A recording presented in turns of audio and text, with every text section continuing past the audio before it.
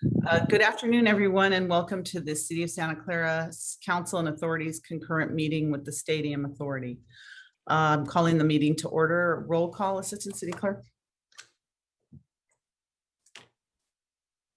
Councilmember Board, I'm muted, okay. Councilmember Board Member Watanabe, Yeah, here. Vice Mayor, Vice Chair Shahal, Present. Councilmember Board Member Hardy,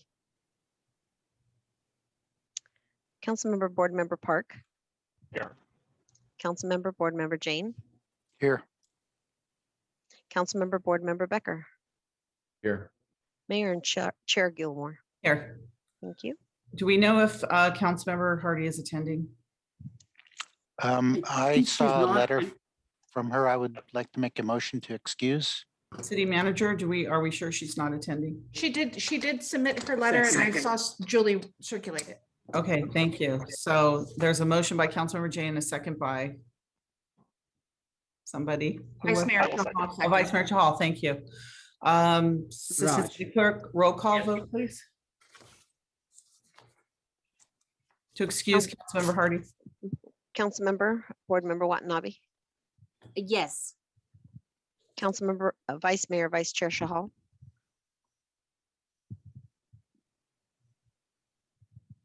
Yes. Councilmember Board Member Park, Yes. Councilmember Board Member Jane, Yes. Councilmember Board Member Becker, Yes. Mayor and Chair Gilmore. Yes, and that passes unanimously. Thank you. Next, we are going on to public comment. Do we have any public comment regarding any of our closed session items? Any members of the public? Assistant City Clerk, do you see any members of the public that would like to speak on any closed session item? I don't see any hands and I don't have any e-comments or emails on the closed session. Okay, thank you very much. We're going to convene to closed session and we will be back at 6 p.m. for the regular council meeting and Stadium Authority meeting. Thank you.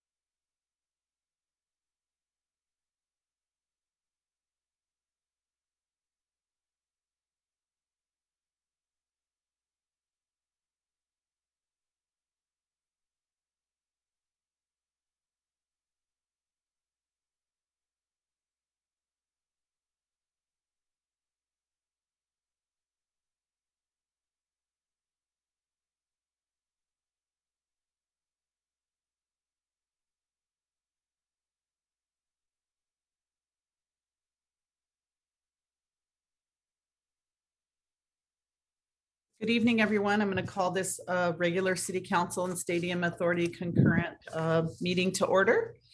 Could you please stand for the Pledge of Allegiance and remain standing for our statement of values? I pledge allegiance to the flag, the United States of America, and to the republic for which it stands, one nation, under God, indivisible, with liberty and justice for all. Does anybody have the statement of values? If not, I'll read them. As we gather, we humbly seek blessings upon this meeting. May we act with strength, courage, and the will to perform our obligations and duties to our people with justice to all. Let us seek wisdom so that we may act in the best interest of our people, our neighbors, and our country. All we ask so we may serve our community with fairness and respect, putting their needs before all. Please be seated. Madam Mayor, may I read the announcement and statement? Yes, please.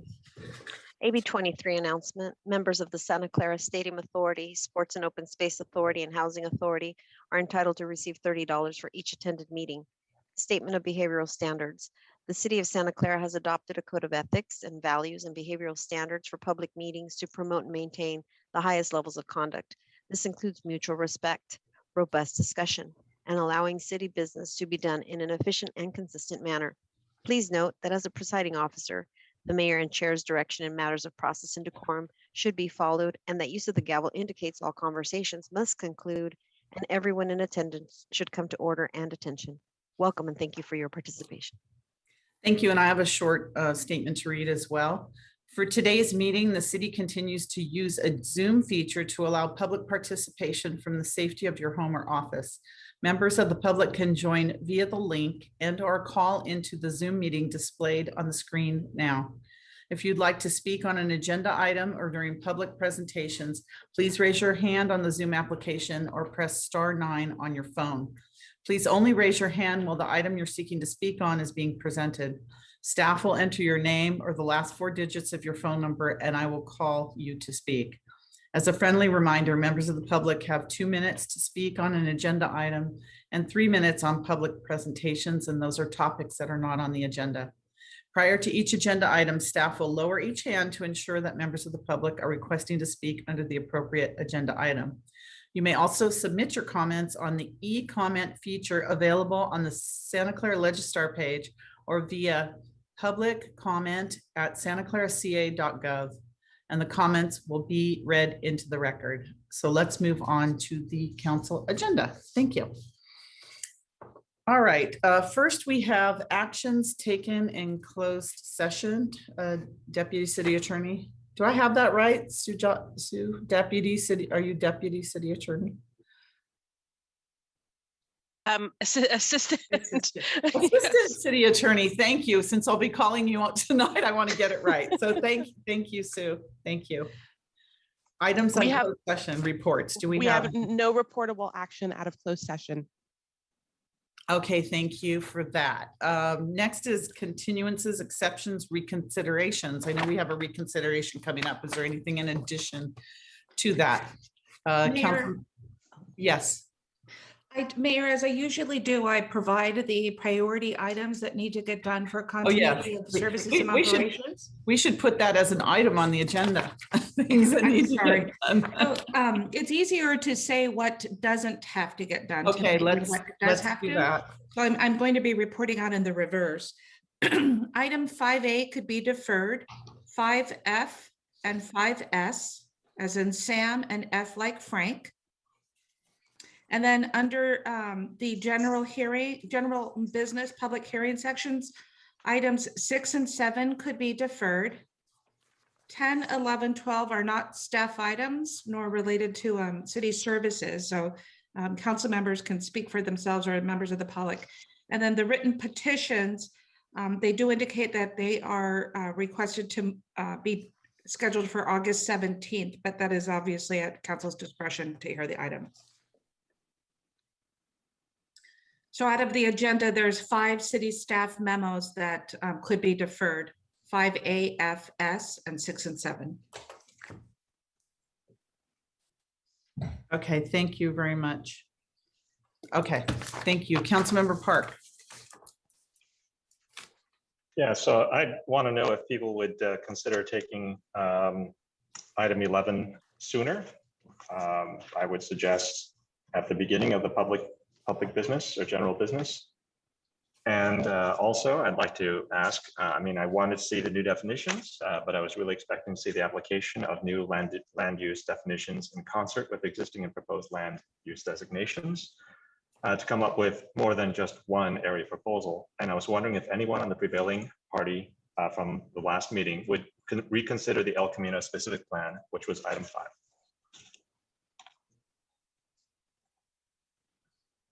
Okay, those are two things. So one, you wanted to pull up Councilmember Becker's item about a public apology. Where'd you want to put that in front of our general business? I don't think it would take too long. Okay, really? Okay. City manager just said the things that we need to get done tonight, so. Understood. We could move those. I mean, we could address the things that are timely. We can move those to the front and then put this right after that, right after those. Okay, so that makes more sense. Everything that has to go tonight first and then that after. I'm okay with that. Yes, that would be my motion. Okay. Is there a second? Councilmember Becker? Personally, I would kind of prefer that we go, as you said, the important matters first. And then I think there was that the Republic issue, which we were saying was going to be one of the first items as promised to be heard. So It is first, yes, that'll stay. Okay, Yes. that'll stay. Okay, then that's fine. Uh-huh. If Councilmember Park wants to do that, my item after that. After everything that needs to go. Okay, is that a second? All right, Councilmember Watanabe? Thank you, Mayor. I was just going to add item number 10, which is the congressional letter. That is timely as well. That's on the list of things that has to go. Okay, just That want and to. the Parade of Champions, those have to go. They're very timely. Okay. All right, thank you. So I'm in support of that. As long as we get the things we need to get done first. And then we'll hear Councilmember Becker's item. So we have a motion and a second. Is there any other discussion from the council or any member of the public on this item? Do we have any hands, Assistant City Clerk? And Councilmember Watanabe, your hand's still up. I don't know if you want to put I it down. I don't see any hands from the public at this time. Okay, so could you take a roll call vote on that, please?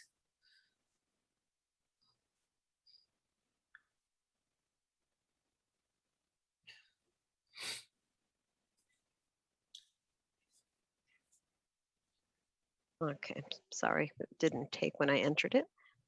That's okay. Okay. Just a moment. And then Councilmember Park will go to the item you had asked for on the El Camino Real. So just bear with me while we finish this one first. No worries. Okay, Councilmember Watanabe, Yes, Vice Mayor Shahal, Yes. Councilmember Park, Yes. Councilmember Jane, Yes. Councilmember Becker, Yes. Mayor Gilmore. Yes, thank you. That passes unanimously.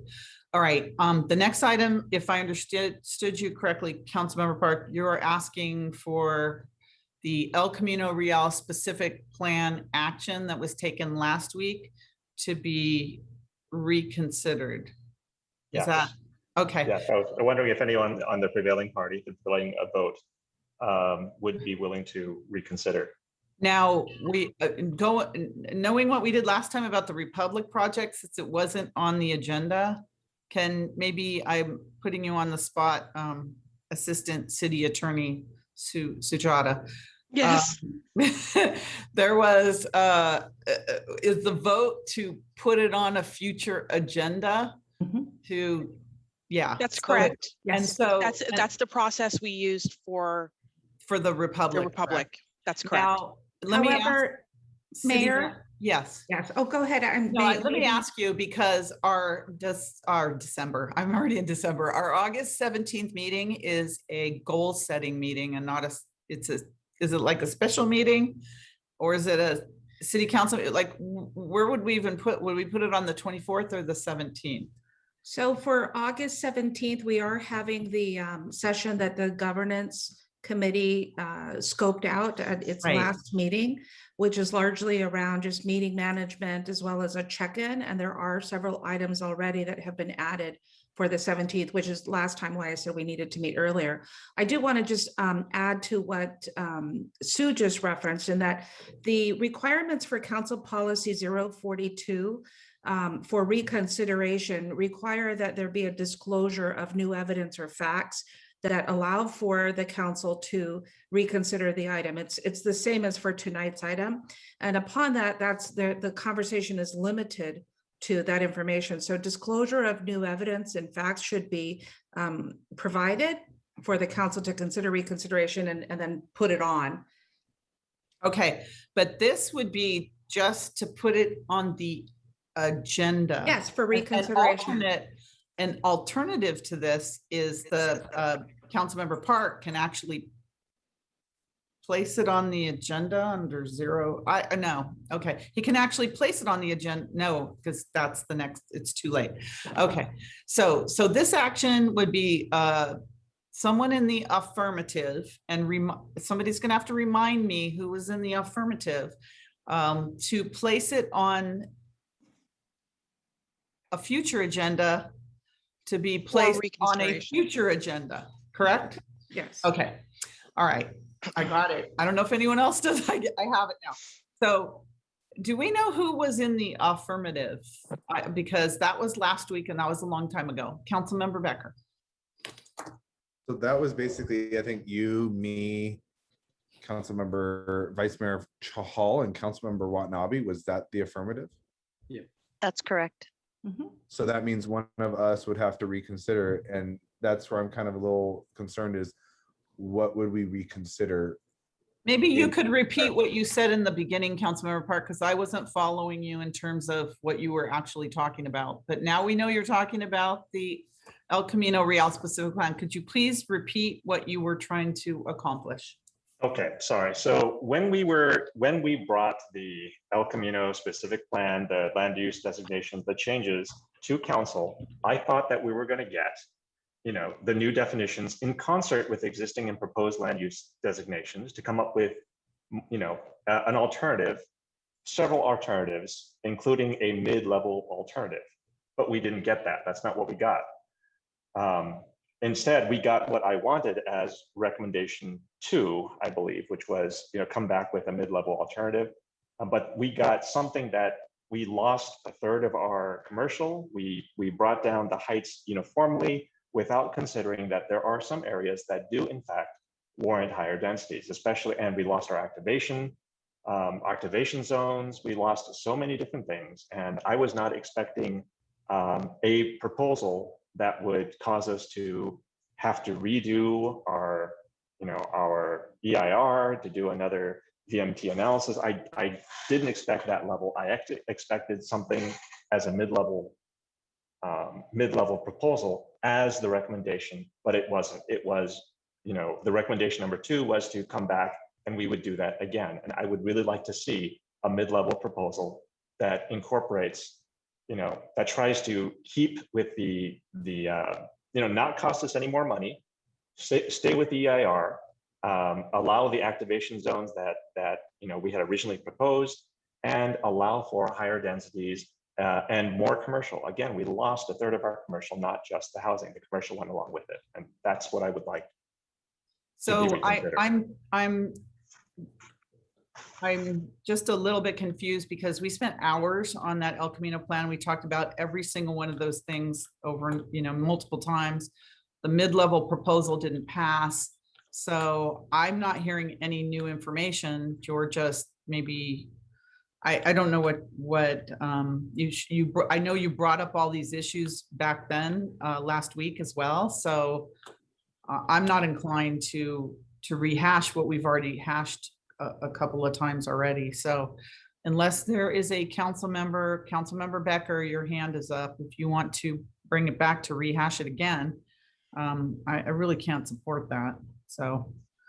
I mean, the new information would be, if staff would come to us with a, I mean, if the reconsideration would be approved, staff would come to us with a mid-level recommendation, and that would be the new information that we could use to have another Okay. vote on the plan. They did have a mid-level recommendation. There was a mid-level recommendation that was Yes. not accepted. So anyways, let's see if I know, anybody has an interest in putting this on a future agenda to then put it on another future agenda. Councilmember Watanabe. Thank you, Mayor. No, I'm not inclined to do so. However, and one of the reasons why is because there were 2 affordable housing projects that were discussed. And I understand, and I seem to recall that they are on a timeline themselves.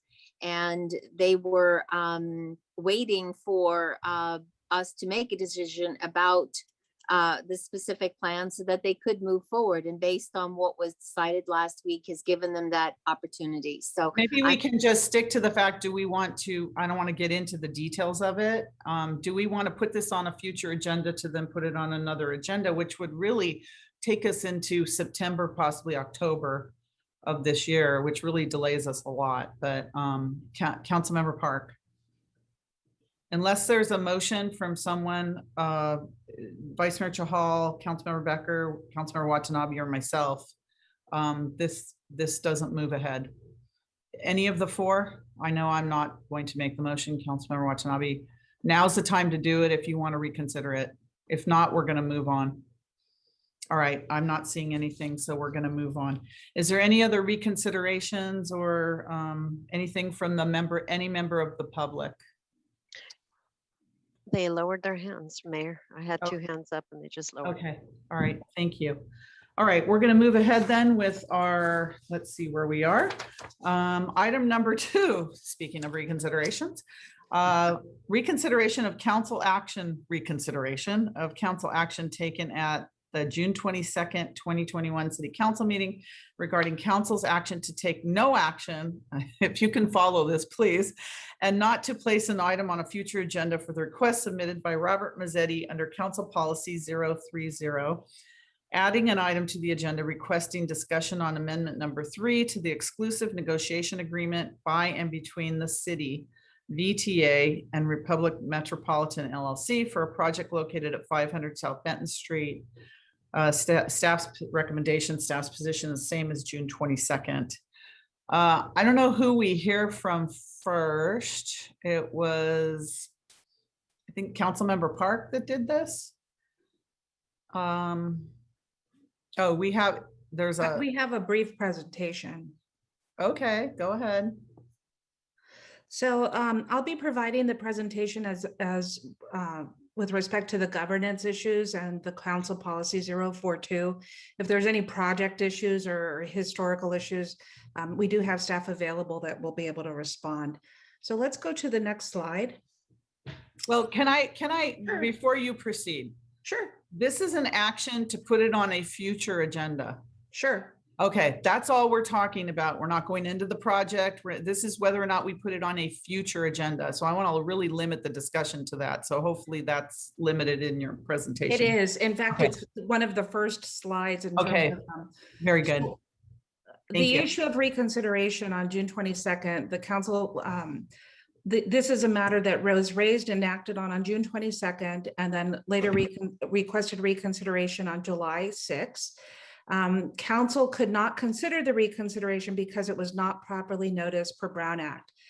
So this item is agendized tonight. Tonight's not July 11th, but it is the 13th. Let's go to the next slide. So the council policy for reconsideration is a limited policy in that upon approval of a motion to reconsider, which the council has already done, and at such time as the matter is heard, the city council shall only consider any new evidence or facts not presented previously with regard to the item or a claim of error in applying the facts. Let's go to the next slide.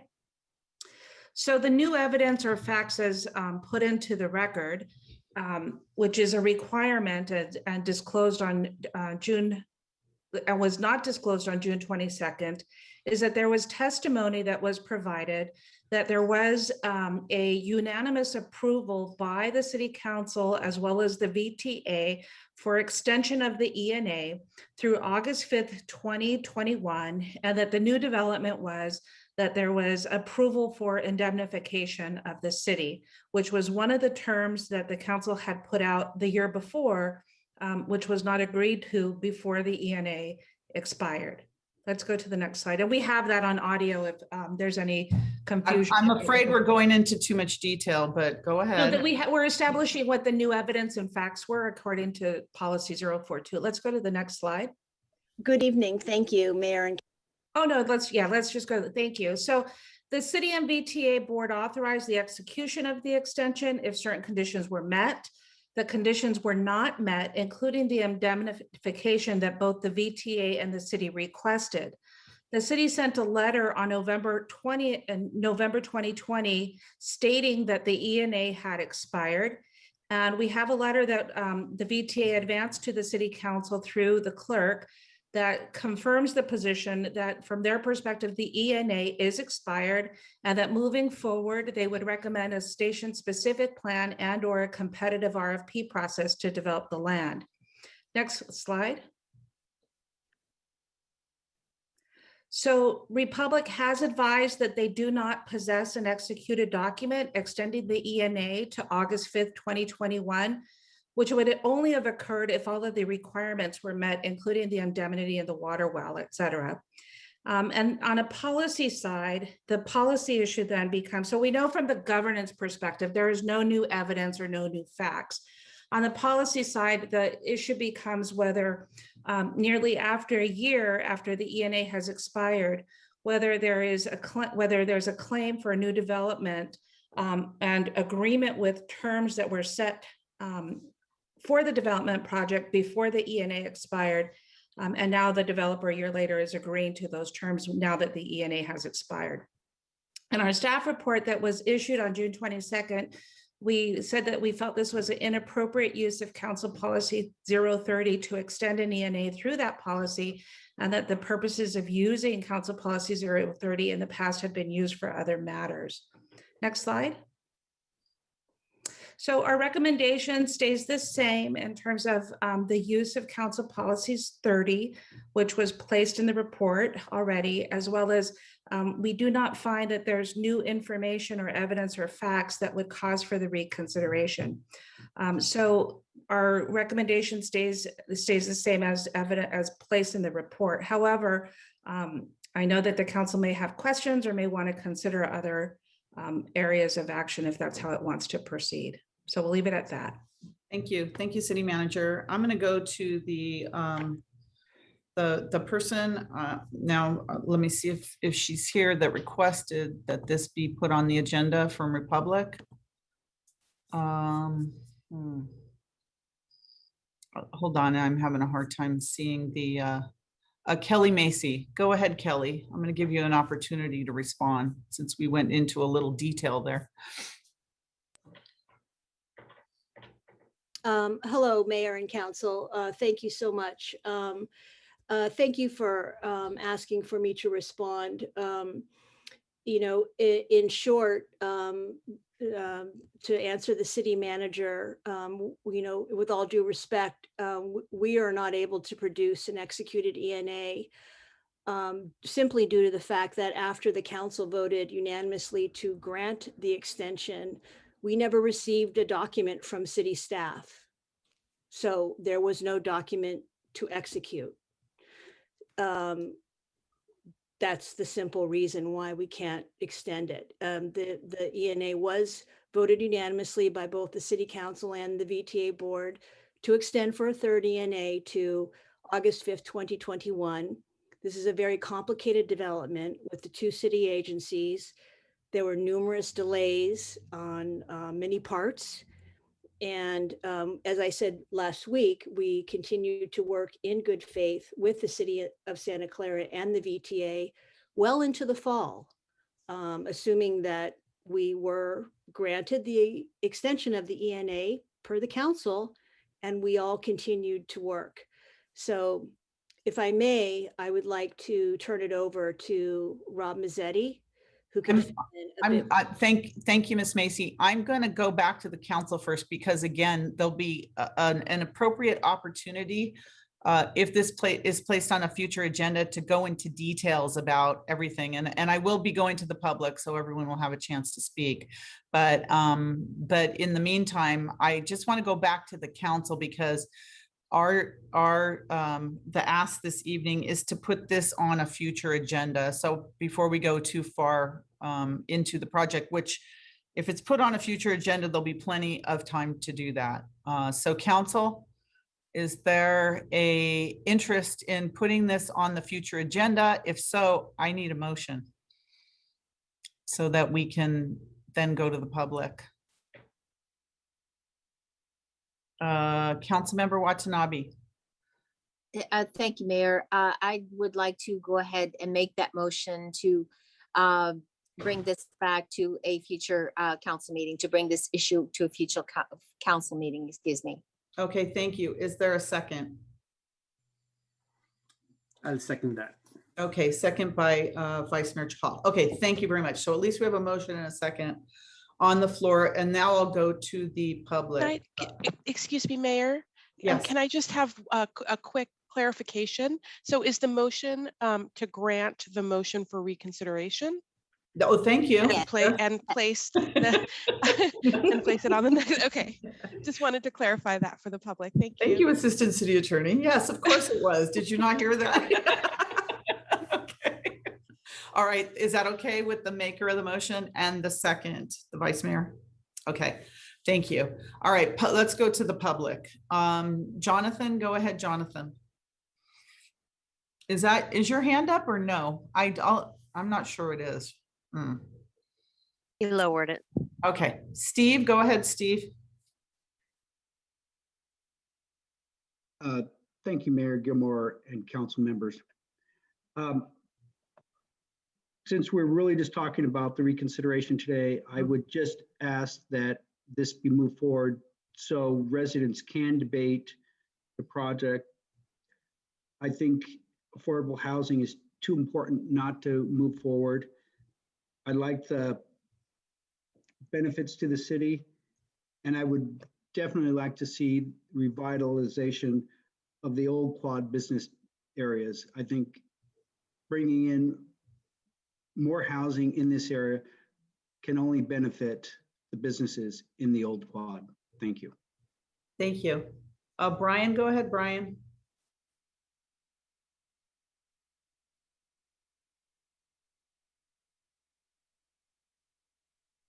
Brian?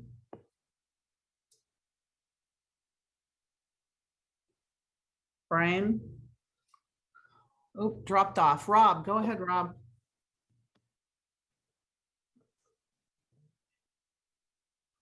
Muted. Oh, there you go. Go ahead, There you Rob. go. Sorry. Yeah. My name is Robert Almazetti II. I'm an attorney for Republic. I'm also a lifelong resident of the city of Santa Clara. And I want to clarify what the city manager was talking about. You know, the vote to put on tonight's calendar this matter was unanimous. After the vote, the city manager attempted to create an issue, a requirement, if you will, that was not part of the council vote. Specifically, the city manager said that the new facts must be an executed Third Amendment to the ENA. That's not what the vote was. It wasn't part of that vote at all. And once the vote was completed, that's when the city manager came on and attempted to make that requirement. And let me go back a little bit. On July 14th of 2020, the council unanimously voted to extend the ENA via Third Amendment. Over the next 4 months, staff continued to negotiate the term sheet and other matters with Republic without any notice or indication that the city intended to end negotiations or take the position that the ENA was expired. And city staff during those 4 months never sent a draft of the Third Amendment to the ENA. In November 2020, staff sent a letter to Republic via US mail addressed to Washington, D.C.'s office, telling the Republic that the city considers the ENA expired. When I first heard of staff's past vote requirement, I asked for an explanation. None was provided by the city manager. If new facts are to be presented, and I don't think that any new facts are needed to be presented because there was no substantive discussion of the petition, the fact is that Republic has agreed to the city attorney's request for an indemnification agreement. All other terms of the term sheet had been agreed to prior to November 2020. I don't think that the way that the city staff has handled this matter is fair or reasonable. And as a citizen or a resident of the city of Santa Clara, That's the first time I heard that buzzer. Okay, thank you. Name not required.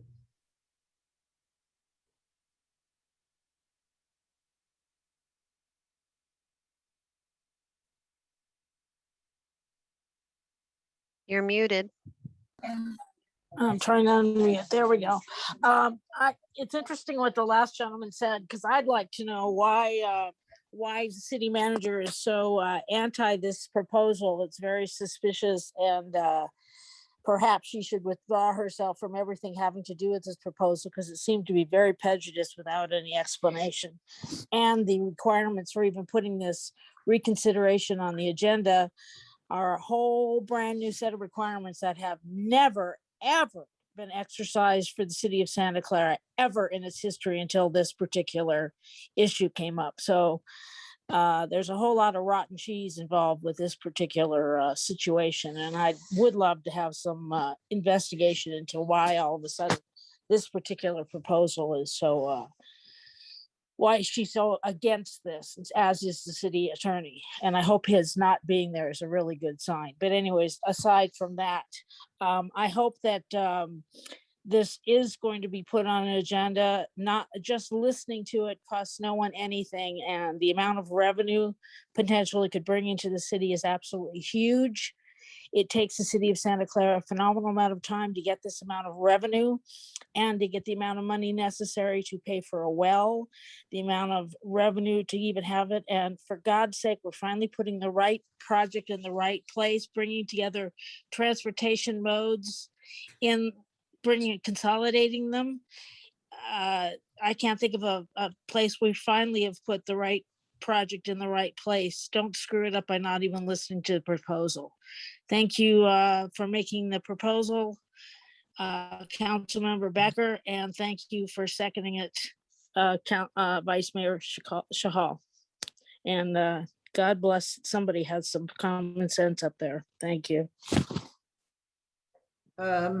Brian, go ahead, Brian. Okay, thank you. I think with this project, that like for any project, it's important to have a good partnership and someone who's willing to do things to help the good of the project, good of the community. And I think that the developer's been very good about being a good community partner with their $1 million donation to Caltrain VTA, replacing the water well, having a good mix of workforce and student housing, and the mix of retail along with that, and also the way this development's going to generate revenue for the city. So I think, or I urge you to really consider the value of the good partnership that could be possible here as we consider this further. Thank you, Brian. Ruben, go ahead, Ruben. Hello, this is Ruben Camacho. Am I unmuted? No, you're fine. Yeah, you're good. Go ahead. We can hear you. Oh, I'm good. Okay, great. Thank you, Mayor. I appreciate the time. I want to just voice my my small opinion on the project at hand. Having been a lifelong resident of Santa Clara, I've always encouraged the city to do things that are for the betterment in terms of not just economic, but social, civic. I think that we need more things. We need things for the community, not to just go visit and not have to go to out of town. You don't have to go to Campbell. You don't have to go to Los Gatos. You don't have to go to Mountain View. We could have more things that are for the city of Santa Clara. So I just wanted to voice my support of the project. I'm glad it's being reconsidered, and I hope that the the powers that be continue to understand Santa Clara has always been that city that's always thought forward. And I hope that continues to happen. Thank you. Thank you. Thank you, Ruben. Robert, go ahead, Robert.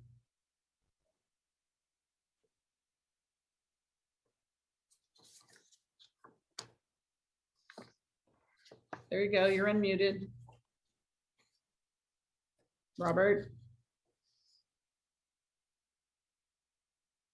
Robert, are you there? Okay. Oh, there.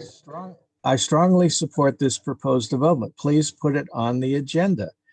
We keep coming up with reasons to not approve housing, and we have a desperate shortage of it. So this is a rare opportunity to provide additional housing in the closest possible location to the major transportation of Santa Clara Station. We need more housing, particularly in this location. This housing here would help downtown Santa Clara. It brings more people to live in our downtown and patronize our local businesses. So please approve this request to at least look at this and give it a chance. I'm not saying that you must approve it. I'm just saying give it a chance to be heard. Thank you. Thank you. Richard, go ahead, Richard.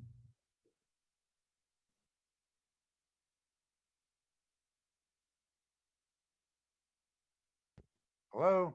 Hi, we can hear you. Go ahead. What's it take to kill an outdated E&A? This could never happen in the private sector. The E&A is not tied to any economic indices, and our economy has gone absolutely wild in the past few years, breaking many records. A new RFP is needed to protect the city's interests, and I don't believe there's a reason the city should move forward with this expired E&A.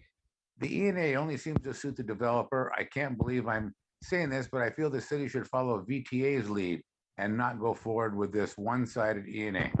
Thank you. Thank you, Richard. Mike, go ahead, Mike. Hello, council and council member, mayor and council members. I strongly support this being brought forth to an agenda item. There's so many benefits that the city will get out of this. $625,000 a year with a 2% escalation annually. That's just the money. Then they're going to replace the well at their own cost. And they're also going to provide a second feasibility study for a future second well. This is all money that the city does not have to spend because we have a developer who is willingly going to build a development that has a greater number of affordable housing than any other development and any other requirement of 10%. And why should we not take advantage of this? At least put it on an agendized item and hear it out. This, I mean, just chopping it off at the knees is not very progressive thinking. And I really hope you think about this and put it on a future item. Thank you. Thank you, Mike. Jerry, go ahead, Jerry. Thank you, Mayor Gilmore and council. This is Jerry Smith, 3613 Londonderry Drive, Santa Clara, and the women's soccer coach at Santa Clara University for the past 34 years. I strongly support agendizing this for a future agenda. I think at least for the public to have an opportunity to speak on the matter and listen to others. Anytime we can bring in more affordable housing, revitalize an area, bring in revenue to the city, and the new well just seems like a no-brainer to me. So I strongly support this matter on a future agenda, and hopefully you will see it that way as well and agendize this for a future agenda. Thank you. Thank you, Jerry. Patricia, go ahead, Patricia. Hi, can you hear me? Yes, we can. Thank you. Yes. Thank you, Mayor and Council. I strongly encourage you to invalidate the motion to reconsider REMET's petition to discuss a doubly confirmed expired ENA at future council meeting. Please refer to the letters from city staff and VTA in your packet that stated the ENA expired on August 5th, 2020. There's literally nothing to amend and extend. If you're interested in what they're offering, the ENA framework they constructed no longer exists. The time has passed. Please complete a station area plan and open up a competitive bidding process for the petitioner to submit their ideas. The petitioner's continued harassment of the council and the public, plus their disinformation tactics, are cause for concern. On last week's unagenda item, the petitioner clearly demonstrated how they're not interested in working in the community while saying they're working in the community.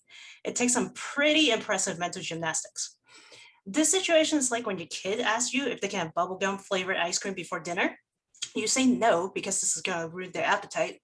Them touting the virtues of bubblegum flavored ice cream is not relevant. Coming back to you every 5 minutes to harass you to ask, how about now? It's also not a valid argument. We should not even be entertaining this motion tonight because the request did not meet the council's own bar of submitting new information. Even the original petition by Mr. Mazzetti in question was based on a falsehood that an expired ENA can be amended. Can we please clearly reject this request so I can go back to finish making dinner? Thank you. Thank you, Jonathan. Go ahead, Jonathan. Thank you. This is coming through. Yes, we can. We can hear you. We should not be hearing this item tonight as the requester never stated a valid reason for reconsideration. The petitioner, Kelly Macy, simply restated what the project was without adding any new information, which would have changed the material facts of the decision from June 22nd. In fact, Kelly Macy misrepresented facts, including the city and council and VTA unanimously approved an ENA extension through August 2021. This was not the case. While the council did authorize the city manager to negotiate a contract extension in July 2020, no new contract was negotiated and the contract expired in August 2020. One of the requirements of the negotiation was the developer would indemnify the city against violations of the Surplus Land Act. The statement that the developer wishes to agree to terms of an expired contract last week make no material change to the facts presented when the city council decided not to hear the petition.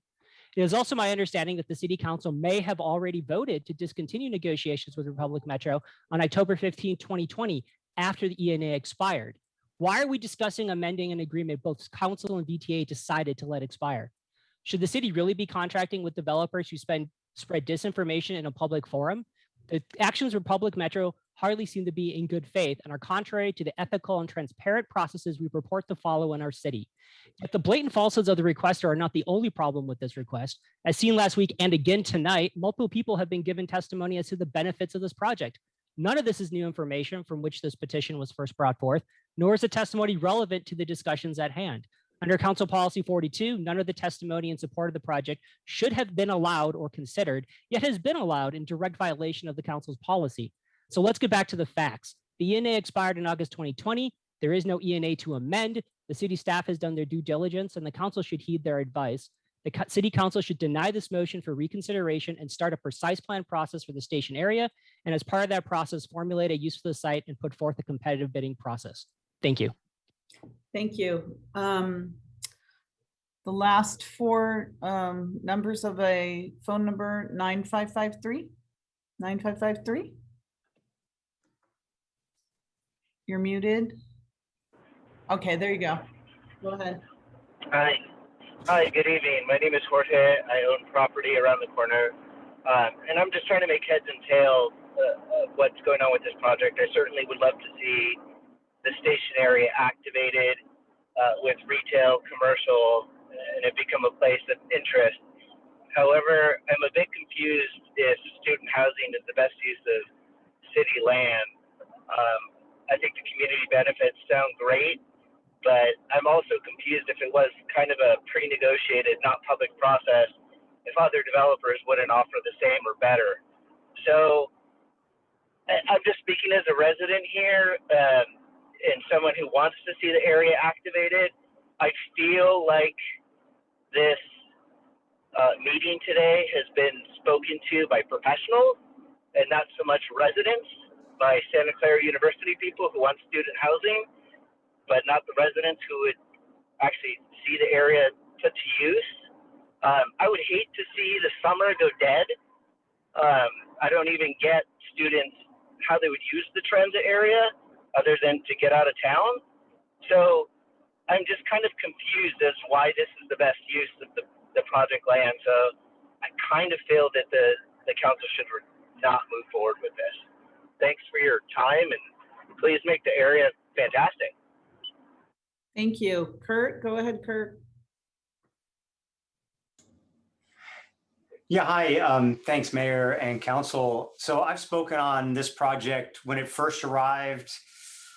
Gosh, Councilmember O'Neill was still on council back then, and I think she was still. It was a while ago, and I spoke out against the idea of an ENA on this particular site because having a competitive process, or at least having other people look at something as amazing as a high transit, heavy rail, not even light rail, heavy rail transit site would be something that would be pretty compelling to many people. And so I was never supportive of an ENA with the Republic to begin with. And to hear that it's been dragging on for all these years and that it's been expired and that I didn't hear any new information that was shared, which was just like the last item that was voted down, or there wasn't even a motion to support going forward.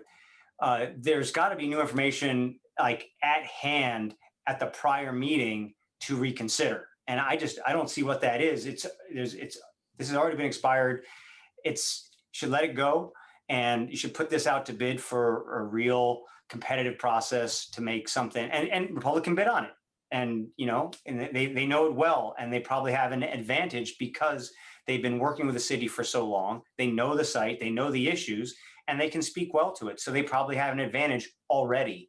So I hope that you will not support advancing this to a council agenda meeting. Thank you. Thank you, Kurt. Dan, go ahead, Dan.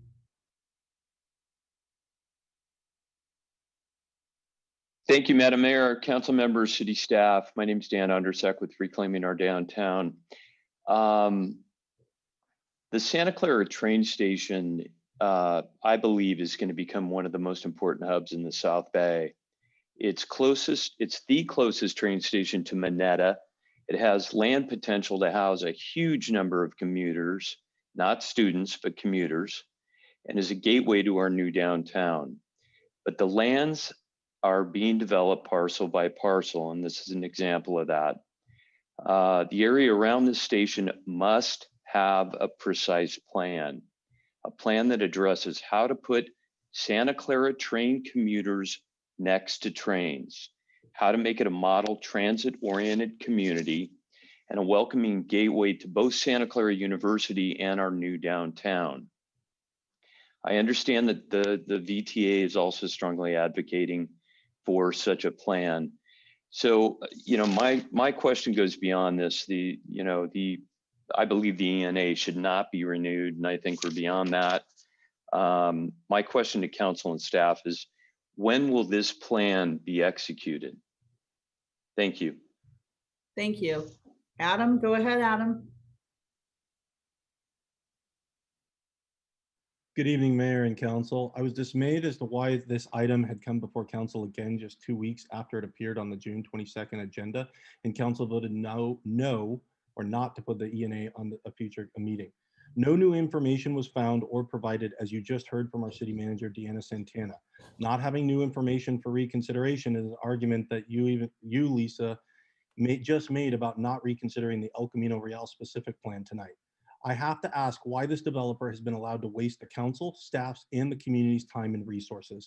Even with this confirmation that the ENA has expired, the developer continues to flat out lie about the current status of the ENA in public meetings that they did tonight, and to city officials and to state representatives to get special treatment. I don't know about you, but I don't make business deals with known liars. Trust is a key component of a good faith deal. Allowing an expired ENA to be re-executed sets a precedent that no deal is ever done in Santa Clara until the applicant can wear down the council members with lobbying efforts and exercise residents to come out to meetings over and over until they get their way. I thought the Santa Clara way ended with the new districting and new faces elected to this council. Since the ENA has clearly expired, why would this council or any resident not want to get multiple offers for our land, one of the most finite resources in Silicon Valley? This project needs to go through the SLA process, and it will provide an RFP to multiple developers, creating competition, something that will ultimately result in a better deal for Santa Clara and its residents.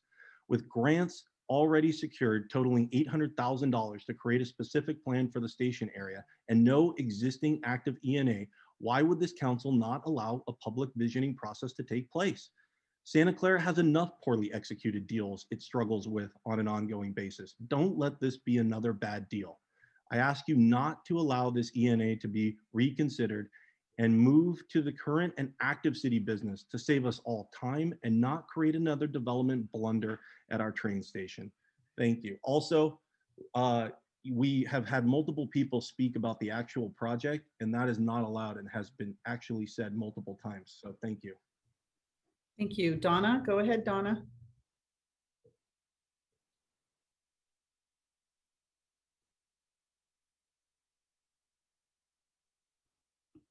Can you hear me? Yes, we can. Go ahead. Thank you. Thank you, Mayor and Council.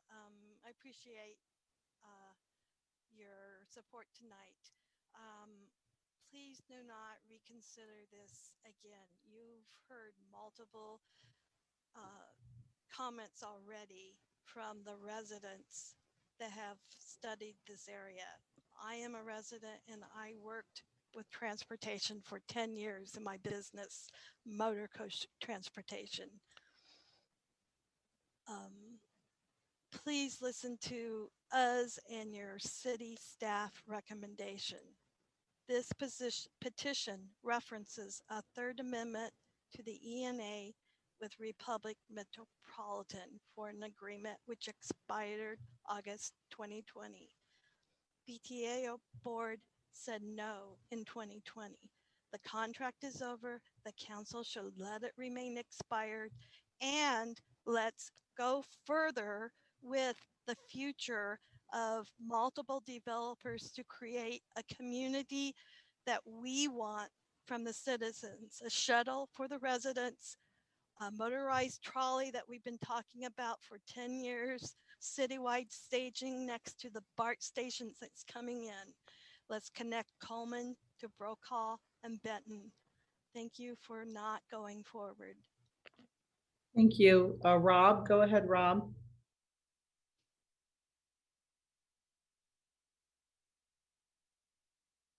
Rob? Hi. This is. Hi, Are you hearing? Hello, can you hear me now? Yes, go ahead, Okay, Rob. Sorry, great. melded with someone else. Okay. Yeah, no problem. I just wanted to state for the record that I'm not a paid lobbyist. I'm a 19-year resident of Santa Clara. I'm an architect and I'm a former planning commissioner, and I want what's best for the city. I hope you all read the letters from both the city and VTA that confirmed that the ENA expired last year. When one door closes, another door opens. The opportunity that both the city and VTA now have is a total of $800,000 in grant money to prepare a precise station area plan.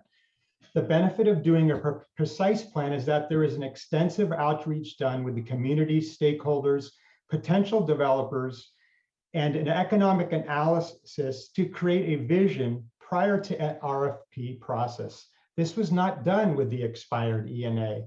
That's not progressive thinking. Are we going to be regressive or progressive and visionary as a city?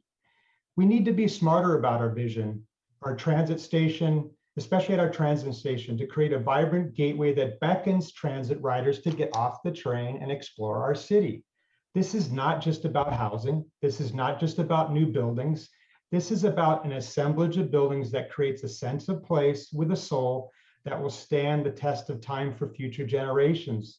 Towns grew up around train stations. They were the center of activity, and now we have come full circle and must seize the opportunity to do something amazing there that will not only benefit the city, its current and future residents, but also the university, the businesses, and the building owners. I know elected as council, you are tugged in all directions by citizens, paid lobbyists, politicians at many levels, but it was most important to not give in to political pressure or gain or ego or spite, but to make the best decision for the city's future. Therefore, I encourage you to no longer discuss this expired ENA, and I encourage you to use the $800,000 before. Thank you. Thank you. Last four numbers of the phone number, 9814, 916, area code 9814. Go ahead. Is this Are you hearing me? Yes, we can. Go ahead, please. All right, Thank this is Noreen Carlson, and that's a very strange number, but you. anyways, I know. hi, council and mayor and staff. I'm been listening to some really good speakers and I can't speak very well, but also I would like to say is I can't wait to meet in person where we can really see these faces and hear everything. I'm against this going forward. I don't like the exclusivity of one person trying to do a development. I think it needs to be open. I agree with the other speakers that said it much better than I implore the council and mayor to not have this go forward. Let's get, it's not the only, they're not the last rodeo in town. We've been, and when people are offering to move wells and add wells, there's a big benefit here. And I think we really need to just slow down and take a good look and get this thing done right. We're not against, I'm not against any development. I just don't like the way this is, the exclusivity and the persistence of this company and how it's been handled. And I agree with the city is recommending something, and I think we should listen to our lawyers that we pay for to help protect us. Thank you so much. Okay, thank you. Wait a minute, I went off. Is there any other public members, city clerk, assistant city clerk that haven't spoken yet? There are no more hands, Mayor. Okay, thank you. Let me go back to city manager. You have your hand up. I do. I want to apologize to the residents and to the council if I appeared as if I'm against the project. I started my presentation saying that I would speak to the governance and the policy issues. And I take the council's policy issues very seriously. Indeed, I follow them so that we can make sure that this council is well served. There were some statements made about almost suggesting as if I made up the facts leading to this item, and that's not the case. The developer, Ms. Macy, is on record of making a statement that led the council to put this reconsideration on the agenda this evening that factually was just untruthful. The July item from 2020 that was acted on by the VTA and the city council was conditioned upon meeting the terms before an ENA would be presented. So any suggestion that staff or the VTA would develop an ENA and hand it over to the developer prior to the terms being achieved would just be, frankly, a waste of staff and VTA's time. It makes no sense to put an ENA together when the developer is not in agreement with the terms that were presented by both public agencies. And so the idea of placing it on the city staff or VTA for purposes of a third agreement was never, a third ENA was never attained because staff never presented the paperwork. The council was very clear in its actions to condition them only to provide an ENA when those terms had been achieved, in which they were not. I also want to suggest that you have a letter before you on the VTA's position. We're going into details, city manager, and I'm trying not to, but everyone wants to talk about everything but putting it on the agenda to discuss this in detail. So I'm sticking to the evidence and facts. We have an issue with truthfulness of how the council was presented information. And there is a letter in the report that, and that we have the audio that Ms. Macy put in the record that frankly was untruthful and is being disputed by both the record that the city staff put forward as well as the VTA. Well, are we going to be hearing city manager? I don't want to hear this tonight. I don't want to hear the whole item. We have a really long agenda. I'm sticking to the council's policy. Mayor, I think we're going off the new evidence and the new facts and the suggestion that staff is the resource or the source of the problem for why this project didn't really get want to done. stick to I would like to go back to the council and say, do we want to even hear this to put on a future agenda to talk about all these? We're fact finding now about all these issues. We're going into the issue. And if I start opening it up again, then everyone's going to want to talk about the particular project and not the question at hand. Should we put this on a future agenda to talk about everything? So I just don't want to to keep going back and forth without. I'm just applying the council's policy, which requires new facts which have not been established Well, we by haven't, both the because we city haven't. record and the VTA record. And that's For the all end of due my comment. respect, city manager, we have not put this on to even be discussing all the facts and evidence and everything else. And that's what I would expect if we even decide to put this on. But if we're gonna hear it now about evidence, you're presenting evidence and facts, this is not the place to do that.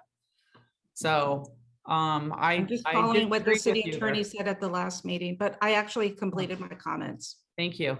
So city council, is there, we have a motion and a second to put this on a future agenda to discuss all these things. Let's see, let me go back to the city council now. Is there any council members that would like to say anything? Assistant city attorney. Just as a point of clarification, so the motion is to pass the motion for reconsideration Yes. to grant the 030 petition to place the discussion on a future agenda. Yes. The discussion of the ENA on the future agenda. Right, where facts will be presented or not. Vice Mayor Chahal. Thank you, Mayor. So I'm not a fan of ENAs, not a fan of single source procurements. But in this scenario, I'm hearing the both sides. Like I heard the residents speaking, okay, we should come up with a new plan to put it on our RFQ again. And I'm hearing there's like some information is missing. As per my, I know we have not heard everything. We have heard some tidbits over here, but as a council member, I'm missing some information. And from that perspective only, I can make a judicious decision if I adhere to all the information, and placing it on the city council agenda will help me to make a judicious decision going forward. And that's the reason I seconded the motion that let's hear it. If there are certain things missing information on this one, why not we hear it and then make a decision? Thank you, Mayor. Okay, thank you. And I missed a public presentation person. Rod Deardon, Rod. Go ahead, Rod.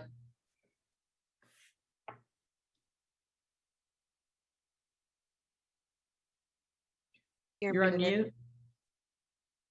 Okay, let's try it that way. Madam Mayor and Council and Madam Manager and staff, I apologize for the inconvenience of being late, but I was on the call the whole time with my button pushed. Let me go through the presentation as quickly as I can, and hopefully you'll care about the information. I'm not a life member of the city. I moved here about 40 years ago, but my great grandmother grew up in Lawrence Station in what is now Santa Clara in the 1870s. So maybe that gives me some background.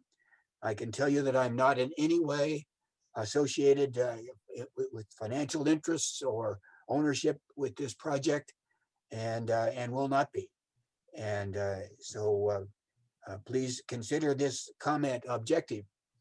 I've been working on this since the 1970s, when the Peninsula Corridor Joint Powers Board predecessor organization, which I chaired, negotiated to buy the system from the SP Railroad. I called Don Vaughn one evening and reminded him that that big chunk of land was sitting there. It ought to be in Santa Clara instead of owned by the transit agency. And the next day he had the city buy the land. And that's how you got that piece of property. And it's key. It's very important. We talked about building trandominiums on it. That's the name we used for station adjacent densification, or now you call them transit villages. The League of Conservation Voters, Sierra Club, Committee for Green Foothills, all support this kind of development and oppose urban sprawl. And we need to do this now. And if we delay it, it's going to take another 20 years before you get the opportunity of using that housing and the money that would be coming in. I apologize for being over time. Thank you so much. Hassan, go ahead. Can you hear me now? I think I'm Yes, like we an can. attendee. Okay. Hey, Madam Mayor, I'm a little bit confused, just as a matter of process here, because typically when there's a reconsideration, there needs to be some material evidence to warrant reconsidering or opening an item by a member from the prevailing party. And I'm a little bit scratching my head as to what the new evidence was. So I'd like some clarification, or maybe if it can be restated or by either the maker of the motion or the person who requested the reconsideration, what that new evidence was, just as a matter of process for reopening items for reconsideration. It's unclear to me, and I don't know if our assistant city attorney had weighed in on this. I think our city attorney weighed in on it last week, that there needs to be new evidence, and it's still unclear to me what that new evidence is. All right, thank you. Thanks. 8181.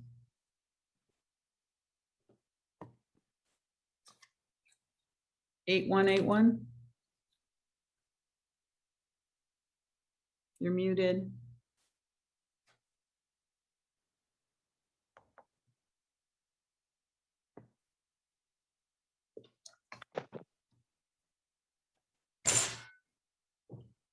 Dropped off, Mayor. Oh, okay. All right, going back to Assistant City Attorney, Sujata Ruder.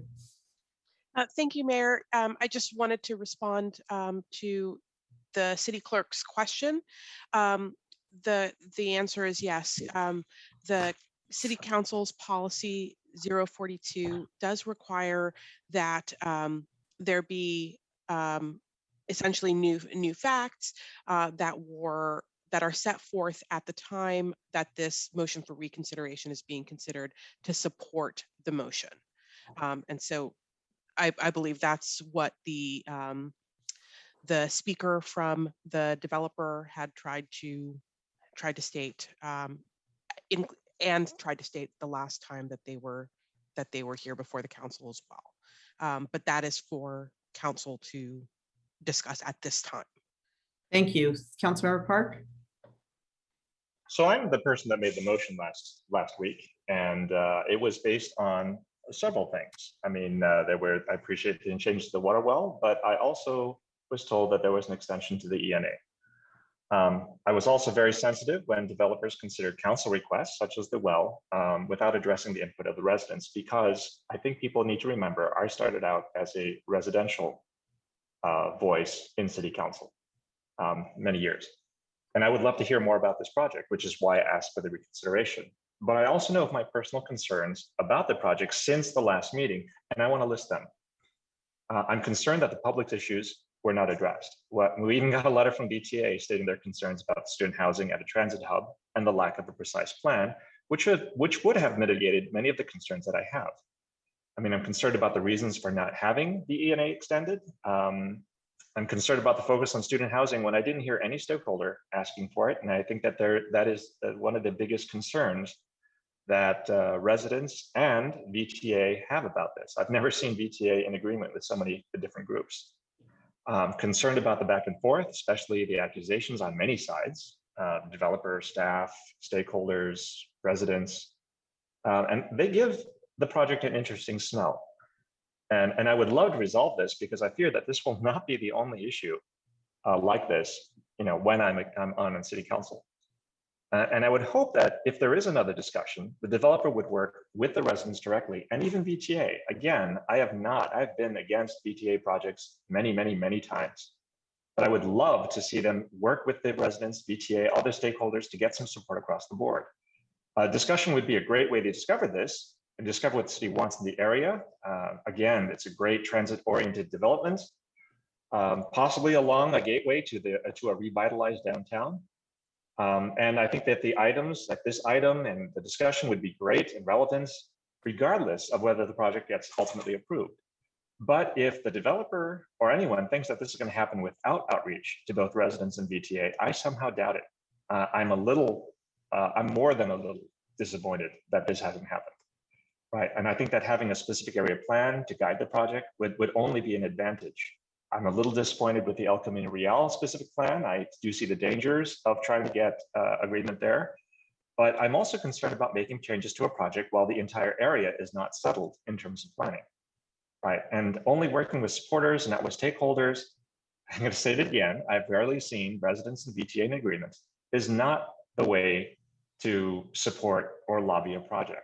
I mean, I would like to see this project again, but perhaps when the stakeholders are more aligned, when we have all of our ducks in a row, when we are following a larger plan that helps prevent the parcel by parcel development that I've often spoken against, I'm having some real difficulty finding support for this project in light of these discussions and the information that was provided here. And I would really suggest that, you know, if you're going to work on a project, everyone should be involved in those discussions, not one side or the other, because ultimately I'm on city council, but I'm a resident too. Thank you. Okay. Oh my gosh, this is a 2181 that dropped off 3 times, I think. Back on again. You're muted. Okay, go ahead. Hello. Oh, hi. Hello. Hello. Yes. Can you hear We me? can hear you. We can hear you. Hello. Hello. It's Emmy Moore Minister. I've spoken on this item before. I am not a lobbyist. Can you hear me? Can you Yes. hear me? Yes. Then thank you. Hello. It's Emmy Moore Minister. I have spoken on this item before. I am not a lobbyist. I am a former planning commissioner and a former founder of the Old Quad Homeowners Association. For those, first of all, I'd like the item to be reconsidered, and I appreciate all the time the council and the staff and everyone has taken on this project. I don't know where some rumors floating around here, but this developer did meet with residents, did ask for their input. I know I was able to give input, talked about the historical factors regarding the transit and working with the historical train station to be able to have some compatibility in design. There were discussions on many levels. And so for those who think they haven't been involved in the neighborhood, I would like to know how many meetings have been held with residents in the Old Quad.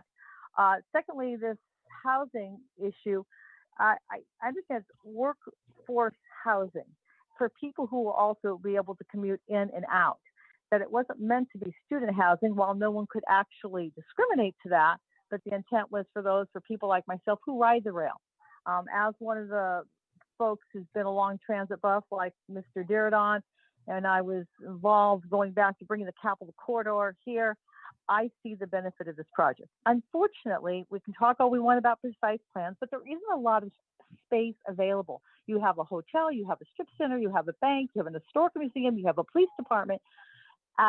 So looking at this parcel as they have been for the last couple of years and working on a viable project that could benefit the community, I say stay with it. Give it some time.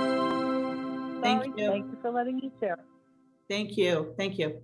Councilmember Wat. Thank you. Councilmember Watanabe. Okay, thank you, Mayor. No, I'm listening to all of the comments and the concerns. And I just want to add that there is actually some new information, and that would be that the developers have stated, it's been said a couple of times tonight, that the developers are going to indemnify the city in this project. And I would like to make that as part of my motion as well, that as part of the reconsideration, that the developers will indemnify the city in this proposal. Okay.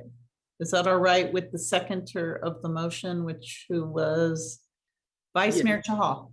Yes, I would agree to that. Okay, thank you. Assistant City Attorney. Just a quick statement that the motion tonight would be to grant the 030 petition, to place it on a future agenda, as opposed to actually discussing the terms of the proposed ENA extension. So just in the context of Councilmember Watanabe's change to her motion. Oh, I thought you needed new information. I thought that was what we've been It is, talking if about. is that what her, I'm sorry, I just didn't understand if that was just the context of the motion in terms of the new information. Or if that was a Confusion part level. of the motion. Confusion level for me is very high right now because I would just want to get it, whether or not we put it on a future agenda. New information, indemnification. Okay. Okay, can we, let me ask Assistant City Attorney, is her motion okay? The way she presented it, and it was seconded by Vice Mayor. The motion that we had. Is that something that we can vote on? Yes. Okay, all right. If there's no other discussion, Assistant City Clerk, roll call vote, please. Oh, Councilmember Park. Yeah, I just wanted to clarify, is Councilmember Watanabe's added comment was she was only using the indemnification as the reason to do the reconsideration. Is that correct?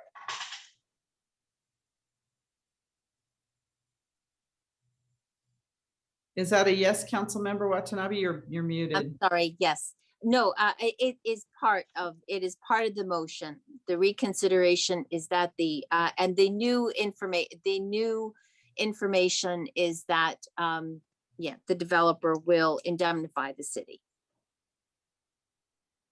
Okay, and can I ask how many meetings the developer has had with the residents in the VTA, both last year and this year? I mean, is that something that I could ask? Because I mean, we've had a resident tell me in particular, because I was very closely. If we want to ask, if you want to ask that question and to get that answered, I'm going to have to go to the developer. Is that what you want, Councilmember Park? Because our motion is to set this for a meeting where we'll discuss details. Understood. And so if we can, I would love to get an answer for that. All right, Ms. Macy, yes, go ahead, please. Talk about your community outreach that has happened in the past. Okay, thank you so much, Mayor. Yes, there are numerous statements that have been said that we have not met with the community, but that is not the case. We have met with the community many, many times over the past 3 years. The first year specifically, we met with the old quad residents, Adam Thompson and Rob Meyer. We completely redesigned the entire project based on their feedback. Then we had a community meeting, and they came and did not like what we had agreed on. So, I have had many meetings with some members of the New Old Downtown. I've met with the Historical Society. We've engaged in redesigning the building to pay homage to the train station, adding, wayfinding systems that hearken to old time train stations, clock towers, etc.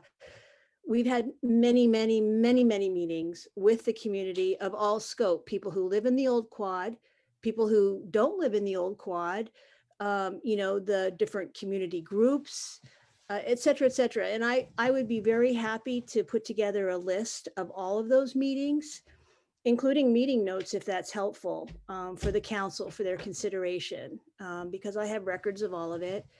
And, the fact that the statement that we don't want to meet with the community is just not true. It's by meeting with the community that we get the information that tells us how we might make this the best possible place. This is a great opportunity because it's right next to the train station. We're proposing a very modest scale that's in keeping with the train station. We're at the almost at the maximum allowable density per the recommended zoning. So we are in fact adhering to the stated goals of the city for transit-oriented development to the stated goals of the VTA for transit-oriented development. We're even compliant with the Surplus Land Act goals for transit-oriented development and for housing options. Our housing is the affordable housing ranges from 30 to 80% AMI, and the rest of the workforce housing will rent for $1,500 to $1,700 for a private suite. This is not student housing. This is a co-living model that affords people the opportunity to live in a Class A building at a reasonable rent so that they can live in the communities where they want to work. This Silicon Valley and Santa Clara. Okay, thank you. Yeah. Thank you. I don't want to go, I'm repeating myself, but Councilmember Park, does that answer your question for now? Actually, my question was how many meetings has the developer had? Like if they're trying to convince me they had meetings, I believe that 100%. Oh, you want Everyone a agrees on number. that. You want But a it was, number. but it was how many meetings has the developer had with residents and even VTA this year, or any meetings after the ENA expired?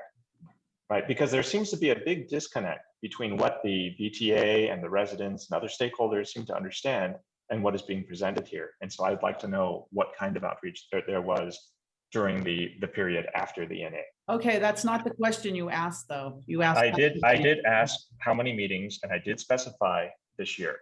But again, if I were to extend that, I would say any meetings after the ENA expired.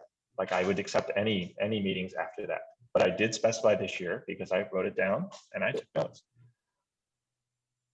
All right, are you finished?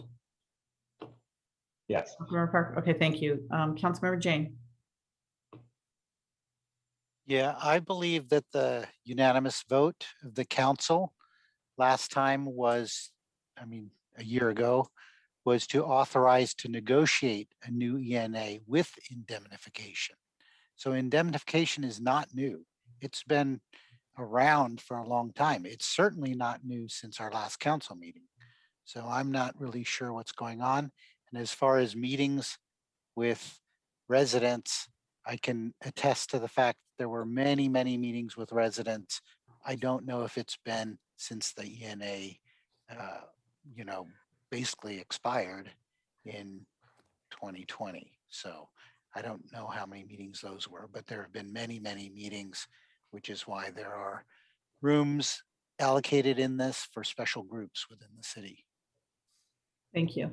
Councilmember Becker? Yes, so hearing that we can keep talking about this is really kind of concerning me. And actually, in fact, it's actually disturbing me. This is a year old. It's not timely. I've heard from both sides. My phone has been ringing off the hook. Again, that does concern me.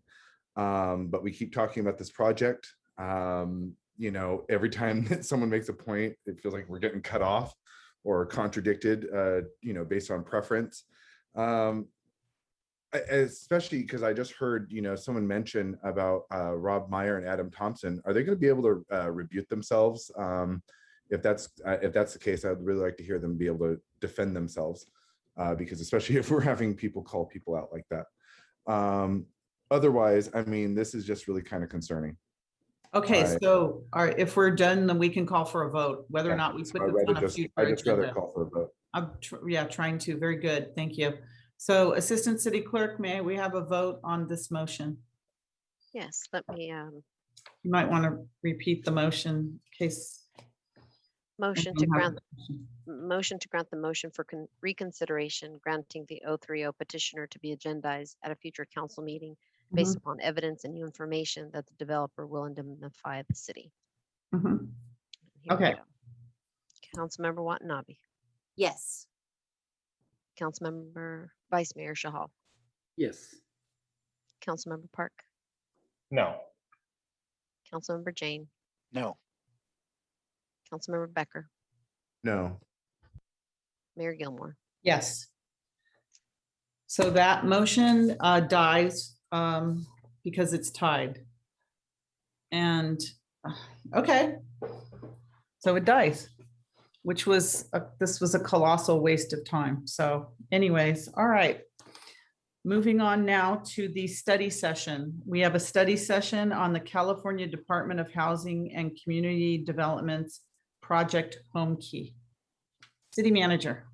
We have a presentation this evening, and it's timely in that we understand that the state of California is going to be putting out Home Key 2.0 later this fall. And so we'd like to have a discussion with the council and receive input about level of interest. I'm going to pass this over to Jonathan, and then we have some special guests from Mountain View regarding the Life Moves project, just so the council can see what a Home Key project looks like.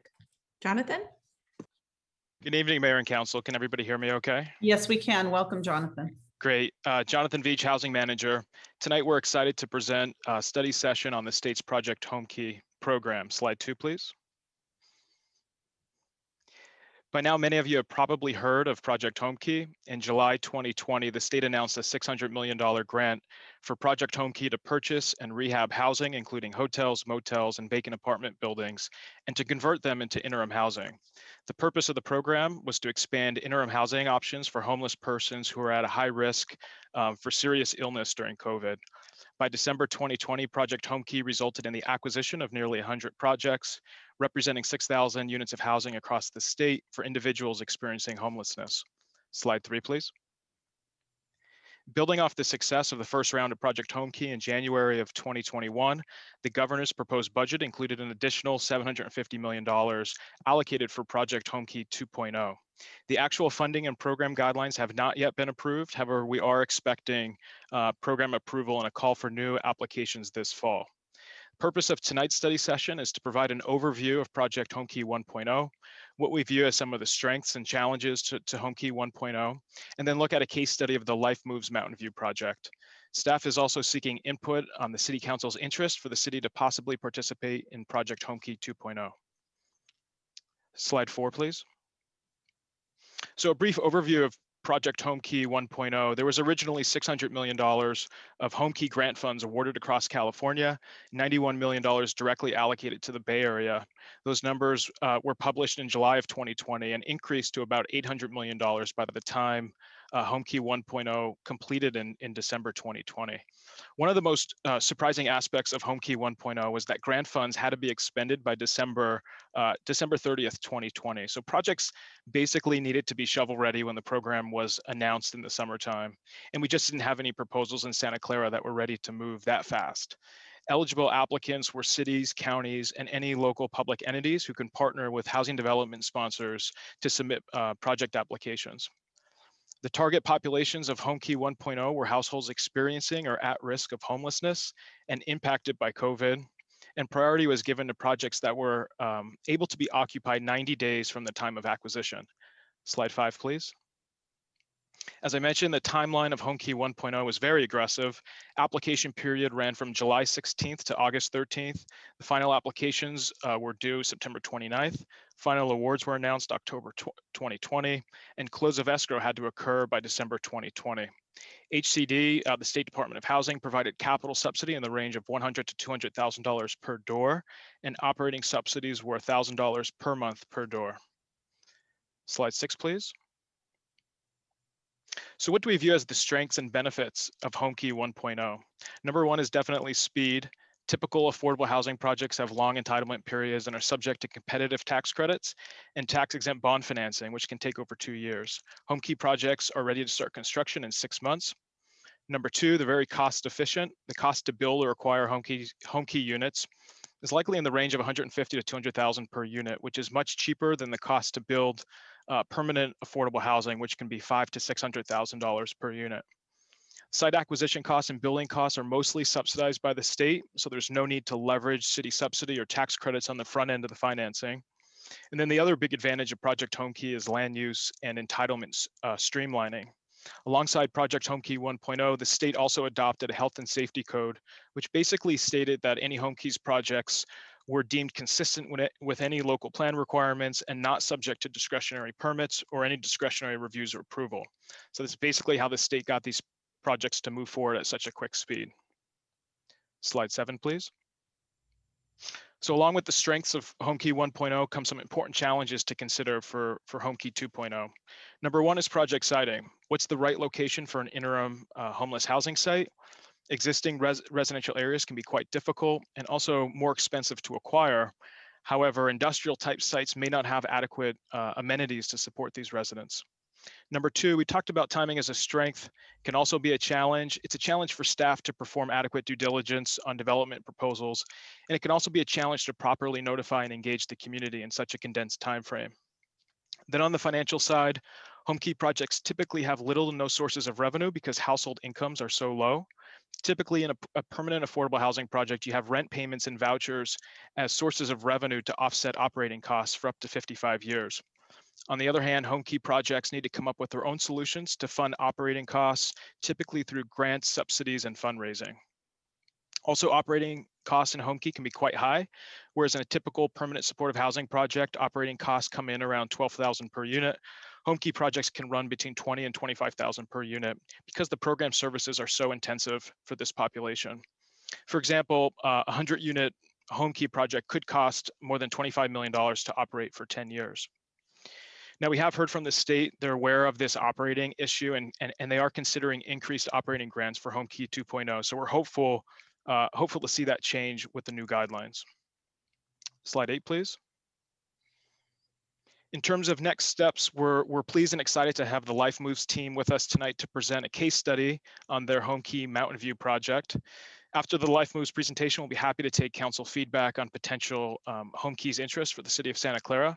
As I mentioned earlier, Home Key 2.0 program and funding have not been approved yet, so there's no immediate action. We have heard from multiple developers about potential interest for Home Key in Santa Clara. So we'll share tonight's council feedback with the development community and evaluate all types of proposals that we may receive.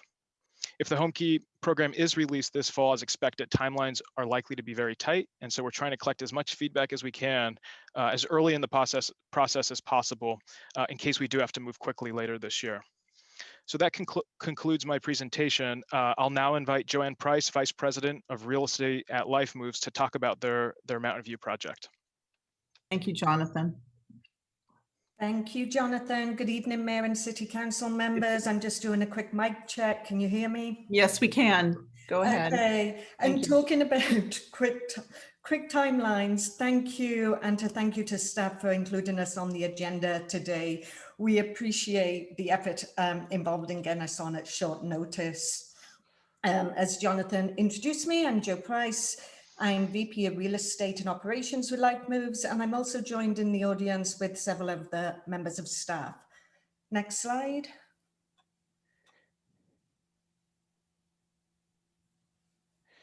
Next slide. We're actually going to go to the second presentation. It's titled Life Moves Second Presentation. Thanks, Jonathan.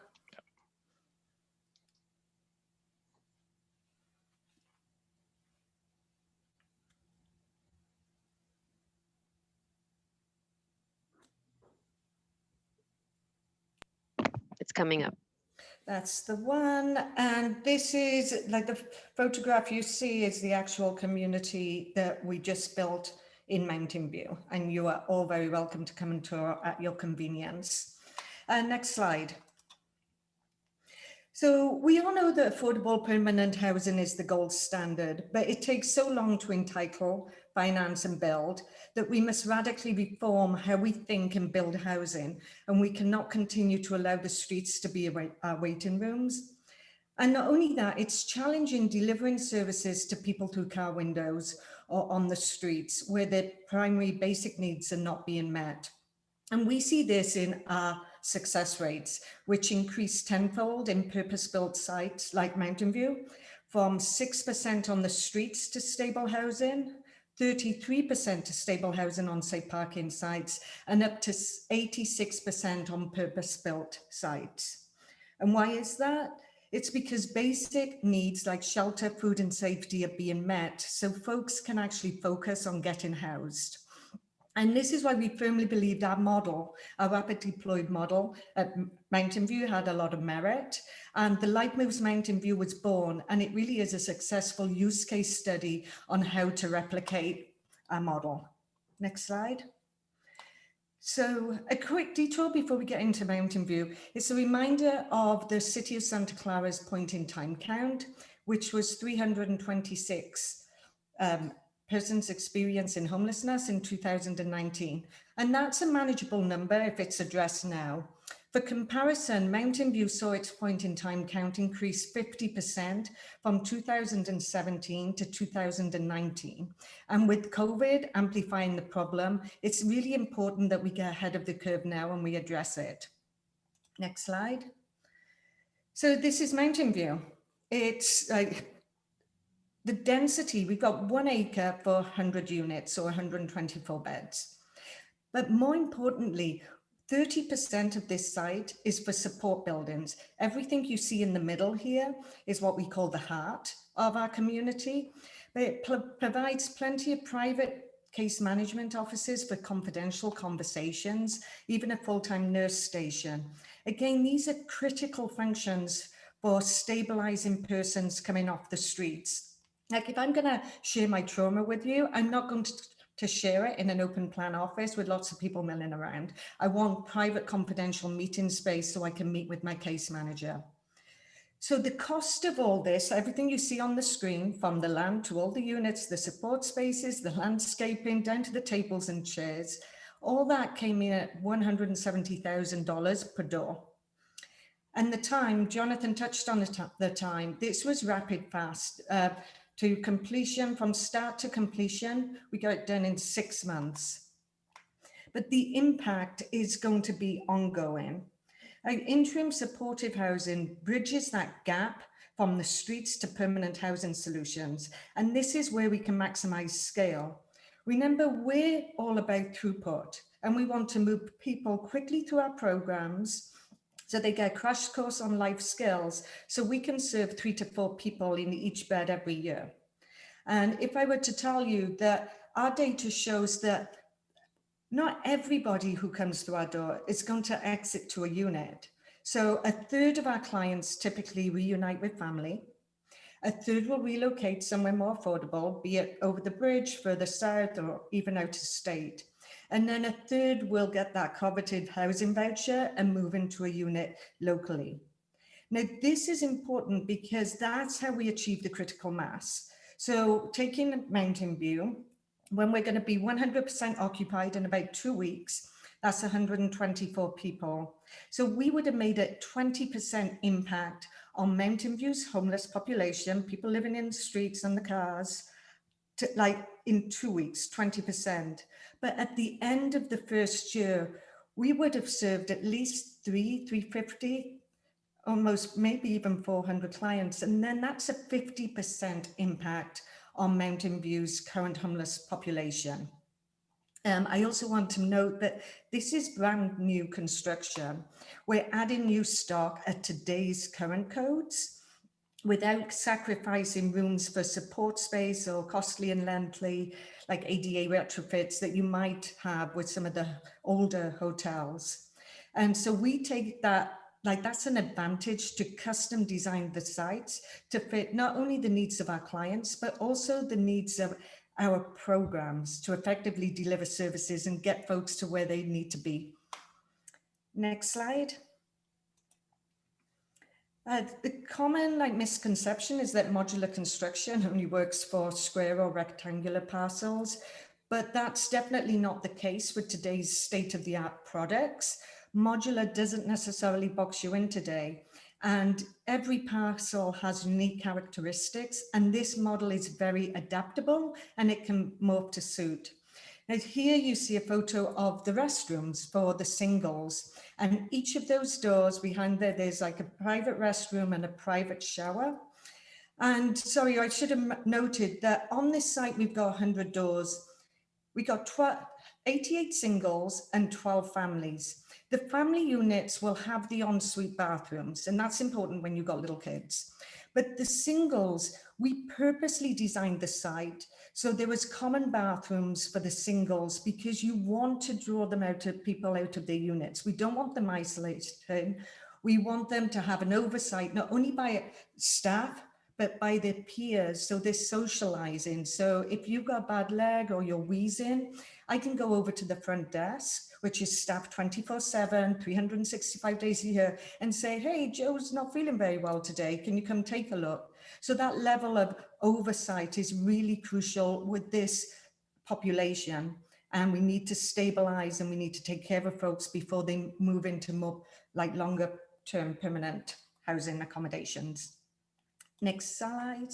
So the next couple of slides just shows you some like images of what these units, what this housing can look like. It's very modern, it's safe, it's secure. We've got private doors. None of it is like congregate, it's all non-congregate. Heating, cooling, Title 24, ADA compliant. We can go 2 stories or 3 stories. It's very, very flexible.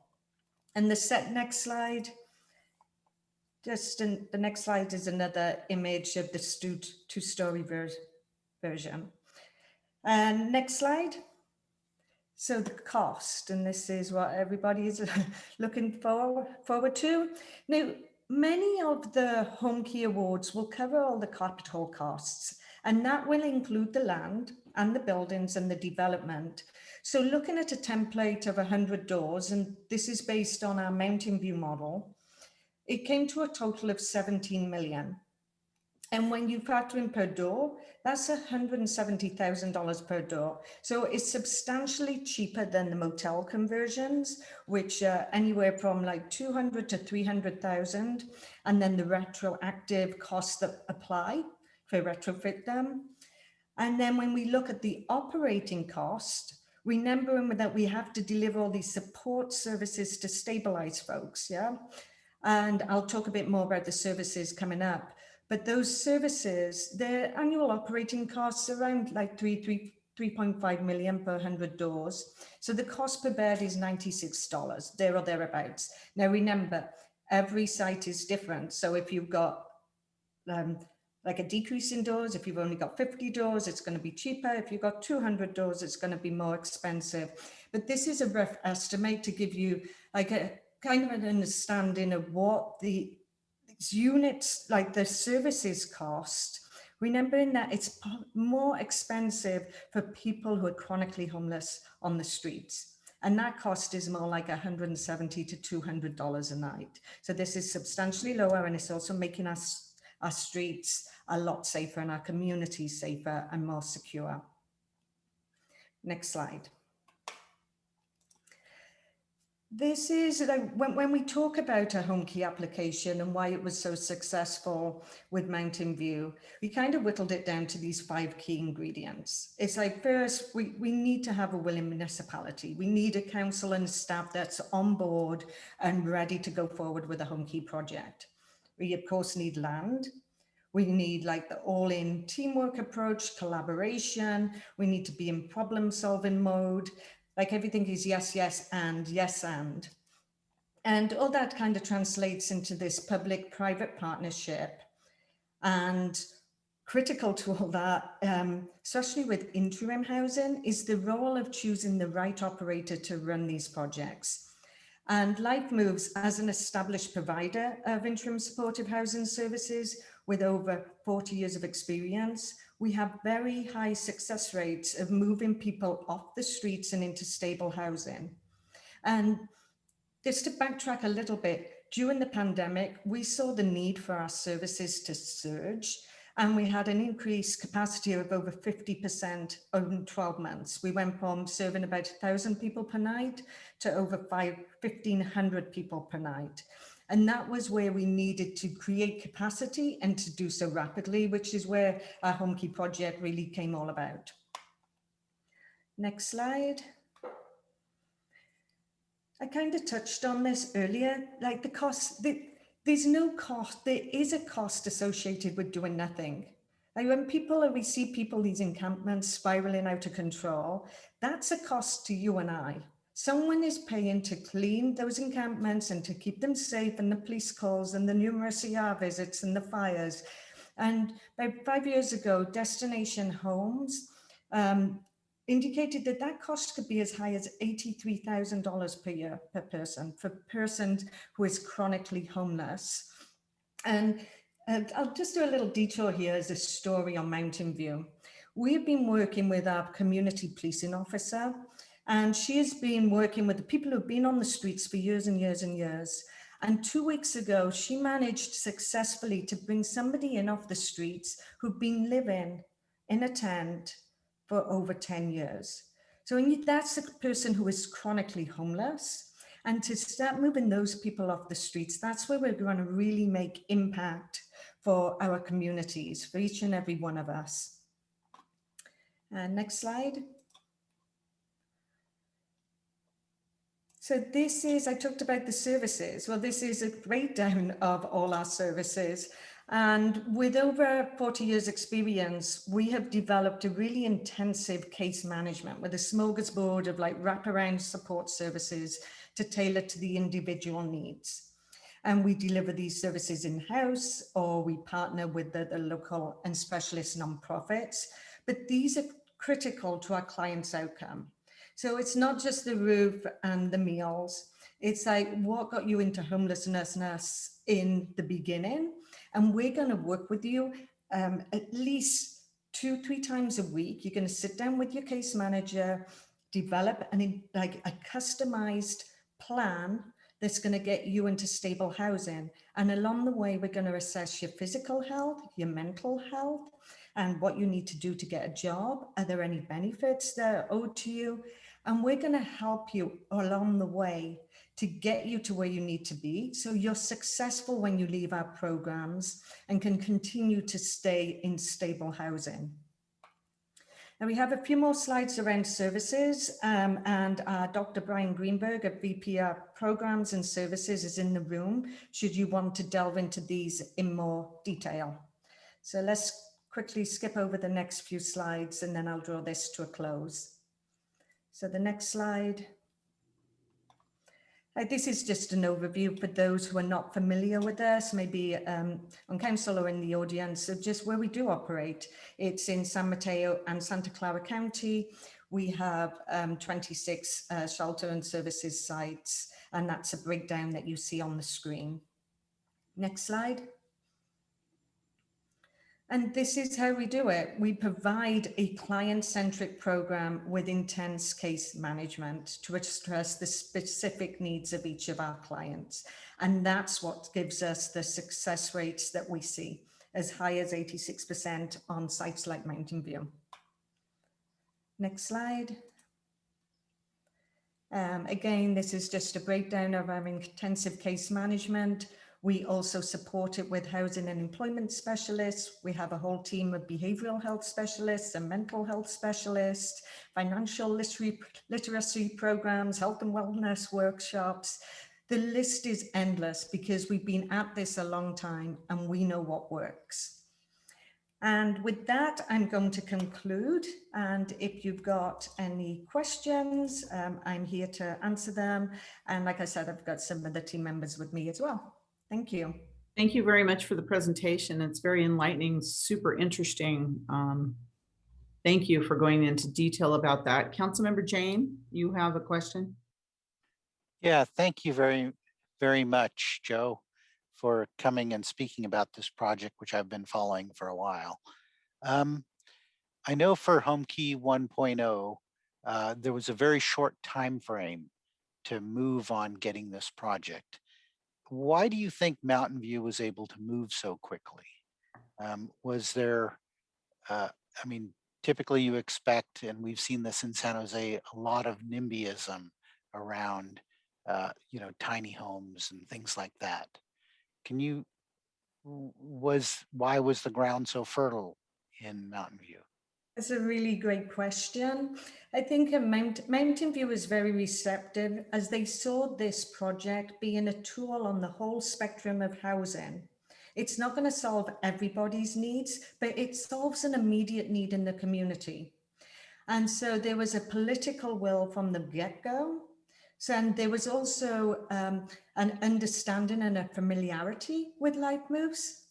We already operate one of their shelters in the city.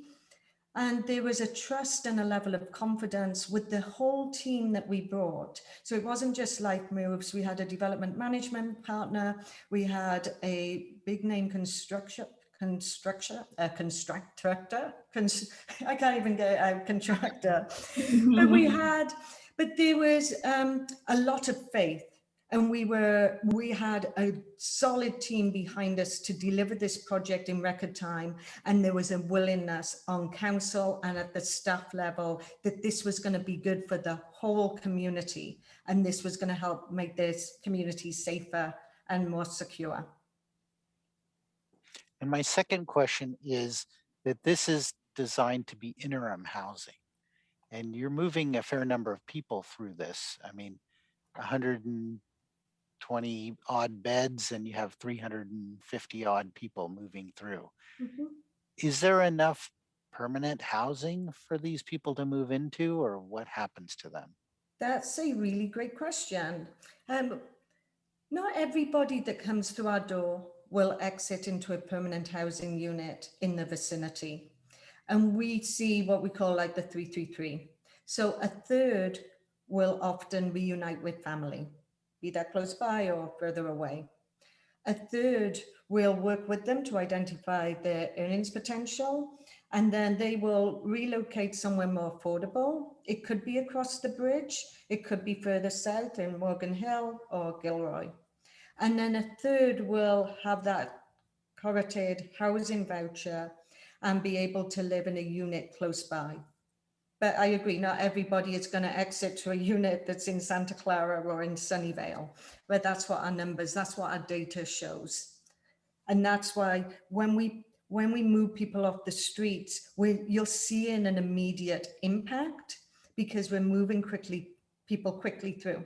It's like a crash course on life skills to help stabilize you, get you back up on your feet, get you connected with all the services and resources that are going to make you successful going on for the rest of your life. And my last question is that I think someone calculated that it would cost $83,000 to support a person on the street. And do you see their medical ailments decrease substantially when they move into this facility? Oh, quite often whatever the other way round is, when you're on the street and you've got even a little tiny ailment, your health is going to quickly deteriorate on the streets when you're not getting medical attention. So a little like spot that could be like just bloom into something that's going to create you necessitating an ER visit. So it's better to bring people in to then assess their like physical health and even get them back onto medications. Like if they've been on the streets and they've stopped taking a certain medication and their health deteriorates, we want to curtail that. We want to say, this is going to help you get better and to stand on your feet. Great, thank you. Does anyone else have any questions? Joe, I have a question on the acreage of this property for 100 units. What kind of acreage do you look at in terms of needing land for this? Great question. It's typically, we've been targeting 1 acre for 100 doors, but we could probably get away with 3/4 of an acre.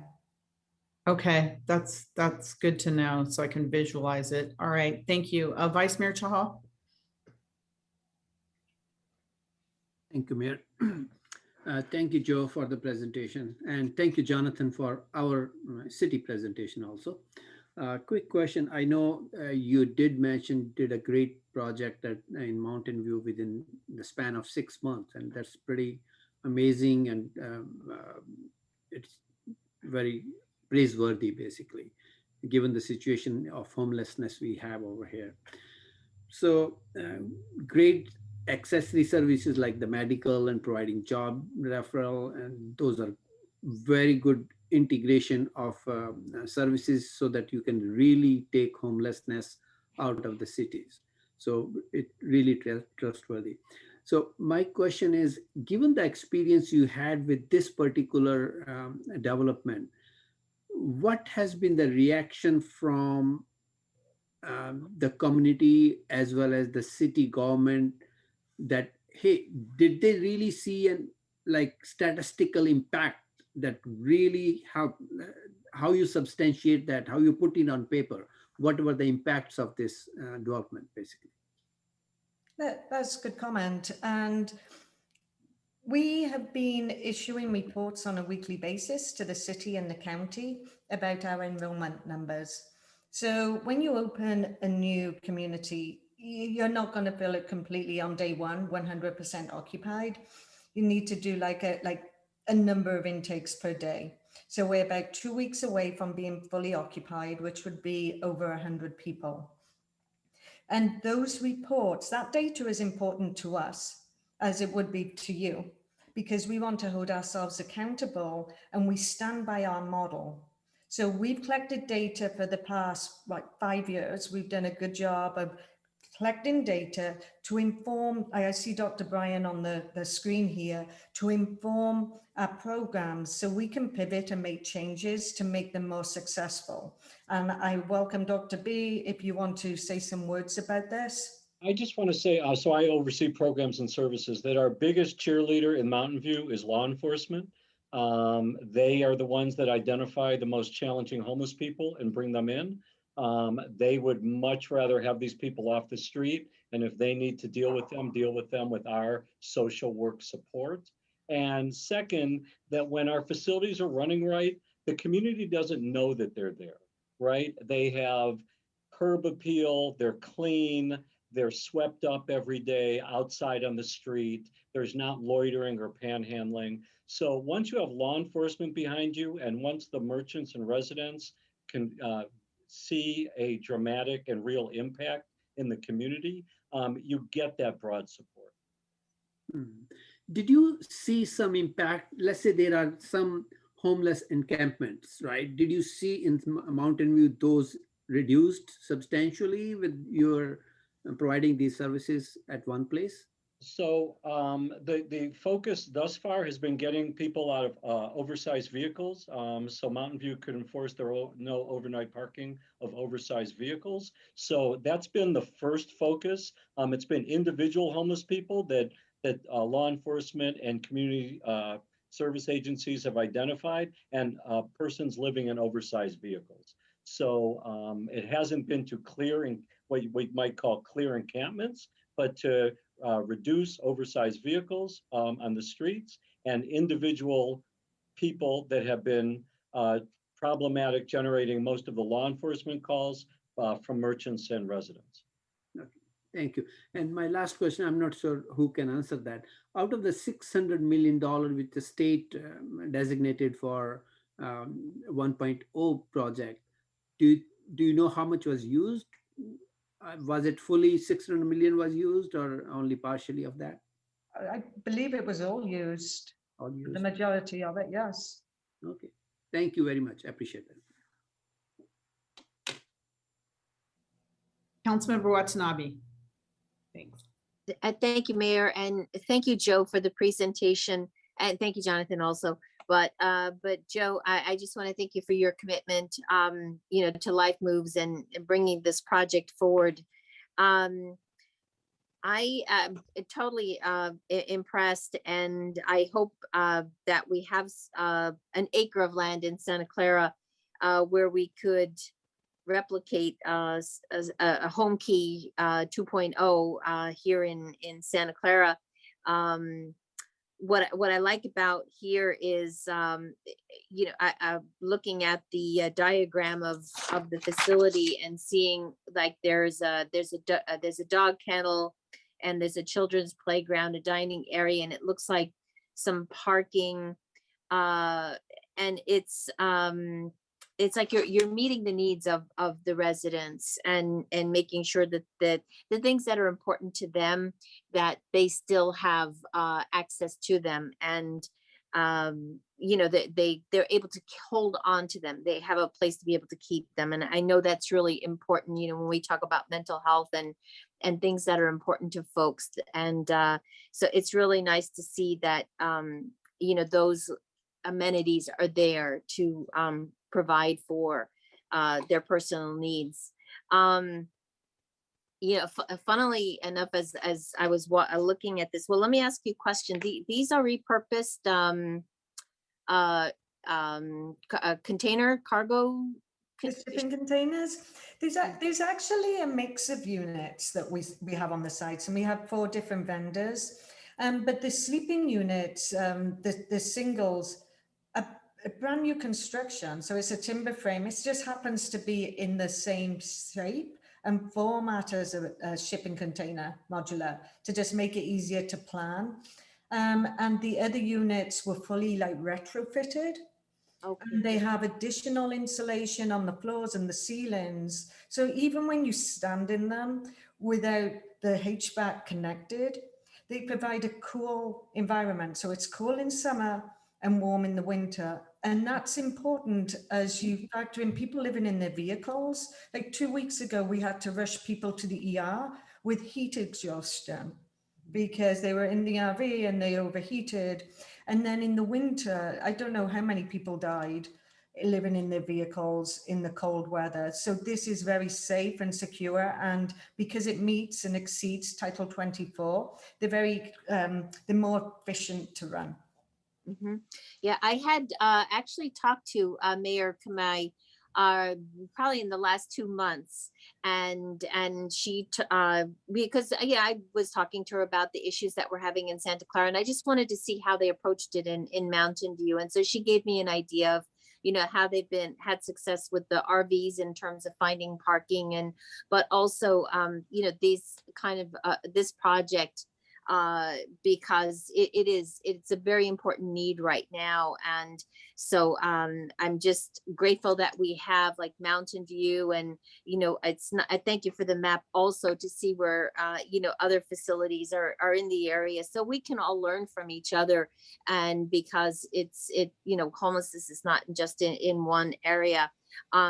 Santa Clara, the city of Santa Clara actually did try to use a piece of property in the last 5 years, maybe closer to 4 years ago. And it was actually like cargo containers. And it was a developer that wanted to, turn it into a project exactly like this and have wraparound services 24/7.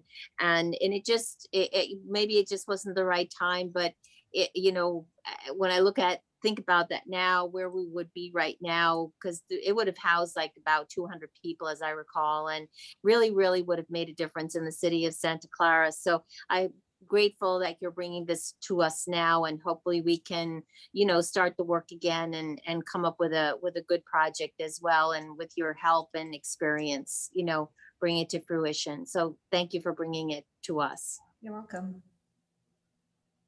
Thank you. Vice Mayor Chahal? Sorry, Mayor, I have a quick question. I want to hear what has been the reaction and feedback from the neighborhood. I know it's an industrial area. I'm looking at the map. So what has been a pre-approval reaction, and now they have seen this facility going on for 6 months and doing wonderful. What is their reaction now, pre and post? You might not believe me, but we had overwhelming support from the community when we brought this project forward. And we did from the get-go, when we were looking at this property, we went door to door, we knocked on all the neighbors, and we introduced ourselves, we explained what the project was, we invited them to tour some of our other facilities. And then when we came to the community outreach, we worked closely with the city to identify a broader radius than what you might ordinarily expect. I think it was typically 500 feet, and we went the extra mile and done 1,000 feet. And we made sure not only to include like residents and HOAs, but also the broader business community, because remember, homelessness affects small business owners, yes. And so we made sure to do a broad outreach, and we held 2 community meetings. At that time, it was in the middle of the pandemic back in the fall. So we held one in the morning, and then we held one in the evening to make sure everybody had chance to attend. And they were both very well attended. I think there was like 70, 80 on both calls, and maybe 1 or 2 people who pushed back a little bit, but on the whole, we had such overwhelming support that we were able to establish our steering committee there and then. Like people stepped forward wanting to help. And with all our sites up and down the peninsula, we've developed support committees with local volunteers who want to help. And so then that's how our sites become adopted by the community. And what Dr. Bryan said, you know, you don't know we're there, but our supporters do and our volunteers do. Okay, thank you very much. Thank you, Councilmember Park. Yes, thank you very much for the presentation. Thank you very much for all the work that you're doing. I mean, I heard the 160K per door, and that sounds pretty expensive, but then you have to realize it includes the land purchase. And I think that makes it really cheap. I visited many homeless encampments in Santa Clara. And in fact, I just visited a growing encampment on the north side of my district early this morning. And that has the potential to be a huge, huge area because it looks really out of the way and, to be honest, comfortable for camping. And I think that the home key is important because we need to realize you can't just push people out. You can't just evict people. You have to find places for them to go. Otherwise, it's like you've got an air mattress. If you push it down in one area, it pops up in another, and we need to solve the problem, not just move it around. Are there ways of making sites like sites alternatives to encampments, even if there isn't housing per se, like maybe camping areas on the same sites as the housing units? Because I would think that there are a lot of people that just need a place to go, even if they don't have a room, even if they don't have a housing unit. So that's one question. But then I also know that having space is not enough. Have you considered having low cost or free public laundry, bathing, or electric device charging services for people who can't get a door and remain unhoused? Maybe even Wi-Fi services, right? Or maybe even provide services for donations and distribution, like for organizations like Salvation Army or other people, because I think that giving the organization space would ensure that they've got the people who need it and the people who are distributing together. And again, I think that there's an even lower cost solution than putting a housing unit. If we could make camping sites, or we could make places for people to go for basic things like washing and device charging, I think that would be, I don't know if that's something you've ever considered. Thank you.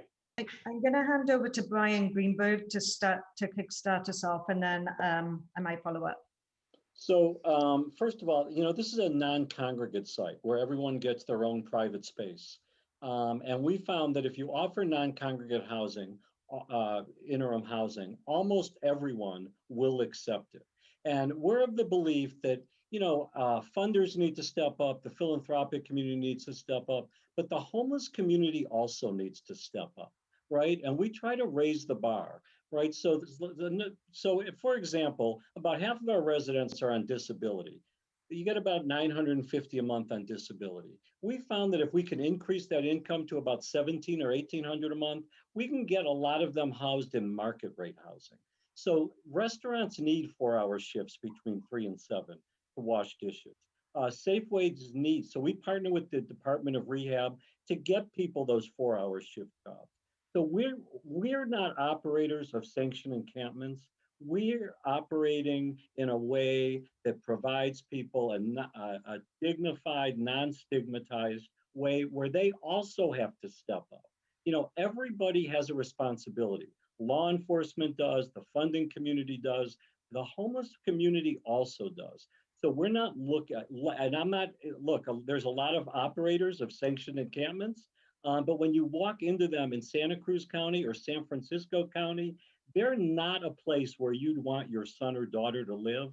Our facilities are a place that if your son or daughter had a substance abuse disorder or had a health problem or a mental health problem, you'd feel totally comfortable saying, why don't you try it for a few months? And if you go to the sanctioned encampments in the city or in Oakland or Santa Cruz, you would not send your son or daughter there. So we don't operate those. God bless the people that do.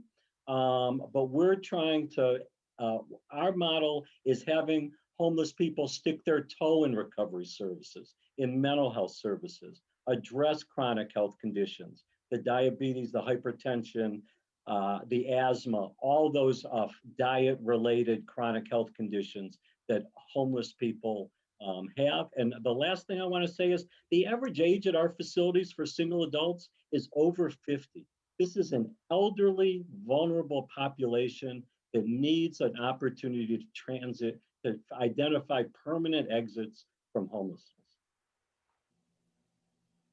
All right, thank you. Councilmember Becker? Thank you, Mayor. I want to say thank you to Jonathan and Joe. Great presentation. Overall, I don't want to rehash a lot of what my other colleagues have said, but I have to say that I'm really glad to see that we are moving on the right track. I'm glad to see that this is a good model. And Councilmember Watanabe even said it, wish we could have it here in the city of Santa Clara. I just hope that this isn't the end. I hope this is the beginning of many of these. Because honestly, I think this is an olive branch. It's helping people get out of the situation they are. I know a lot of people who are homeless. I have an aunt who is homeless who I'm still trying to find out where she is. And it's really kind of a tough subject for people. And you guys are removing that stigma. And, homeless people, they say homeless people are people too. They have a heart, they have a soul, and they are a human, and they deserve the same dignity that everybody else deserves. A roof over their head is essentially a key, because I think that's the dream for a lot of us, is a roof over our head. But I want to thank you guys for doing all of that. This is baby steps, but I think we could take it further. And I hope that the city is, myself, and I believe my colleagues are behind you. And I hope we could still be the center of what's possible. So thank you guys, appreciate it. Great words. Thank you. Thank you. So I'm going to go back to Director Beach and ask you, Jonathan, what kind of action you'd like us to take. I know it's a study session. Do you want us to take action or just give our comments, or city manager? I was on mute. The comments that we've received are good information for us to proceed forward. If there's any more comments or any questions of Jonathan or I, ready to take them.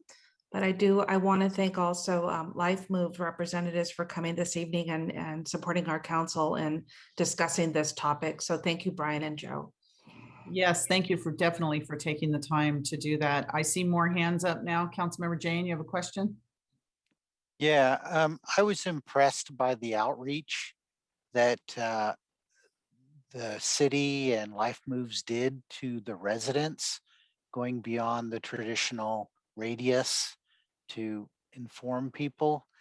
And, I'm very interested in having a task force on homelessness within the city of Santa Clara. I think that's going to come up later on this agenda, so that we can be prepared to basically have the fertile ground for a project like this. So thank you. Councilmember Becker? Yeah, a quick question. Would you guys be providing, I don't know if I heard it or I missed it, but it was any helpful transportation services, any vouchers for people to take buses or trains? Because I know that's a major thing of trying to get people to get to their jobs, especially if they don't have a vehicle. That is something I think that would be a very big incentive if you guys don't already do that or haven't mentioned it. But I agree with Councilmember Jane about a task force, because I know a lot of residents here in Santa Clara that really want to help the situation. They don't want to get rid of homeless people. They want to help homeless people. We have a kind of a bicycle concierge service. We have shuttles, van shuttles, and then we have parking offsite for RVs. And Mountain View has free shuttle. We operate our own Life Move shuttle, yeah. All right, well, thank you very much. Jonathan, is there anything else you'd like to leave us with tonight on this? No, thank you. We're going to keep our ears open for any news that comes out with Project Homekey, and we'll keep working with developers to look at sites and different models. Okay, very good. And thank you again, everyone. Thank you for bringing this to us tonight. It was very enlightening, and we've heard a lot about Homekey, so this is wonderful. Thank you. I hope we find a site very soon in Santa Clara. Thank you. Thank you very much. Have a good evening. Councilmember Becker, I don't know if your hand was left up or you're still. Does public have any comment on this? I'm just curious. Oh, yeah, good idea. Any member of the public? Yes, we have a couple. One, name not required. Go ahead. Hi, I think this sounds like a great project, and we had a similar project that someone tried a few years ago. I think somebody mentioned But how does HomeKey solve the NIMBY problem for one thing? Do they provide on-site services? And once it's built, who maintains it, keeps it tidy, keeps it looking nice, et cetera, and maintains the whole facility and keeps it so that the neighborhood doesn't regret that it's in their neighborhood? And is there any way that Santa Clara could start doing it now instead of, have it be another placemaking project that we do a lot of talking about, spend a lot of money talking about, but never do? Could we just find the property and do it, or ask someone, or make it a condition of somebody developing something that they provide that acre and that's what we do with it? To have to do a task force, I don't think it takes a rocket scientist to figure out we have a homeless problem.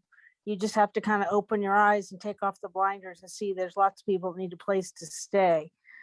Just look at the RVs that are parked everywhere, or, the drug needle paraphernalia that's dropped every place too. So I don't think there should be a question whether we need it or not. We need it, period. Take it for granted that we do, and they'll build it. They need it. But how do we do this? Not just talk about it. We do a lot of talking, but no action. I'd like to see this turned into an action immediately instead of just waiting and talking.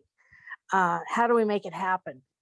And council, I hope we get answers and not just lip service, because that seems to be a lot of our projects are great ideas, but then they don't do them. But from HomeKey, how do you keep it looking nice? Do the people have to keep it looking nice? You say they step up. The biggest problem with a lot of homeless developments, they end up looking like homeless developments. And I think that's why people don't want it in their neighborhoods. How do you make it so it stays looking nice? And thank you again, Jonathan, for bringing this. It's a great presentation, and I hope you do it. Thank you. Edward, go ahead, Edward. Yeah, just want to say that there's a lot of empty space, industrial buildings, old and new, and then, like right off of Mission College Boulevard between Great America Parkway and Agnew Road and Freedom Circle area. There's a lot of old empty buildings, new buildings have been sitting there for years. Along also with some of the smaller properties have been sitting empty for years, like Los Padres and El Camino, the old Taco La Paz, and the little medical strip facility there right next to the old former Taco La Paz. That's been a real eyesore. So I was just wondering if maybe something could be worked out with the owners of those properties where nothing's been done with them for years. And that's all I've got. Thank you very much. Thank you. Maybe I can ask Joe, because I know you already answered and talked about all these things, but the maintenance of the property, I know you talked about that already, but maybe you want to quickly reiterate some of the questions. Absolutely. It's a concern. Yeah, I'd be concerned. But please, if anybody on the call or in the audience, I encourage you to go onto our website and go and look at some of our other facilities. We have one that was built back in 2004 and it looks brand new. We have another one in Menlo Park, not built 1999. It looks brand new. We operate this as a professional, a professional program. We have round the clock staff. We have at least 2 to 3 staff on call 24/7, 365 days a year, every single holiday. We want to be a good neighbor, and we want to blend in, and we want to support the community, because when we win, you win, and everybody wins. Thank you very much. Okay, thank you. And I know that we don't have any action. You have our comments, so we appreciate everybody taking the time today to present at the study session. Thank you. All right, next we have, let's see, what time is it? 8:30, about 9. We're going to take a short break for our staff. But here, special order business for a presentation of 2021 City of Santa Clara Silicon Valley Power scholarships. Is that Manuel, our Director of Electric? Yes. Mm-hmm.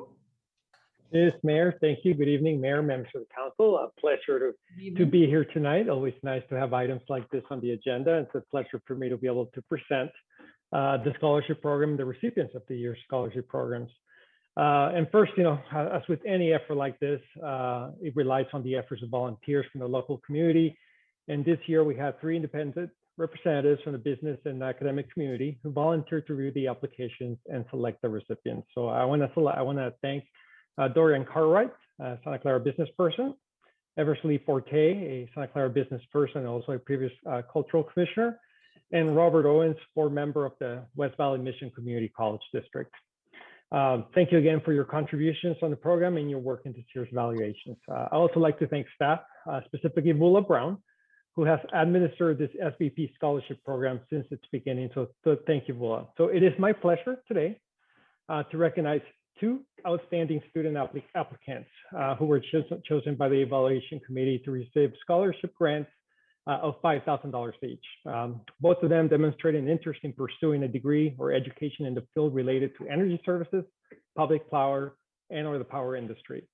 So first, I'd like to introduce Amanda McDowell, and I don't know if I saw Amanda's name on the screen. So I don't know if she's here. If she's not, I will go ahead and share my screen with a picture of her so everybody can see Amanda. Is Amanda here? I don't see her. I don't see her. Yeah. So let me I don't see her either. Take 1 second here to share my screen so we can see Amanda here as we speak about her. So Amanda McDowell recently graduated from Wilcox High School and planned to attend Cal Poly San Luis Obispo University with a degree in business administration and architecture. She maintains a high grade point average and also participates in 3 varsity sports, volleyball, softball, and basketball. In the summers, she has also worked at our youth activity center and has really enjoyed her opportunities to work with children. She's keenly interested in architecture and is an avid problem solver and likes to learn different ways of solving the same problem. That's one of her quotes, and it's something I always personally appreciate in people. She's learning about the importance of energy use in building design and will use her architectural career to design the most energy efficient buildings to conserve resources and reduce the environmental footprint. She looks forward to continuing to be an active participant in her college community as well as our community. So with that, just like to give her a hand and being one of our recipients today. Congratulations, Amanda.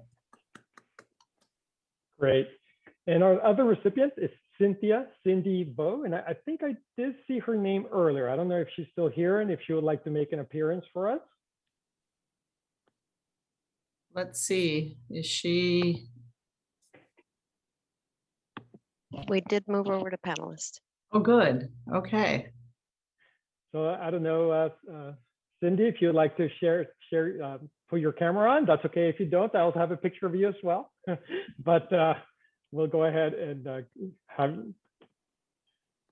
go to the, let's see if we go there. There's, I can't tell who else is on screen, so I'll put her picture up to make sure we see her as we speak about Cynthia. So Cindy has recently been attending De Anza College and will be transferring to San Jose State University with a major in facility and sustainable management and business administration. She was originally expecting to be a computer science major, but became fascinated with environmental studies shortly after learning about the Amazonian rainforest crisis. As a result, Cindy was reminded that humanity as a whole still uses methods that hurt our environment. And when people use these methods that could be easily substituted or stopped, you could provide great benefit. She realized she wanted to make an impact on improving society. She was reminded of the connection between sustainability and technology, changing her goals going forward from creating and designing computer games to something that could make an impact on society. She now anticipates an education and career that contributes towards developing and implementing solutions to create a more sustainable and healthier world. So congratulations, Cindy. Very happy to provide this scholarship. Congratulations. Is she on? Did we get her on? I don't see her. Cindy, are you here? Oh, there she is, Cynthia. You're muted. She's muted. I see that. Cindy, would you like to speak?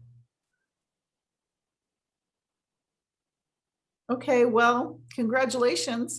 I don't know what to I would like to say, as always, it's not my first time doing this. Always very impressed with the people in Santa Clara, with the college students in Santa Clara, the high school students, and very happy. It's one of my most fun things to do is to recognize young kids who have worked so hard and who deserve the scholarships. And it's a great thing that the city does and that the council has implemented as part of Silicon Valley Power. So very proud of the recipients.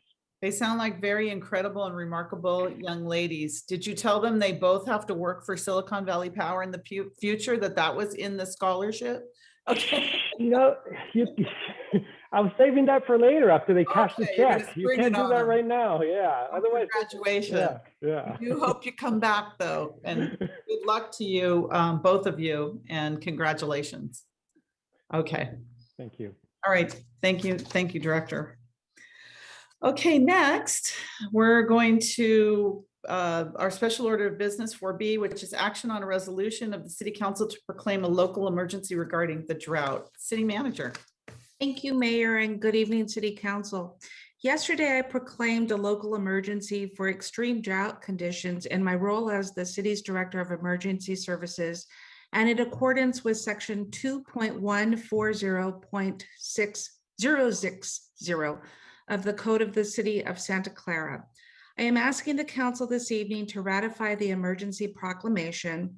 I'll provide a summary of the steps that led to my decision, but I think that it's very clear that at this point we need additional local water conservation actions, given that our drought continues to persist.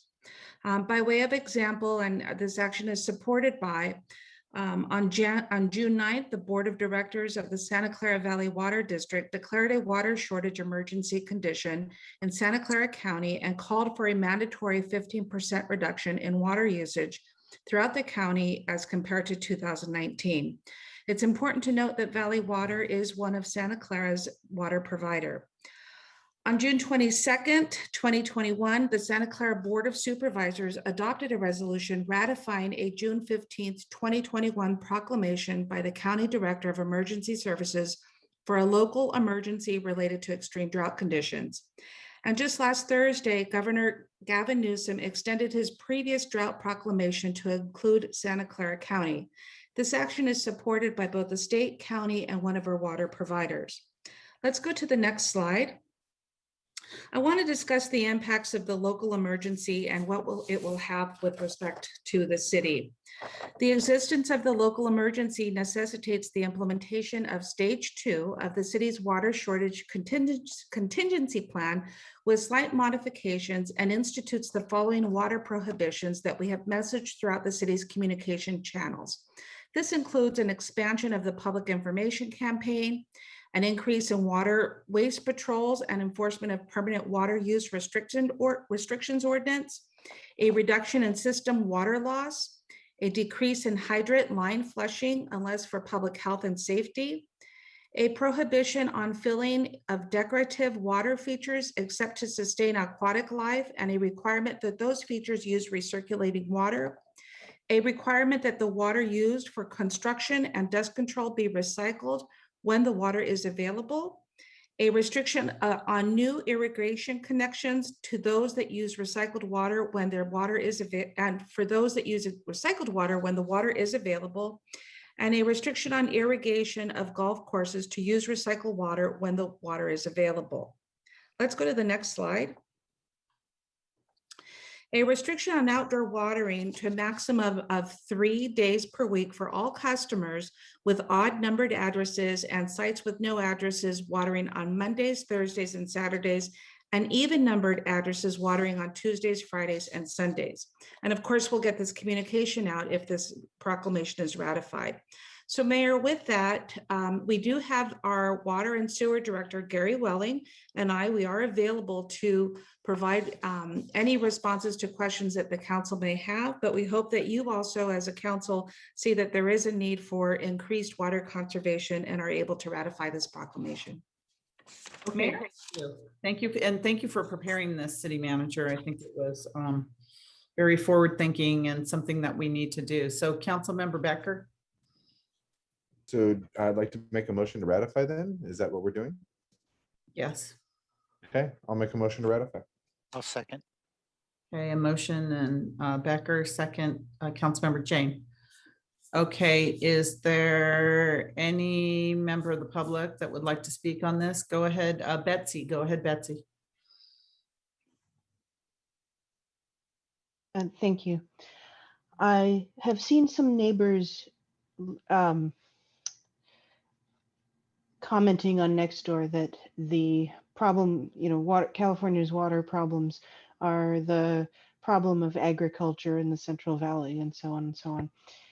And why are we picking on the little guy for conservation?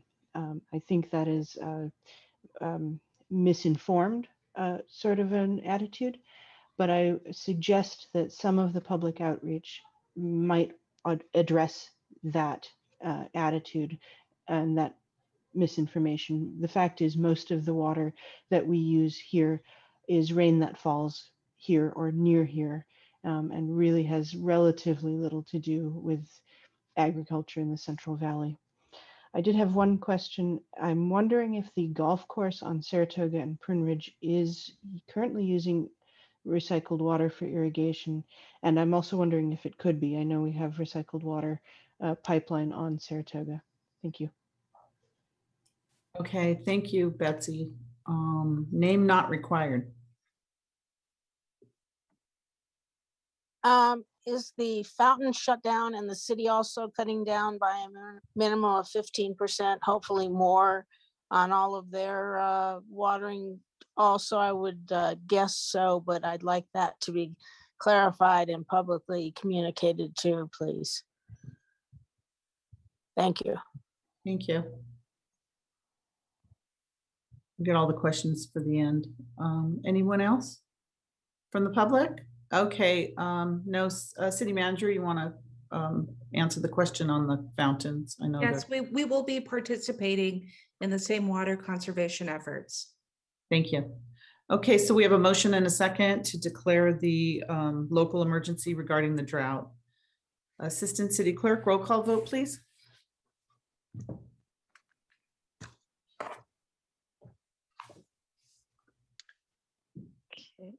Okay.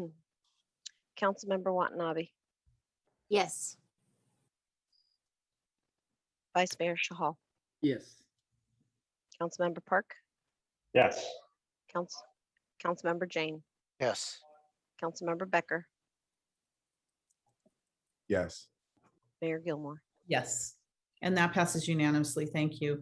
Next, we have a verbal report from the city manager regarding the COVID-19 pandemic. City manager. Let's move on to the other local emergency.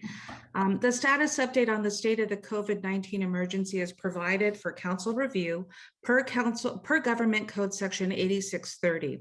I'll start first with just providing a quick summary, and then we'll hand off the presentation to Lisa for the data and statistics. We reached an important milestone last week with our food distribution during the city's pandemic response. On July 1st, the daily senior nutrition program returned to daily congregate meals at the senior center, and weekly commodity point of distribution operation was discontinued. The CPOD program served 2,800 lunches at the senior center and 825 families at the Salvation Army during the month of June. The fire department ended its food delivery to the senior center last week as meal preparation resumed on site. And every Friday each week since the pandemic began, 8 fire department personnel picked up approximately 1,020 meals from the convention center and delivered the 650 meals to the senior center for the 160 seniors who would drive up or walk up to this community center to receive their weekend meals. The fire department personnel will continue to deliver 370 meals to the homes of 90 homebound seniors every Friday until July 30th. In terms of reopening City Hall to the public, our plan continues for the reopening on City Hall in mid to late August timeframe. This is dependent, of course, on any subsequent orders that will be issued by the state related to COVID-19 that would impact our ability to stay open. And this is also an opening plan that remains consistent with the region and the county's position for reopening in late August, September as well.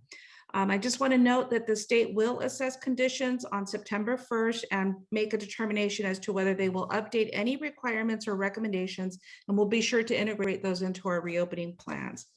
Our senior center opened on July 6th, Monday through Friday, from 1 to 5 p.m. for limited services and activities and programs. And our senior center fitness center is currently under renovation. And if anyone needs any more information for expanded services, you are welcome to call 408-615-3170. So Lisa, I'm going to hand it over to you for the update on statistics and overall COVID for the city. Thank you very much, City Manager Santana. Good evening, Mayor Gilmore and council members. And there are some slides that I will queue up when that's information that City Manager Santana shared on the Senior Center. Great, I'll cue the slides as we go forward. Don't have one at this moment, but COVID data continues to be stable, though it is increasing a bit, which was expected as we fully reopened in June.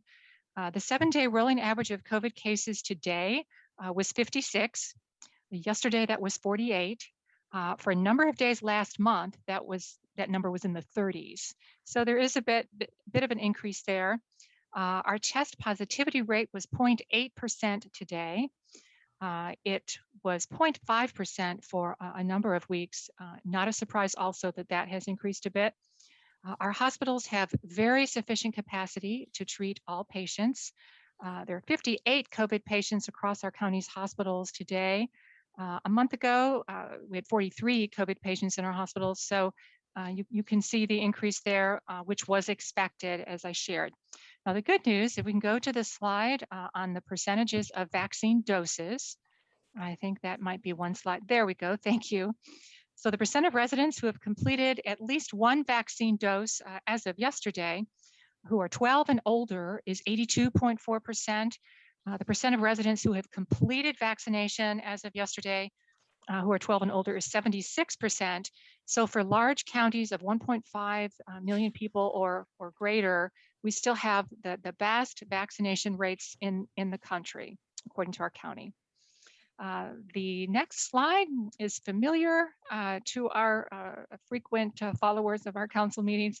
Same day appointments for the unvaccinated are still available at sccfreevax.org or by calling 211, where help is available for those without internet access or who need assistance with multiple languages. So we just have to keep promoting vaccine. There still are a few folks out there that have not yet been vaccinated who are eligible. Next, for COVID testing returns to the Central Park Library tomorrow, July 14th from 9:30 a.m. to 3:30 p.m. Appointments can still be made at sccfreetest.org, and COVID testing will return next month on Wednesday, August 11th. And this concludes the COVID update. Thank you very much, Lisa, for that. City Manager? If there's any questions, we can entertain them. If not, that concludes our report. Okay, any questions from the council? Any questions from the public on this? I don't see any hands, Mayor. Thank you very much. Thank you for that report. All right, we're going to do two things next. One, we're going to move to approve the consent calendar and then take public presentations and then take a break. So next is the approval of the consent calendar. All items will be approved with one motion unless items are pulled from the agenda. I have to say for the record, City Clerk, I'll be abstaining on item 5F, which is a Mills Act contract for 834 Main Street. My office is located within 1,000 feet of 834 Main Street. So I will be abstaining on item 5F as in Frank. Duly All right. noted, Mayor. Thank you. Councilmember Jane. I also will be abstaining from 5F, the Mills Act, because of the proximity of my home. And I would like to pull item 5O for a short question. Is that it? Mm-hmm. Okay. Yes. All right. Anyone else like to pull an item from the consent calendar on the council? Any member of the public like to pull an item on the consent calendar? Okay, may I please have a motion to approve the balance of the consent calendar? We'll pull out 5O, noting the two abstentions on 5F. Don't move. Second. Move approval by Councilmember Jane, second by Councilmember Park. Assistant City Clerk, roll call vote, please.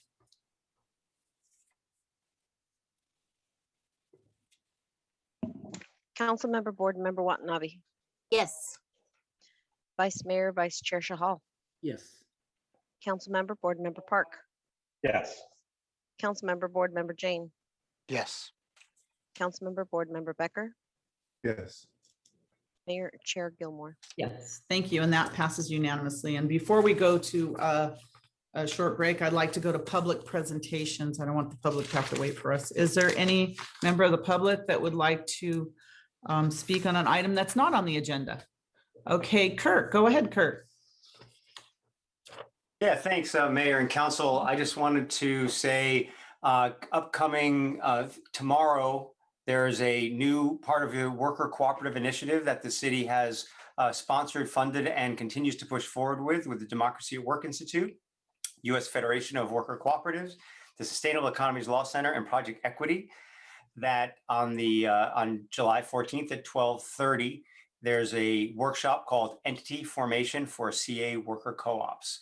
So I hope everybody will be able to participate in that if they want to. And again, I hope the city will continue to message this. It was great that the city messaged this to everybody on their email list. If you're part of the news that Santa Clara puts out, it's great. I hope that it will also be something that the council will just be aware of going forward, so that there's awareness that this program actually exists for people. It's information sharing for people, and that people that own businesses or work in businesses that want to learn more about worker ownership and employee ownership, that the city has invested resources in making that a reality right here in Santa Clara. So I hope that this council and city staff will continue to message that out in some of the newsletters that go out, just to remind people, because the last one that took place last month, a great session, unfortunately wasn't very well attended by the public. And I just asking some people that I run into, and most people just aren't familiar with it and are aware that it even happens. And I think people just need to be reminded that this exists, and that it continues to be available to people that don't know what a co-op is, don't know how worker ownership could work or might work, or if they're thinking of retiring from their business, or just want to walk away from their business. There are many reasons to explore worker cooperatives or employee ownership and worker ownership strategies. So I hope that you will consider attending that. There are some council members that do attend it. The mayor attends these frequently. Thank you very much for the ongoing support of these things. I did want to mention we heard last month that Assemblymember Alex Lee, which represents our Assemblymember for District 25, nominated our business for a Small Business of the Year in his district, in our district here in District 25. So we were very honored to participate in that event, or will be. It's in August, and we plan on attending that in Sacramento on behalf of our company, Slice of New York. And yeah, we just want to continue to support whatever the city does around worker ownership and making that further knowledge for people. So thanks very much. Thank you, Kurt. And yes, those sessions are very valuable and very interesting for the workers. So let's continue to advertise that. And congratulations on that nomination. Any other member of the public like to speak? Okay. Madam Mayor. Yes. I inadvertently overlooked that there was an e-comment on item 5I under consent. If you'd like to go back to that, just so I can read. Yes, please go ahead if you'd like to read that 5I regarding 5I. And 5I was action on cooperative agreement number 1 with the VTA and adoption of a resolution adopting the findings of the final supplemental environmental impact report completed by VTA for the BART Silicon Valley Phase 2 extension project. The public comment is from Jonathan Evans. The VTA's current design plans for the Santa Clara station are insufficient, and the agreement along with the amendment do not allow the city to provide adequate feedback to VTA on the station and yard design. The design for the station with an adjacent parking lot with no ground floor activation points creates an uninviting and pedestrian unfriendly space, contradicting TOD principles and working against all the community is working towards to make Santa Clara an exciting and inviting station. End of comment. Okay, thank you very much. All right, we are now going to take a 15-minute break so our staff can have a rest and eat their dinner. So it's 8:50, so we'll be back at 9:05. Thank you very much.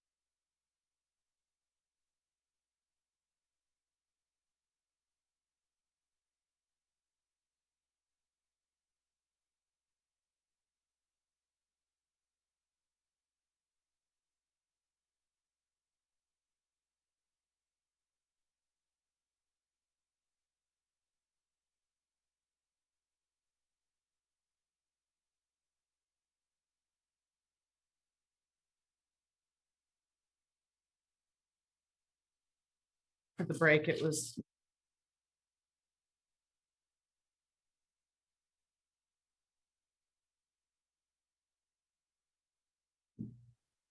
item number 5O, actions related to soil stockpiling license agreement with related Santa Clara to allow the storage of dirt on parcel 4 of the former Santa Clara municipal landfill. And I think it was Councilmember Jane that pulled that.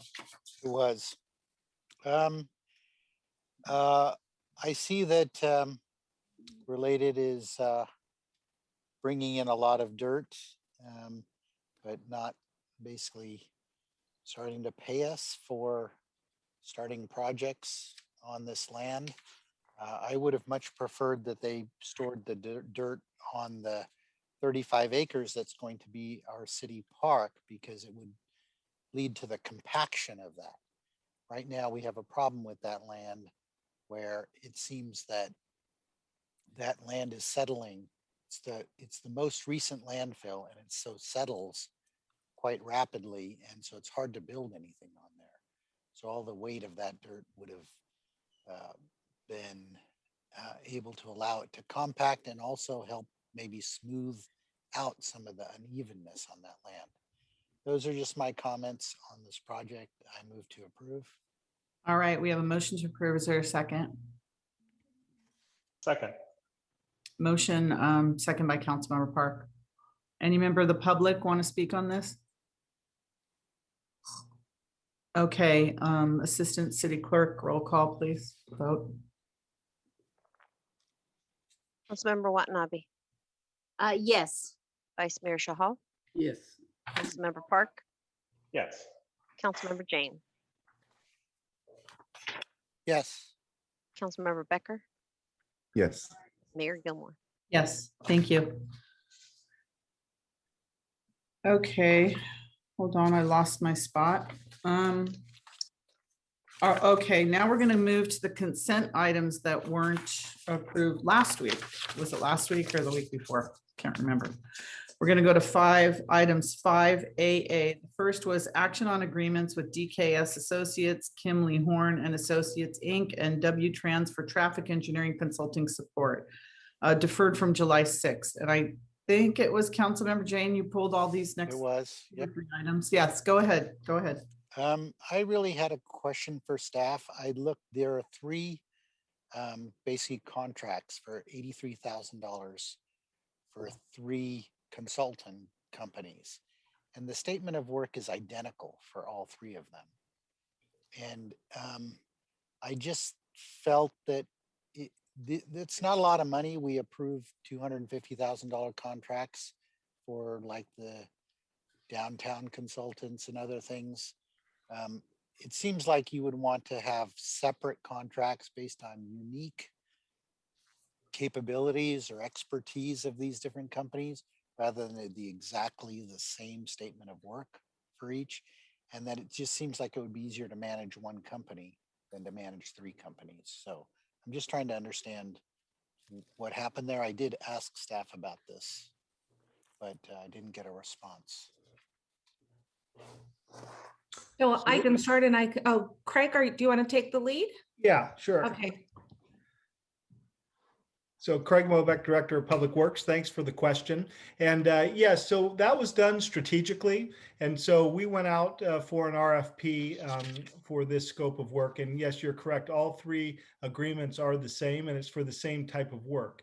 And the reason that we did choose to have with 3 companies is because we get a lot of requests from the public, and we do a lot of studies that come up involving the traffic and transportation. And sometimes the companies, much like ourselves, are very busy and can't respond right away. And so what 3 contracts allows us to do is it gives us the flexibility to work with a contractor who can provide services quickly. That way, if one of the contractors or consultants is not available, we can move to another consultant. And the other thing that we're allowed to do with this process is move the money around amongst the contracts, keeping under our cap. So that is the reason why that you see 3 contracts before you. And we've done this for some other items as well. And we found that it works very good in accomplishing our goals. I wanted to understand that cap a little bit better. So the money is based on our budget. And so we've got over the 2 fiscal years, we have $250,000. And so that's the money that we're working in. And so I believe on these 3 contracts, we've divided those up into 3s. So that's how we've developed the terms and the funding sources, as well as the dollar amounts in those contracts. Okay, I move to approve. Thank you. Is there a second? Second. Second by Vice Mayor Chahal. Any member of the public want to speak on this? Okay, thank you. I see none. So Assistant City Clerk, roll call vote, please. Councilmember Watanabe, Yes. Vice Mayor Chahal, Yes. Councilmember Park, Yes. Councilmember Jane, Yes. Councilmember Becker, Yes. Mayor Gilmore. Yes, that passes unanimously. Thank you. Next, we have item 5BB, action on the appropriation of asset forfeiture funds for fiscal year 21-22 and related budget amendment deferred from July 6, 2021. And I think that's also you, Councilmember Jane. Sorry, it is, yeah. I had just had a few questions about this, simply because, you know, this is asset forfeiture due to, you know, finding stolen goods or busting somebody that has a lot of cash around or drug money or whatever. And it just seems like it is sort of random in nature of when we get how much money. So I'd asked staff, you know, how often do we get it? Is it really, do we get it every year? Do we get the same amount every year? And I did get finally today a response from Carolyn. And she said that it does vary quite a bit. In 2016, we got 99,000. 2017, we got 80,000. 2018, we got only 18,000. So I consider this to be one-time money, and so that it should be spent on one-time expenses rather than ongoing. And I saw that listed in the list of potential things that it could be spent on was chat with the chief, CPA, Citizens Police Academy, National Night Out. And it seems to me that those are things that we just need to fund regularly, and that they shouldn't be relying on one-time funds. So I just really wanted to understand the philosophy behind how these forfeiture monies are being spent. And I would much prefer that they go to things like training for mental health or unhoused people, how to deal with those types of people, that it would just be training for our officers for de-escalation and mental health crisis type things, rather than things that just should be funded regularly. Like I participated in Citizens Police Academy. It's a wonderful program. And National Night Out is also a wonderful program. So thank you. Okay, we have a public, Hassan, go ahead, Hassan.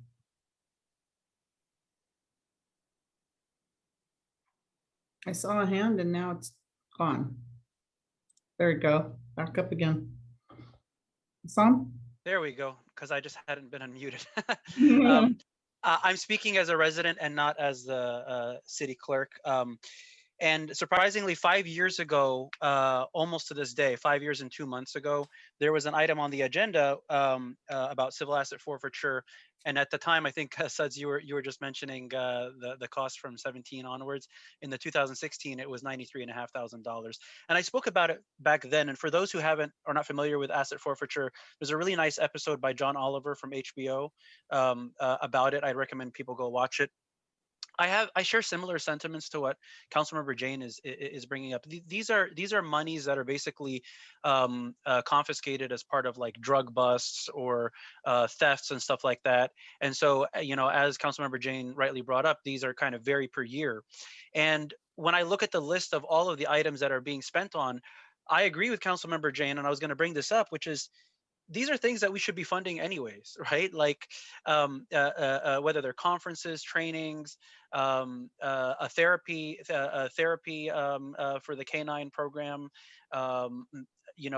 renovations for the quiet room in the communication center. These are things that we should already be paying for and should be budgeting for, and not relying on these, funds that may or may not come every year.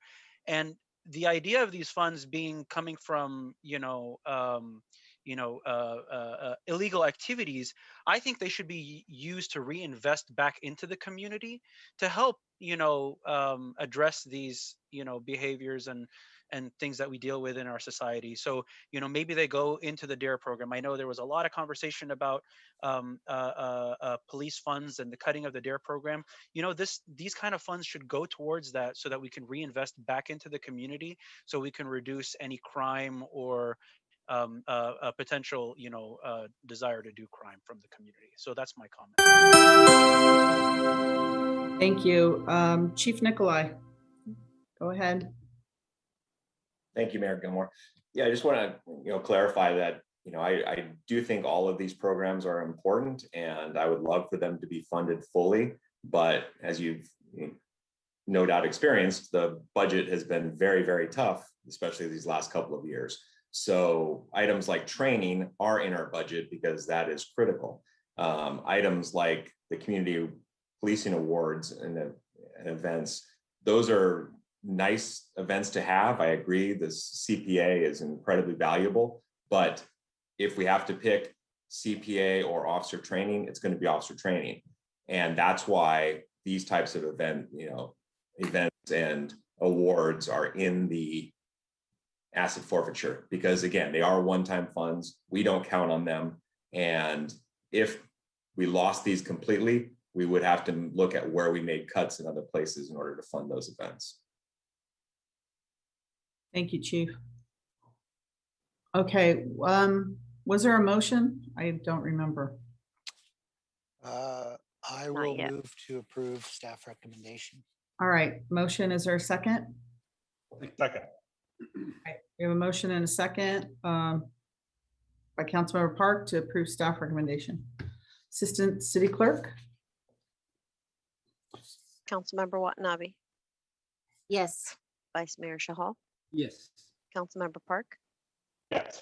Councilmember Jane, Yes. Councilmember Becker, Yes. Mayor Gilmore. Yes, thank you. That passes unanimously.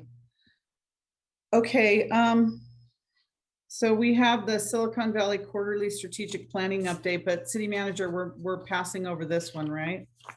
If we have time later, we can get to it, but what is more urgent is item number 8 and 9. Okay, well, okay, 8 and 9. All right, we're going to number 8, confirmation on the addition of new actions to achieve the interim target of 2035 for climate action plan update.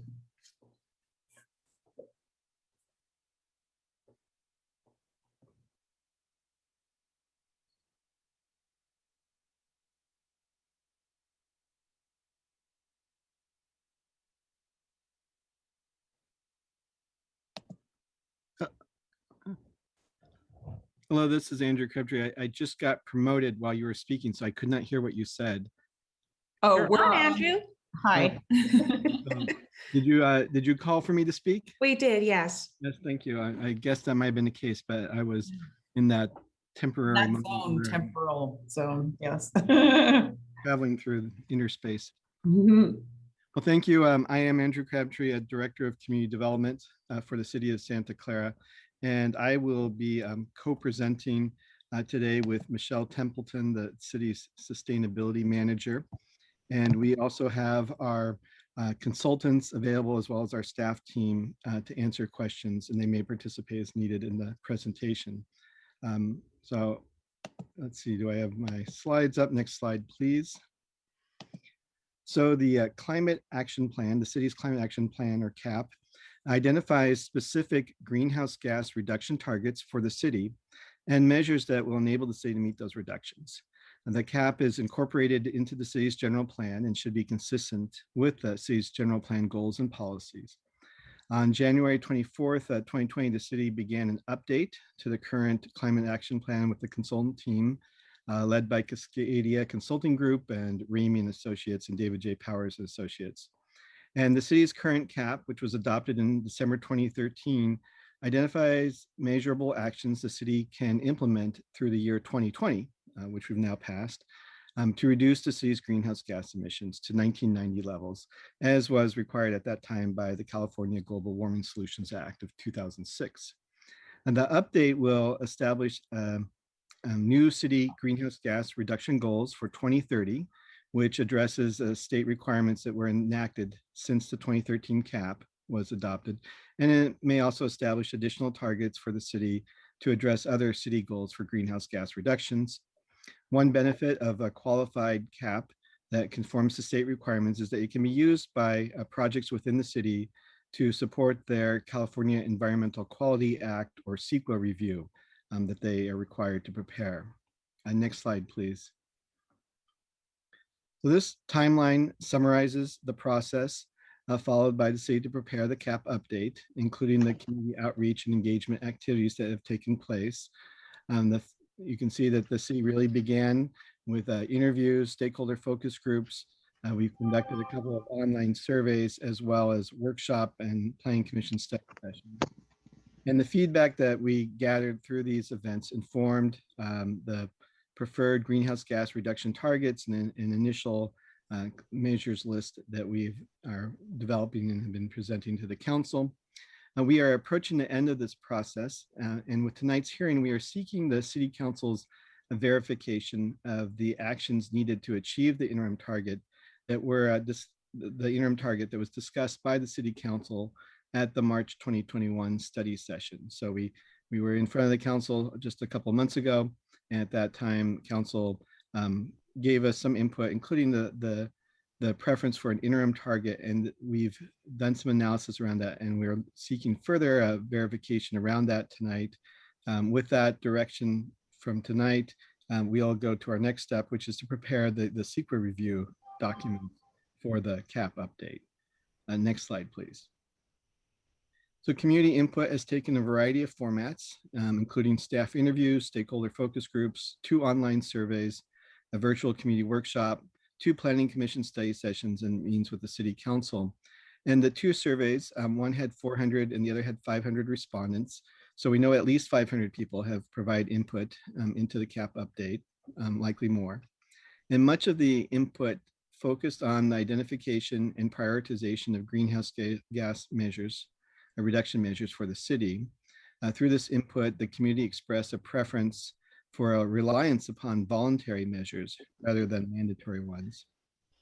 We also, as mentioned, had 2 study sessions with the Planning Commission, and at the conclusion of their second study session, the Planning Commission provided input that the cap should include a target to achieve carbon neutrality no later than 2045. That was communicated to the City Council at the study session as well, and supported by the council. Next slide, please. So this is this slide summarizes the specific direction we received from the City Council at the study session in March. This City Council affirmed the target of carbon neutrality no later than 2045 to align with state executive order. The City Council also directed staff to consider an intermediate target of an 80% reduction in the city's greenhouse gas emissions by the year 2035.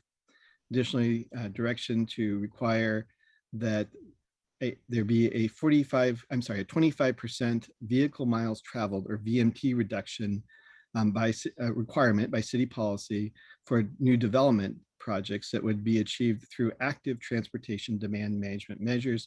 And just want to clarify the active, there are 2 types of measures. There are some that are just sort of automatic, which are due to the location of a project, if it's located near to a transit or other things that can provide benefit in reducing vehicle miles traveled. So that's one pool. This was specific to active measures. Those are things that are added to a project to reduce the amount of driving of whether it be if a residential project, the residents of that project, or employment use, the employees working that building, measures that would reduce how much they drive.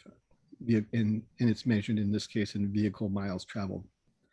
And then the council further directed us to prepare an all-electric reach code, which is something that's added into the city's building code to include requirements for the provision of electric vehicle or EV ready parking spaces in new development at a level of 25% level 2 and 75% what was called light level 2. So kind of an increased requirement for including infrastructure to support EV park vehicles in our new development, and also using automatic load management software to balance the loads. And I just summarize that the all electric reach code, as discussed, would generally require new development to use electric rather than natural gas appliances of various type, whether that be in a single family home or a commercial or multifamily building, and with some exceptions. Next slide, please. So the City Council direction also included adding a requirement for new development to include one secured bicycle parking spot for each multifamily residential unit with electrical outlets available, and to prepare a policy to replace natural gas furnaces and water heaters within city facilities upon burnout with an electric equivalent, and also to implement a climate action tracking dashboard. So at this point, I will turn the presentation over to Michelle Templeton. Thank you. Great. Thank you, Director Crabtree. Good evening, Mayor, Council members. Michelle Templeton, Sustainability Manager for the City of Santa Clara. So as Director Crabtree mentioned, many of the directives provided by Council in the March 2021 meeting have been incorporated into the draft cap, but there are two in particular that we'd like to get direction on after presenting our findings in those areas. And those are specifically the Council target of achieving an interim 80% GHG emissions reduction by 2035, and the proposed 25% reduction in VMT through active transportation demand management measures. So with Council directive to achieve an interim of 80% GHG emissions reduction by 2035, both the consultants and the staff conducted scenario analyses, and the consultant analysis determined that we could achieve up to a 79% reduction if the city were to adopt the all electric reach code, and that SVP would provide 100% carbon neutral electricity by 2035. Per the consultant modeling, there was no alternative that could get us to the proposed 80% GHG reductions by 2035 without also having SVP provide 100% carbon neutral electricity. Next slide, please.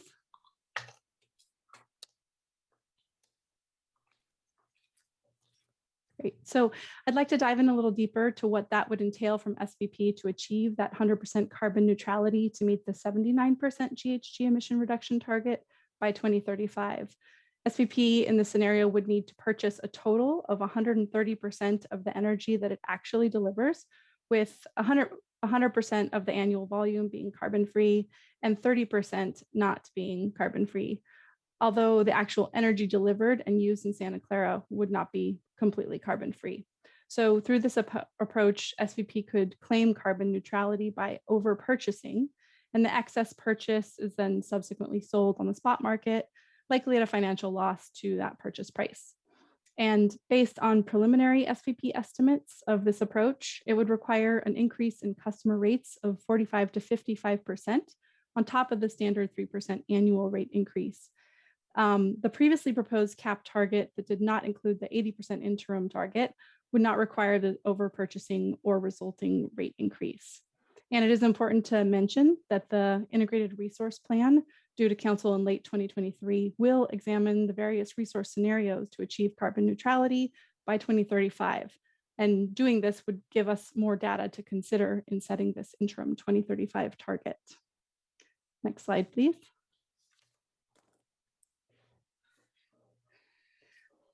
One way to achieve the 80% target by 2035 would be to consider mandatory electrification retrofits of large commercial and multifamily buildings. The consultant modeling showed that a mandatory retrofit of 62% of existing large commercial and multifamily buildings by 2035 would be necessary in conjunction with that SVP measure of 100% carbon neutral electricity. And that would achieve approximately 83% GHG emissions reductions by 2035. There's also single family requirement for gas appliance replacements at burnout that could be considered as an option, though that was not included in the modeling, but it could support moving in the direction of that interim target. It doesn't have the same GHG reduction impacts of the mandatory retrofit, however. Next slide, please.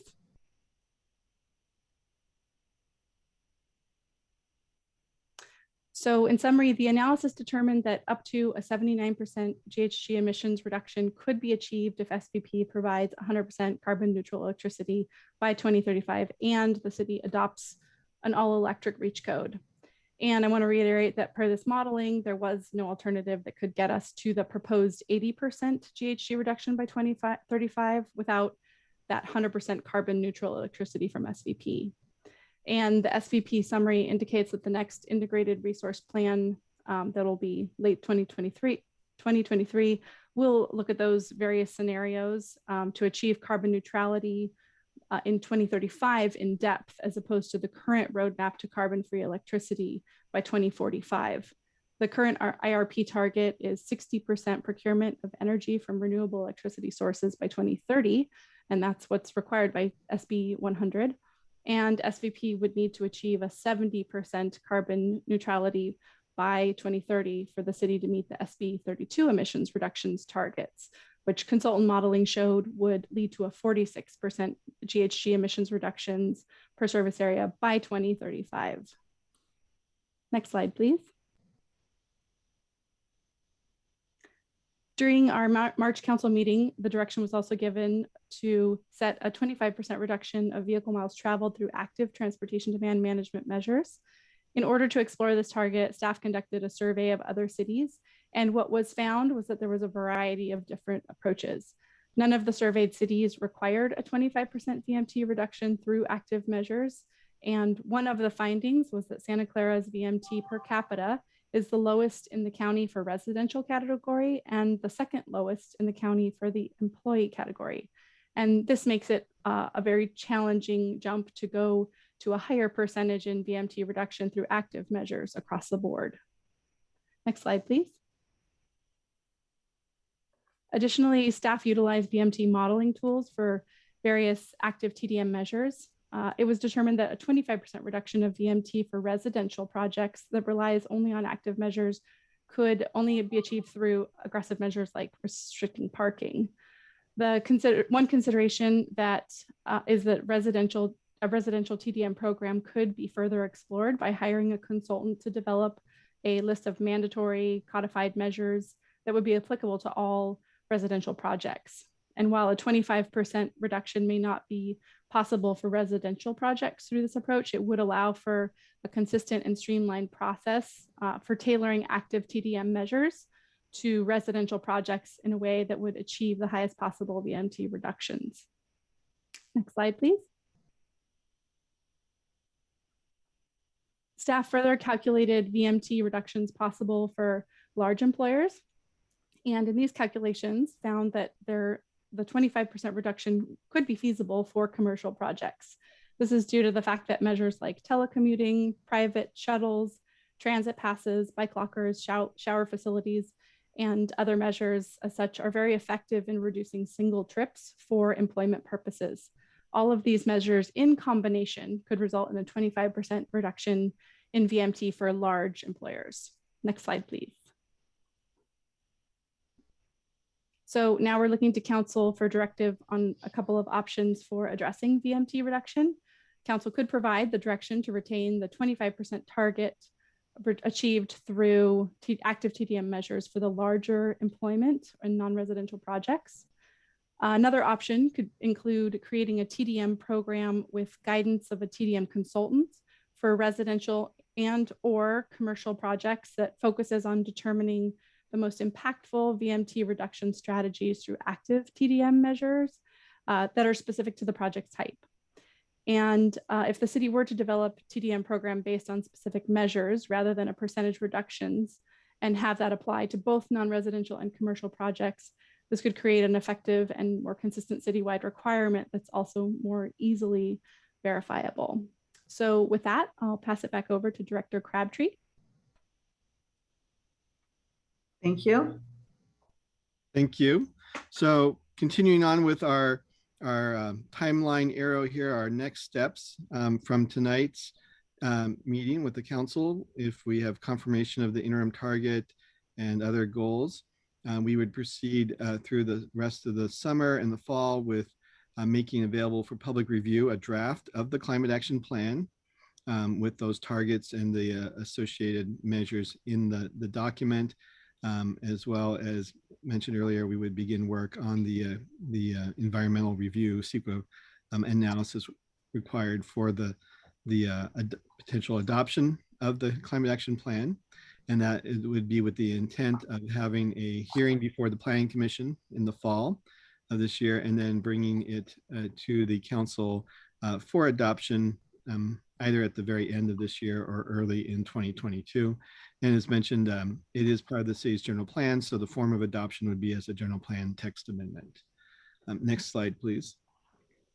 So with that, staff is here giving us your recommendation tonight in terms of council direction, that we are asking that you adopt the following measures to achieve the required greenhouse gas emission reductions and develop an interim 2035 target. So our recommendation is that Silicon Valley Power achieve a 70% carbon neutrality by 2030 to meet our SB 32 targets, and to set a new 2035 interim climate action plan greenhouse gas emissions reduction target based on the results of the IRP that's underway, that will be prepared and brought to council in the future.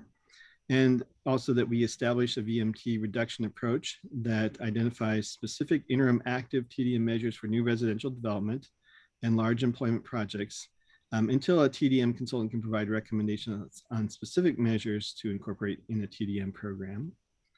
So it's a little bit of a variation, but we're looking to move forward aggressively, not with the parking cap per se, but with other measures that could help us achieve maximum TDM reductions through active measures.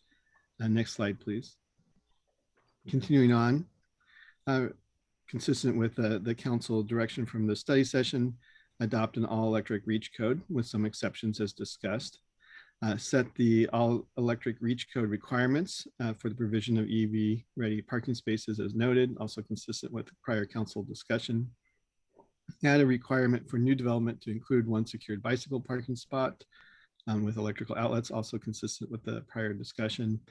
And the last two as well, prepare a policy to replace natural gas furnaces and water heaters at city facilities upon burnout with an electric equivalent, and to implement a climate action tracking dashboard. So the ones on this slide are all consistent with our prior discussion.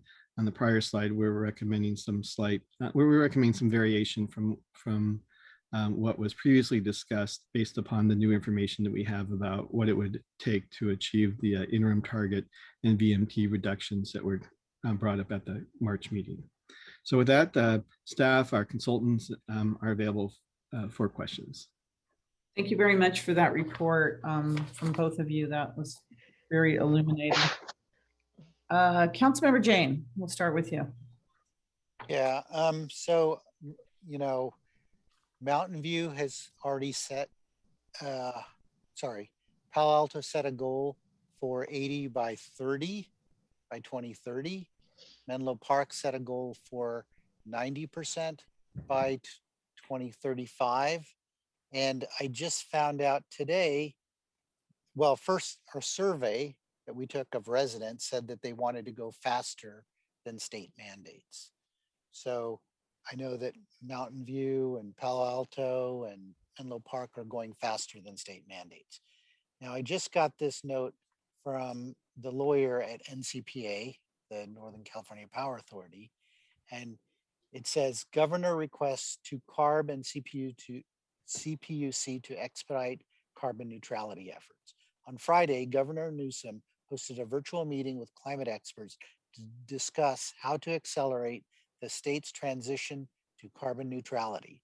As part of the meeting, the governor requested that the CPUC and CARB evaluate ways to achieve carbon neutrality by 2035, 10 years earlier than the existing 2045 target. So the cities need to move faster than the state because we can move more nimbly than the state. And in Santa Clara, we have our data centers consume 70% of the electricity in Santa Clara. And, you know, data centers, let me talk about data centers. So Microsoft runs huge data centers. Microsoft has been carbon neutral across the world since 2012 and commits to being carbon negative by 2030. Our goal is to promote sustainable development and low carbon business practices globally. So Microsoft did that. Amazon, as the leading cloud provider, AWS is also energy efficient, 88% more than on-premise data centers. And AWS is moving steadily towards achieving Amazon's company-wide goal of using 100% renewable energy by 2025. Let's go to Facebook. In 2020, we achieved net zero emissions in our operations by reducing emissions by 97% and supporting carbon removal projects. Let's go to Apple. Apple, already carbon neutral today for corporate emissions worldwide. The company plans to bring its entire carbon footprint to net zero 20 years sooner than IPCC targets. We have a new data center being built in Santa Clara every 6 months. Why are our data centers not moving to carbon-free electricity when all of the other data centers from these big corporations have already moved to carbon neutrality? If we just moved our data centers to be 100% carbon neutral, we would achieve very close to what we're trying to get to. And I don't know, we have no restrictions on our data centers. They just do whatever they want in Santa Clara. And then there should be a very aggressive EV charging retrofit program. So I hear that there's all of these sort of naysayers, it can't be done, it can't be done. Well, it has to be done. I mean, our children depend on this. It's an existential crisis for the planet. We just sent 3 firefighters to go fight wildfires around the state, okay? We just had flex alerts because it got so damn hot in California, unusually hot, and it's gonna get worse. The wildfire season this year is going to be unbelievable. It will truly be hell in California because the forests are drier. They're as dry as they would be 2 months from now. And they're just gonna get dry and it's gonna be hell. So we need to act responsibly. We have to get there. The TDM consultant that came to the Planning Commission talked about other cities achieving 30% TDM reductions. Santa Clara our TDM programs are a joke in Santa Clara. We don't have, developments that are supposed to report their TDM policies don't even report on what they're doing to reduce VMT. It's crazy. So we need to really take on TDM. We're adding 30,000 housing units. That's going to be 70,000 more people to the city of Santa Clara. And if we don't reduce trips, we are screwed. We have to get our trips down. We have to reduce VMT. So that's what I have to say about all the naysayers saying it can't be done, because we are the center of what's possible. We can do it. Okay, on that happy note, Councilmember Becker. Thank you, Mayor. Well, basically, Councilmember Jane took a lot of the words out of my mouth that I really wanted to say. So I'm glad he really covered a lot of that because, this is about planning for the future. I believe that, we can make a difference in planning that future. I think we can basically set a good stepping stone, and I think we could be that example as well as around other cities. I do always have that concern about, with people moving forward down the road that, not everybody's going to be able to transfer to a electric car, you know, but we can move and help get people to that direction. I know people that are going to still have classic cars that run on gas. We just want to get it to that point, I think, where those cars are going to be limited versus everything else being electric or other alternative fuels. So I do like what Councilmember Jane was saying. He said everything that really needed to be said. We need to be that shining example, along, especially in the Bay Area. And this is an area that I think is very environmentally friendly. That's why if we do make any motions in anything, I would really like to see 100% carbon neutral data centers be involved, as what Councilmember Jane was saying. I mean, if other companies are doing it and showing what they can do and be leaders, I think we can do the same thing here in Santa Clara. Like he said, that cliche, we're the center of what's possible. So whenever convenient, I'd like to make that motion to take staff's recommendation, but also the 100% carbon neutral data centers is something I really like to see involved in that too. And even some of the concerns that residents have too. Thank you so much, Mayor. Thank you. Vice Mayor Chahal. Thank you, Mayor. So some of the points which has been taken by Councilmember Jane are very, very valid. And our next generation is looking forward towards us basically to act now, not in future. We need to have action now. And this analogy of how come Microsoft, Apple, AWS, who are in this business, who are in the business of making money, and they can provide carbon neutral footprint on their data centers way back. Like I never knew that Microsoft was able to do that since 2012. That's such a great feat. And here we are not taking adequate steps to our data centers to help them or make sure they achieve carbon neutrality as soon as possible. Like there comes a competition between sustainability and making money. And when we talk about future of our young generation, I think we have to look at the sustainability part of it. And making money is important, but not at the cost of next generation, not at the cost of such a bad climate impact our whole state, our whole world is facing basically. So these are very valid points, and we have to be more aggressive. And aggressive in a sense, even if we compete with some of the other cities, they're not that aggressive as some of our other cities are basically.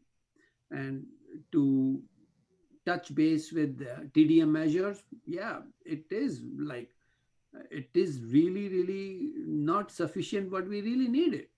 And on top of that, we don't even have any accountability of what we approve in TDM measures, basically. There is no reporting back. So those are very important steps, and we need to increase our TDM measure steps. And reach codes, I don't know why we are taking so long. We can implement these things pretty fast. Like we have available electricity, we have all the appliances are available. Why should we not, even if all our codes are not updated, we can do a piecemeal approach that, hey, all these new developments, whether it's residential or commercial, they have to have 100% reach code. We should be looking towards that. Shuttle programs like that, if we want to take people out of the cars, we have to work on the shuttle programs. There are so many grants. Other cities have used multi-million-dollar grants, and we have not. Because we did not make a policy decision to prioritize our shuttles. We are not asked. I know every development, every specific plan, I have been asking that we need to have public-private partnership to introduce free shuttle in the city of Santa Clara. So these are some of very valid points, and which we need to prioritize and move forward pretty fast.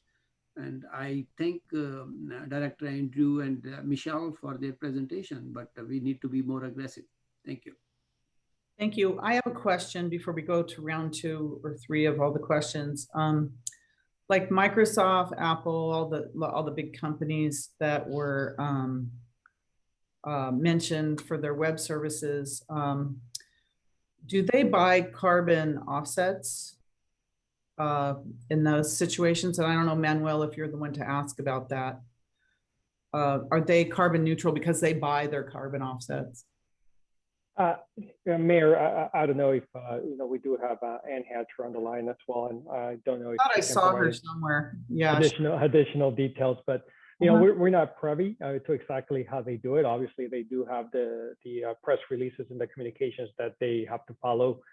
We are not, but they don't have to do the same accounting that we have to do with the state with regards to how their power occurs. I can say that must be one of the approaches. As you know, we have those data centers in the city, some of those data centers already in the city, and their carbon neutrality, or however they approach that, does not affect our power. So does not accredit towards what we get. I do have some additional feedback just to make sure I have understanding later on as questions develop related to the discussion on data centers, just to make sure I get clarity from the council. And I don't know when you want me to do that, Mayor. Why don't you do that now? Because that seems to be a couple of council members already brought that up, and I had questions on that as well. Sure. So obviously, ultimately, what we would like to do here is it's up to the council. It's a policy direction about what goal, and staff, as they always do, will work very hard to achieve whatever policy goal the council sets. I think our responsibility to you is to let you know what kind of rate increases we might be looking at based on today's technology and today's limitations to achieve carbon neutrality for the city. I do want to note, because I think I heard it 3 times, that the perspective that it would only affect data centers. I don't see how that would be legally possible for current uses, where we would have rate increases or require that from existing data centers to reach carbon neutrality, but just those land uses. There's probably quite a few legal issues associated with that related to equity and just following the law. So for existing land uses, I think there would be significant limitations. For future data centers, as they come forward and if they're part of the council, if there's a policy, I think the council could set a policy direction about what the requirements might be.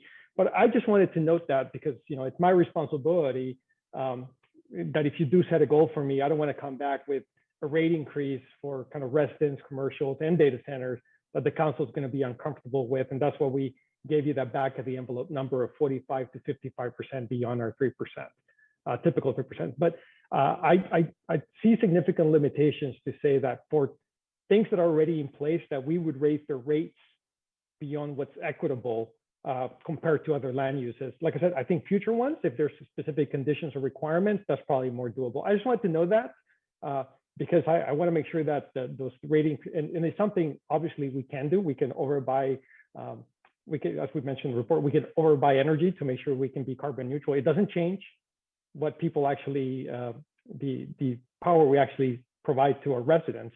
But I just don't want that surprise later on that I did not give you that information. And I would expect any rates to achieve that for existing land uses would have to be across the board in an equitable manner. It couldn't be done just picking or selecting certain existing land uses where they have to pay more money.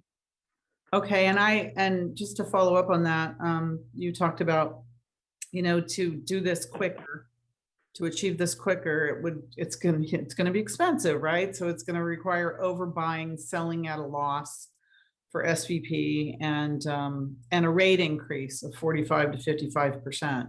So, and then it's going to be across the board, regardless of land use, in terms of those things. Is that what I'm hearing? That's accurate, and I just wanted to put a couple of caveats in that. That obviously, we're doing this within the cap, right? We would prefer to do it within the IRP, which allows us to do much more of a full analysis. The 45 to 55% is actually not the total. It would be beyond our typical, which, as the council knows, we typically like to be around 3% increase. Right. So it would be our typical 3%. Then at some point, we'd be 45 to 55% higher than we would be. And I like I say, without exploring it, But feeling fairly confident, I don't see for existing land uses how you can just assign it to a certain land use without putting it across the board, because you would have some land uses covering for other land uses, which has some legal issues with it. I do want to note that the 45 to 55% is our estimate based on the limitations that we have. So a lot of things could happen. That number could end up being lower, 25 to 35%, but it also could be higher, right? It could be 65%, but we're just trying to give you the best information we have, so I don't surprise you later on if I come back in 2 years and say, you know, to start getting us to that goal, we need to increase rates this year by 10 or 15%. It doesn't come as a surprise. But we as a staff, we can achieve and try to achieve whatever policy goal the council sets for us. You know, we will try to do that. Yeah, the best, based on where we're at today, the idea of buying more renewables or buying more greenhouse gas energy that you want use and selling it, hopefully not at a loss, but likely at a loss because you're buying cheap energy when no one's using it. That's why you can buy it. Is likely how we want to do it. And just to give the council some perspective, I looked at the CAISO app and I have a couple of slides I can pull up. And right now, took a picture about 35 minutes ago. Right now, the state is being served only by about 14% renewable energy at 8:30, so about an hour ago. And about 55% of it was natural gas. So that gives you a perspective of how aggressive we need to be. And that's not going to change in the near term. So based on the limitations we have today, those are the kind of numbers we're looking at. And like I said, we you know, Anne is listening in, Kevin's listening in, Kathleen's listening in. If the council tells us we're comfortable with those kind of rate increases, just get us to that goal faster, we can do that. We have ways to do that. Well, certainly we'd have to do outreach and other things, but there is going to be some trade-off. The faster we go, the more expensive it is. And of course, those rates would need to be approved. Those rates would need to be approved per the regular process, right? We send the through mailers regular out. process, but we also, I mean, there has to be a broad range of solutions as well. And we have to make sure that we engage our businesses and everyone else in this whole process. Because it's, you know, it's important to get this done, but we need to go in, you know, eyes open as to, you know, it's not going to be free. Somebody's going to have to pay for it. So. And that's a great way to put it, Mayor. That's our goal today, is really to provide eyes open. Like I said, we can achieve any policy goal you set for us, or work very hard towards that. And of course, great point that any rate increases will have to go through a regular process where it comes to council and the community has an opportunity to speak on the proposed rate increases. And our goal is always to keep it around 3%. In some years it's been 0, some years it's been 6.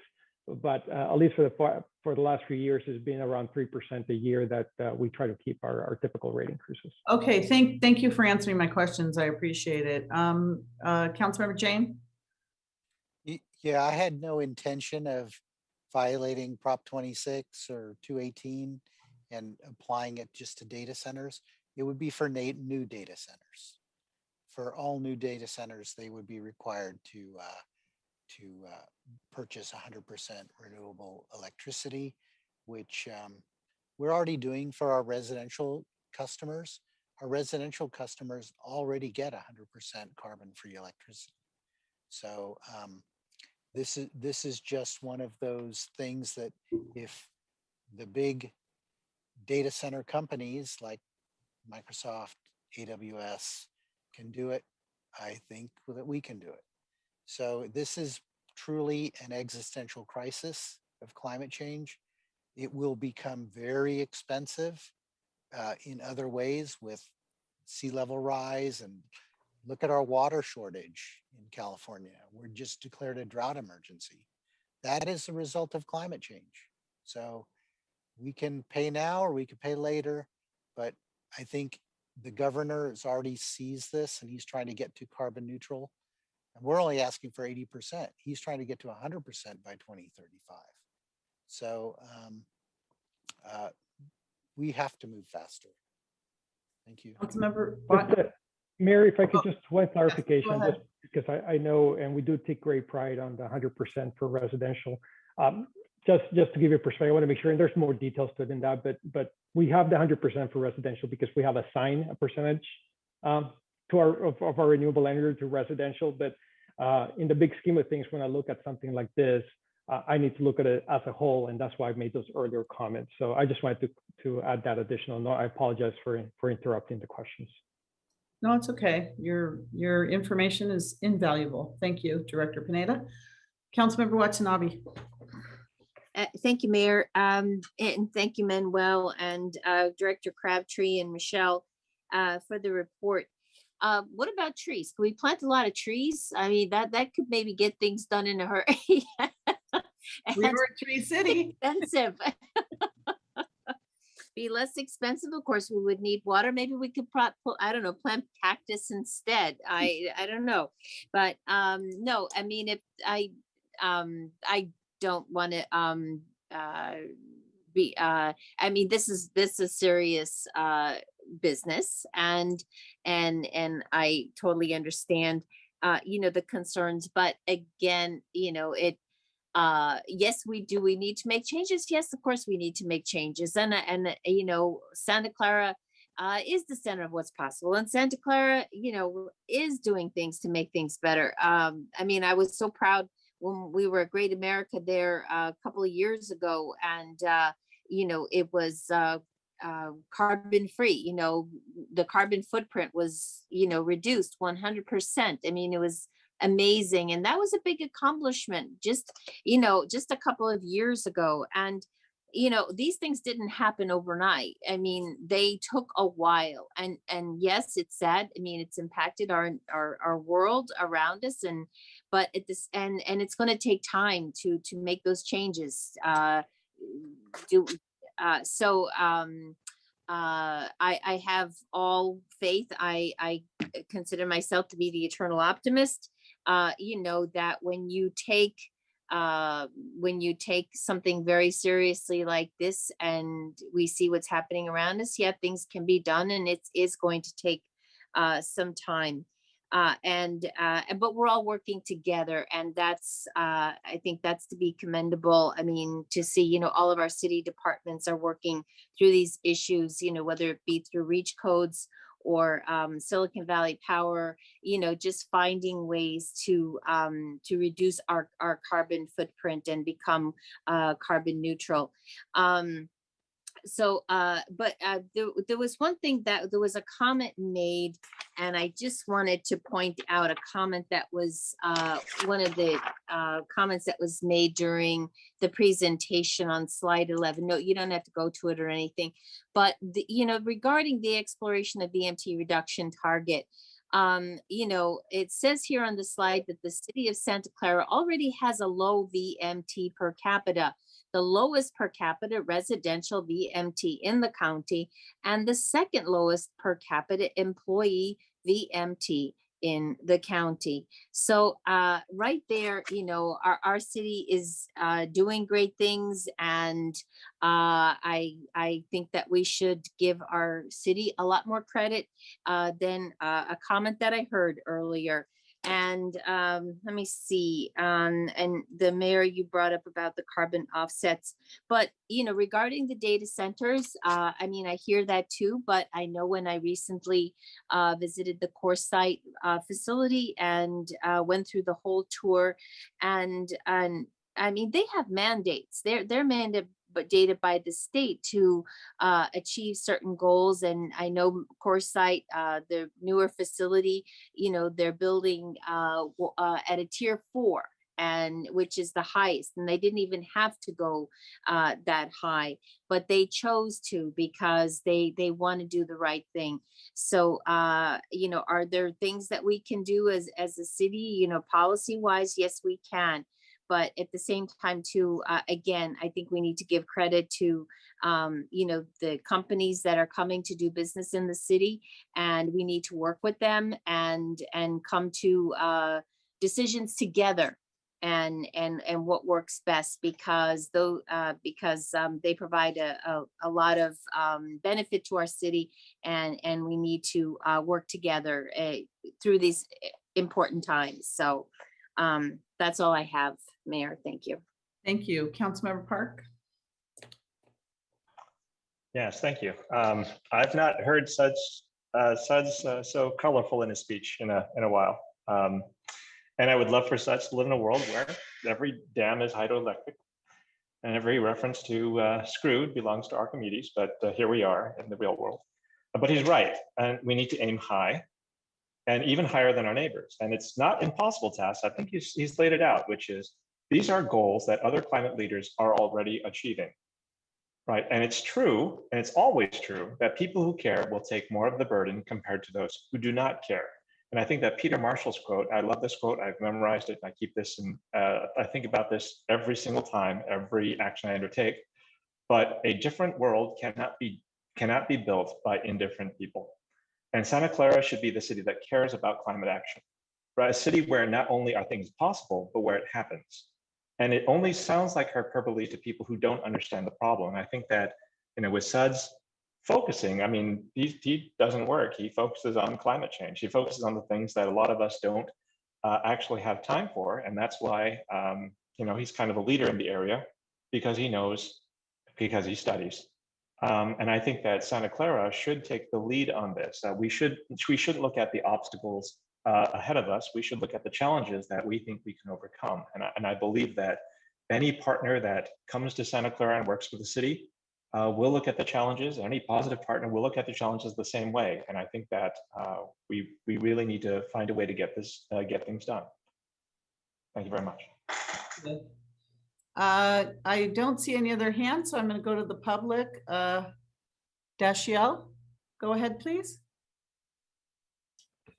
Hello, my name is Dashiell Leeds. I'm the Conservation Assistant for the Sierra Club Loma Prieta chapter. And we strongly support the City of Santa Clara taking the most aggressive climate action plan possible. To this end, we hope that council motions to confirm the intermediate target of 80% GHG reductions by 2035.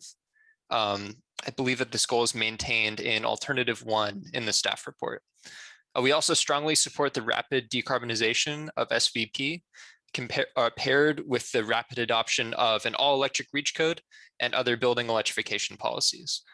So we do support the aggressive decarbonization of SVP, going 100% carbon neutral by 2035. We also really appreciate Councilmember Jahal's comments on rapidly adopting an all-electric reach code. One thing I'd like to note about the staff report is that it says that it would be created with exceptions, and we really hope that council directs staff to create a reach code with minimal exemptions. Looking at Cupertino, Mountain View, San Mateo County, and Petaluma's reach codes as model reach codes that contain minimal exemption language while being highly functional. We also really appreciate the comments of the other council members who have spoken in favor of climate action. Council members Jane, Becker, and Park. I really appreciate your strong words for action on this. I really believe it's true that if anything, we should be talking about increasing the strength of our targets. So I do hope that we at least maintain what we have today, which is still good. I particularly appreciate your comments about decarbonizing data centers. That's a very important goal, as well as reducing vehicle miles traveled. And then lastly, while I still have a little bit of time, we do strongly support the exploration of electrification policies for retrofitting existing buildings. I think that will be hopefully a very high impact climate action plan measure. Thank you so much for your time. Betsy, go ahead, Betsy.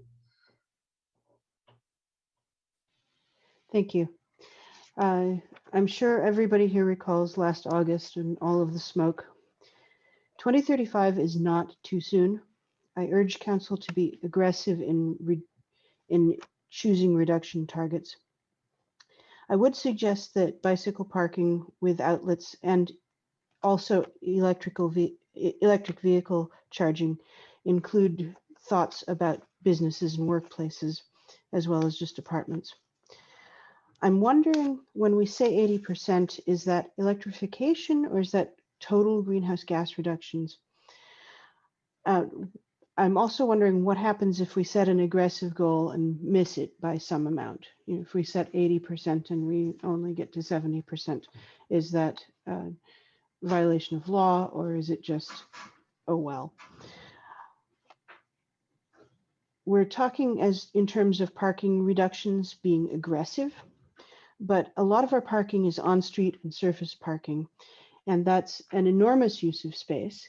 It's makes building more expensive, and it is not permeable, and it increases the heat island effect. So I would encourage the city council to think seriously about reducing parking. And finally, I would encourage everybody here who is talking in terms of making aggressive climate goals to make those aggressive climate goals tonight, but also to continue to be aggressive on climate when it comes time to build housing close to transit and jobs, and even when it comes time to add a bike lane. Thank you. Thank you. Bruce, go ahead, Bruce.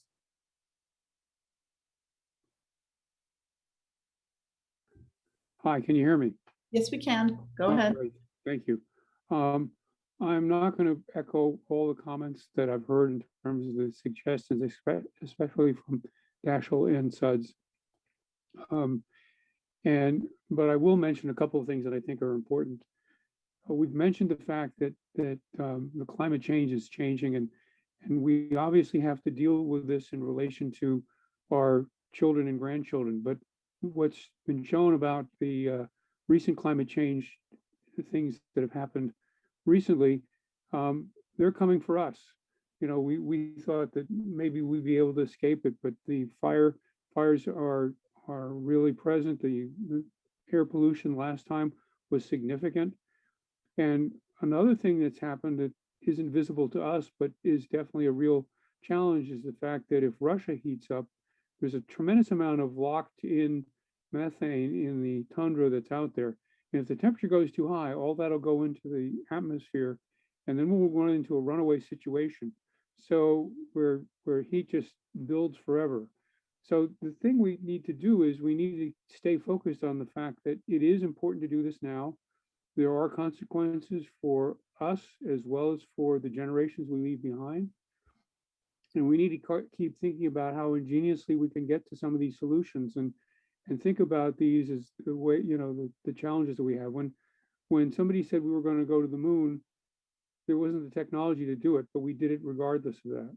So we've got to think about how we can possibly make these things happen and then move forward. Thanks for the time of listening. Thank you. Good points there. Mojgan? Am I reading that right? Yes, correct. Good evening, Mayor and the respected member of the council. The goal of carbon neutrality by 2045 is simply unacceptable. We are in a climate crisis, and any delayed efforts will have irreversible consequences to our communities. I'm asking the city to adopt more aggressive measures to become carbon neutral by 2035. If other Bay Area cities like Sunnyvale or Palo Alto can do it, why can't Santa Clara?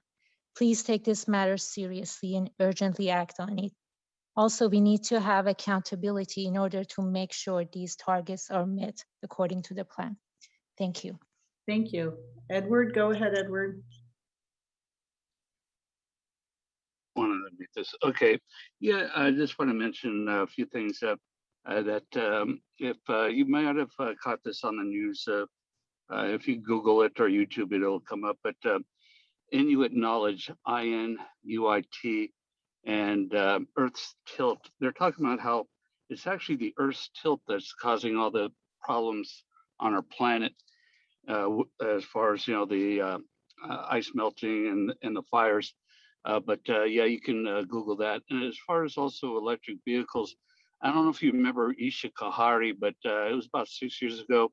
She took second place on an Intel Science, I guess, award that showed that she can use super graphene capacitors to charge a cell phone in seconds. And then she had mentioned that this same type of technology with a graphene supercapacitor could someday charge an electric vehicle in 5 minutes.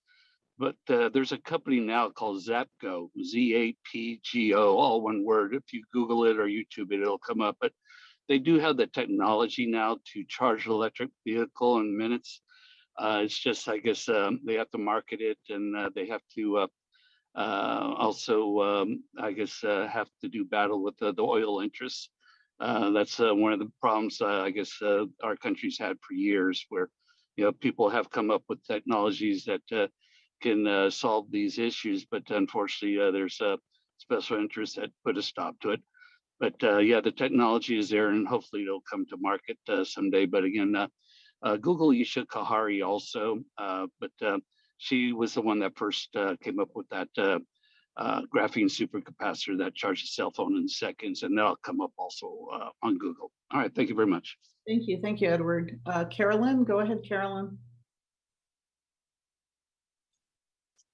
Good evening, Council. This is Carolyn Zhao, and I'm a 17-year-old student at St. Francis High School in Mountain View, representing the Santa Clara Youth Climate Action Team. First of all, I would just like to say that I was thrilled to hear the Council take the step to consider a more aggressive greenhouse gas emissions reduction target of 80% by 2035, and appreciate the efforts that went into drafting this new climate goal. However, the fact remains that even our peer cities with even more aggressive climate targets, such as 80% by 2030 in Mountain View, are still not on track to meet the Paris Climate Accord's goal of limiting global temperature increase to 1.5 degrees Celsius. Echoing previous comments, late last year in Santa Clara, we saw apocalyptic orange skies and experienced unsafe air quality that confined everyone further to their homes. Currently, we are facing unprecedented heat waves, temperatures, and droughts, which make unavoidably clear that we are facing a climate crisis and there's no such thing as too soon. At the rate that we are progressing, I'm scared to see what the world will look like in 2030 when I will be starting my career. I would like to urge the Council for this reason to aim even higher than the current proposed target of 80% by 2035, because the longer we wait, the worse these effects will become, and there's simply no time to waste. Thank you for taking the time to listen to my comment this evening. Thank you, Carolyn. Sindhu, go ahead, Sindhu. Hello, Mayor Gilmore and City Council. My name is Sindhu Sagiri, and I'm a 16-year-old student at Santa Clara High School. And today I'm also here with the Santa Clara Youth Climate Action Team. I'd like to agree with the comments made before me regarding the need to reduce our carbon footprint as soon as possible. And therefore, I'm here to express my support that the city picks as aggressive as a greenhouse gas emissions reduction target that we can. Santa Clara should follow our peer cities, for example, Mountain View and Menlo Park, who have both set very aggressive greenhouse gas reduction targets. Should push for an intermediate target of 80% reduction by 2030 instead of. I'd also like to express my strong support for the adoption and implementation of an all-electric bleach code in new construction as soon as possible. Additionally, I'd like to urge the Council to start exploring emissions from refrigerants as part of the climate action plan. The city could explore streamlining the recycling process, perhaps even creating a citywide requirement that cooling devices be recycled in order to mitigate refrigerant emissions.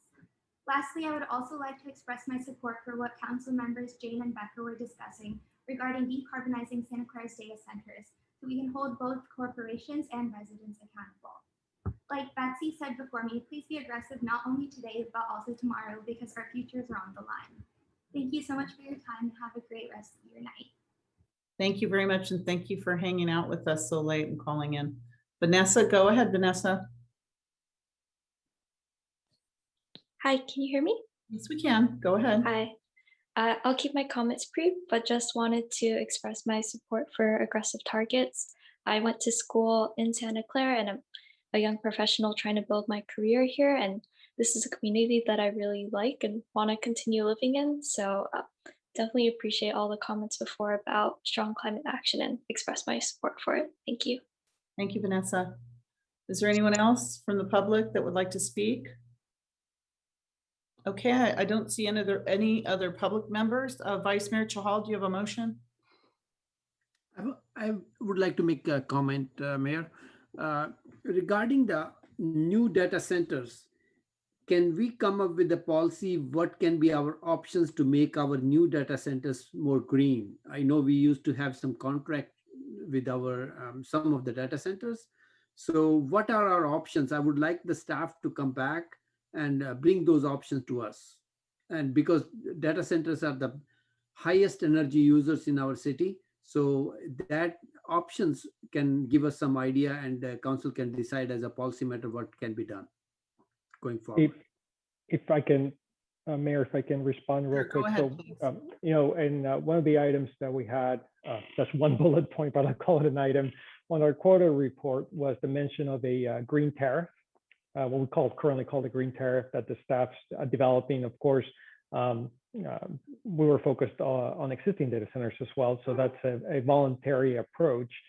We could take a look at where that's going and looking at what that would mean with regards to if it was a requirement for new ones. It wouldn't be for existing ones because we can't do that, but for new ones, if it would be a requirement for that or something similar. So it's something staff's already working on, like under the title Green Tariff that I was going to mention last week, and I was going to mention today as well. But we'll continue to work on that. And with this in context, we'll look at what it would mean if it was a requirement for new data centers, not just a voluntary program that they could sign on to, which would allow them, of course, they would allow them to buy additional power or credits so they can be considered carbon neutral. And I'm glad to hear that, and at least we already have something on the plate. And basically, let's explore something else also what we can do. Thank you. Okay, thank you. Councilmember Becker. Thank you, Mayor. I believe the young lady that spoke just a moment ago, I think said it best, which is, I think, reiterating what someone else was saying, is that about being aggressive today, but also being aggressive tomorrow. Hearing from somebody that's young, that's part of the future, I think that they want a better planet for all of us. So just want to make that comment and thank her for that too. And I think there was one of the members of the public said there's still time left for us as well. So we're still here. We still have some years left. We want to enjoy a beautiful world as well. So it's for us and the future. So anyways, I enjoyed that comment about not just the future, but today as well. Councilmember Park. Yes, thank you. It's kind of a rehash, but I think we need to understand, why do we need strong controls on data centers now? And it's not just because of the highest energy users, but because the number of data centers will only increase. Like every tech person I've ever worked with has noted that even if we never built another computer, we would still need more storage and we need more data centers, because the generation of data is only growing and will only increase. The same is true of other things as well, like transportation. And that's why we need an all-electric reach code now, while we try to get ahead of the curve that we are already behind, meaning people think that we're starting from zero and then we're moving ahead. And that's not true. We're actually behind. And that's why, rather than say, well, we need more time, we've been using all this time and we've been falling behind, and we need to change that as quickly as possible. Thank you. Thank you. Councilmember Jane. Yeah, I am willing to make a motion if we're at that point. Yes, why don't you go ahead? Oh, wait, do we have a motion on the floor? Madam Mayor, I heard Councilmember Becker make a motion of staff recommendation and 100% carbon neutral data centers. So Correct. I would like to withdraw my motion and let Councilmember Jane do the motion instead, because it's a little more detail oriented, and I would like to second that. Second what? I'm sorry. Well, once he gives his detail. Oh, but you know what he's going to say. Okay. All right. Well, just basically what he was saying prior, I'm going, there was such a mouthful what he said, including, vehicle miles traveled, TDM measures. I'm going, okay, you know what? He's going to say it better than I will. So I will give him that opportunity. Okay. Sorry, I didn't mean to laugh. All right. Councilmember Jane, go ahead. So I would like to make a recommendation for alternative 1 with the following modifications. I would like to strike item 1AI, because I believe that we don't need to tie the reductions to relying on rate increases. I think that there are other measures that we could do. I want to leave the flexibility. I know that this is kind of informational, but I don't think we should say it relies on rate increases. We don't know what is going to happen with prices. I mean, solar came down 80% in 15 years. And we're talking about 15 years from now. So we don't know what's going to happen with renewables and battery technology. For 1AB, I would like to relax that to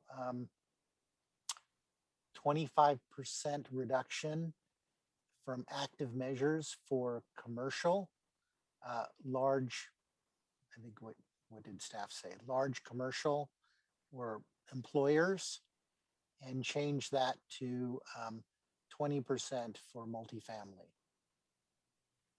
So, and then leave the rest there, and then add item H, which would be new data centers would be required to operate on 100%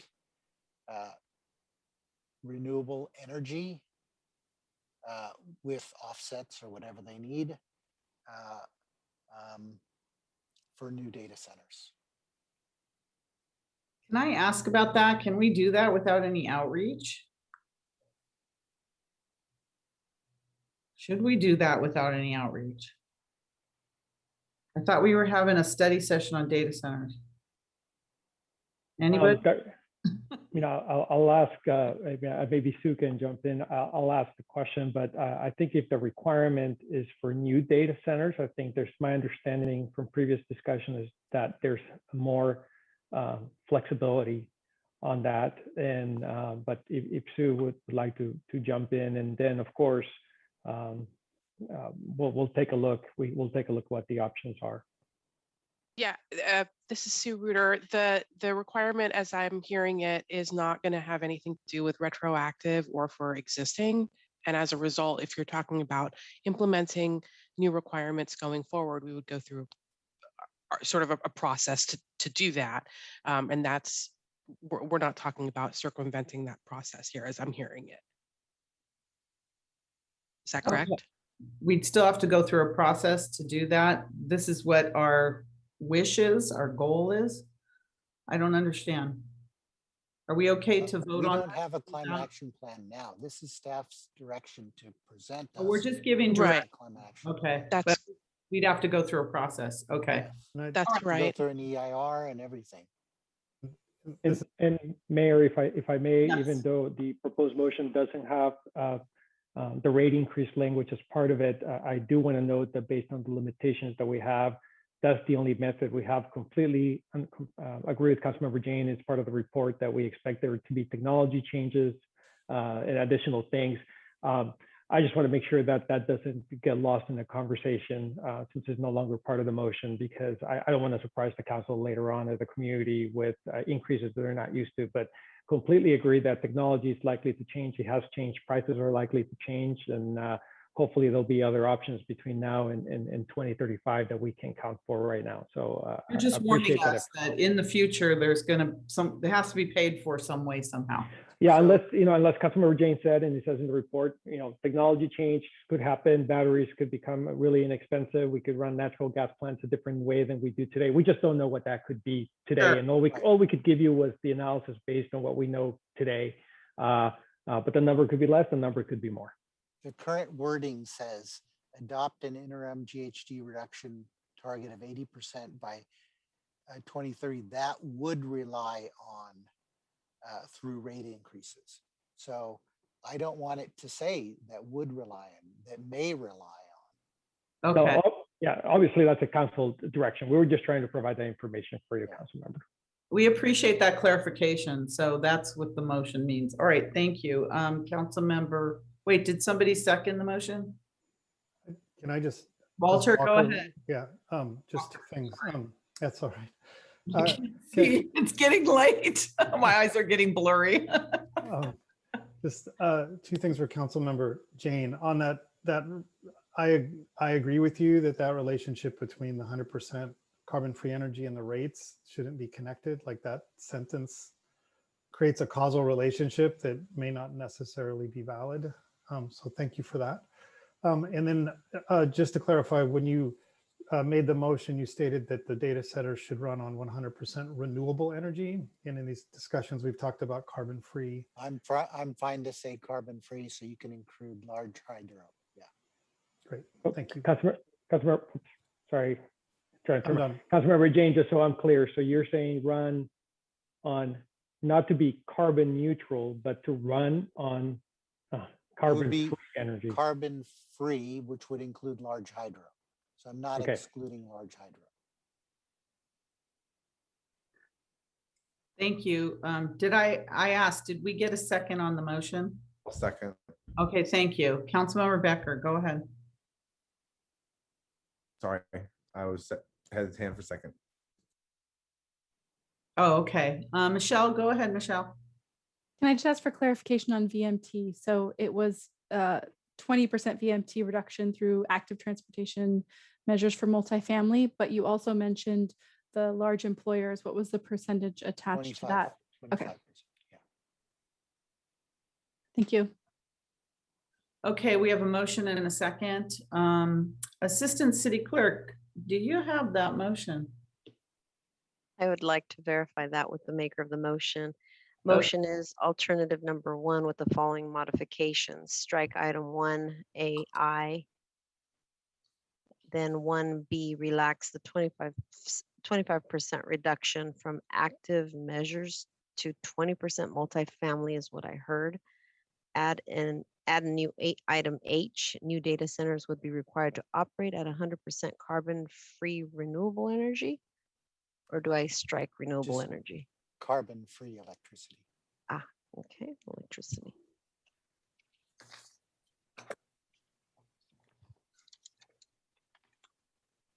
Okay, and did I get the 1B part correct? Relax the 25% reduction?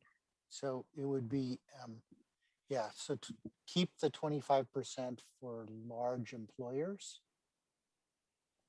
and make it 20% for residential multifamily.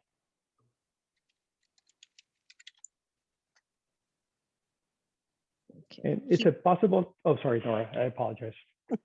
Keep 25%. Do you have something to say, Manuel? that will I make just it better? I just wanted to ask for an additional clarification at the end, just to make sure I understand it. So I don't, Okay. but I didn't mean to interrupt Nora. I thought she was done. I apologize, Nora.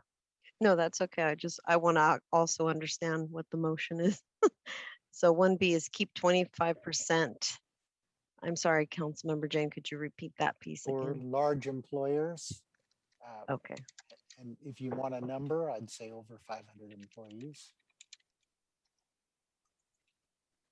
Okay, and then the 20% for residential multifamily. And 20% for residential multifamily. Okay, thank you. Councilmember Jane, and I apologize for additional questions just for my clarity. So based on the motion, and we'll come back with any of it, based on the motion, what you would expect is that, for example, a new data center that opens up in a year, if this went through, not in that time frame, like right now at this time of night, it would be running on 100% greenhouse gas free energy. Or purchasing offsets to make it. Okay, so that would be carbon neutral then. Okay, you could, yes, carbon neutral. But that's why I wanted the clarity, because I thought that's what you were, carbon neutral rather than renewable. Yeah. Yes, so you, okay, that we get. I was just wanted to have a conversation. Yeah, that's got it now. Thank you. Does that change the motion? So new data centers will run on 100% carbon neutral energy. Thank you. Thank you for that clarification, Councilmember Jane.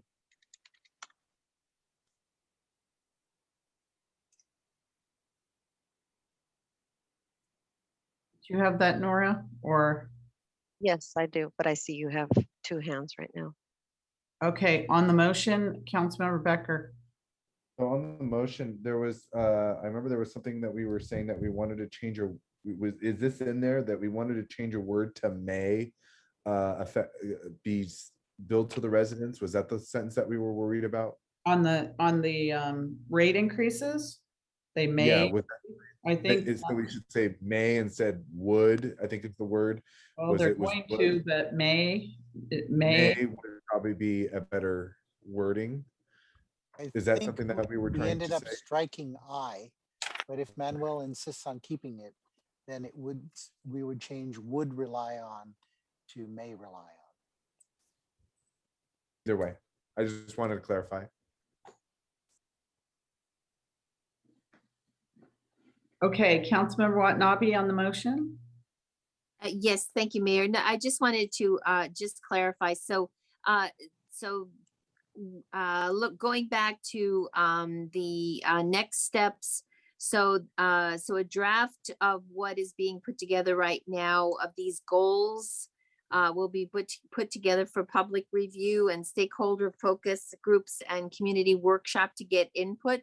Am I understanding that correctly? Make sure I understand. Okay. And then going to the Planning Commission and then coming back in the winter time or early next year for adoption. That's where the next steps. That's correct. We would prepare the actual draft climate action plan with all this per this direction, make the document available for the public, and then proceed to the Planning Commission in the fall and City Council in the late winter this year or early next year. And also we are working on the REACH code, all electric REACH codes, to bring them to the council as well in this fall. Great. Okay. Thank you, Director Crabtree. Thank you. On the motion, Councilmember Jane?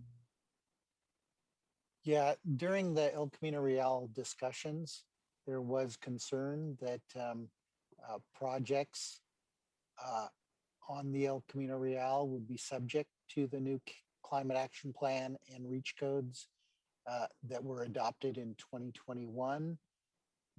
Is there any expectation this would be done in 2021? Or do we need to then sort of set the expectations that new projects would have to comply with the climate action plan? So at this point, the timing that we expect is that the climate action plan would get to the council before the El Camino Real specific plan would come back. And within the climate projects like Patrick Henry and Tasman East Phase 2, they're on similar timeframes. And we've said before too that within either document, but within the climate action plan and the REACH code will include sections on applicability. And there's sort of there's a time frame for that when we can review that with the council when we take action on those documents, right? But you have to draw a line at some point and say, if someone's already in the building permit process, probably too late. But if they're so we'll have that discussion.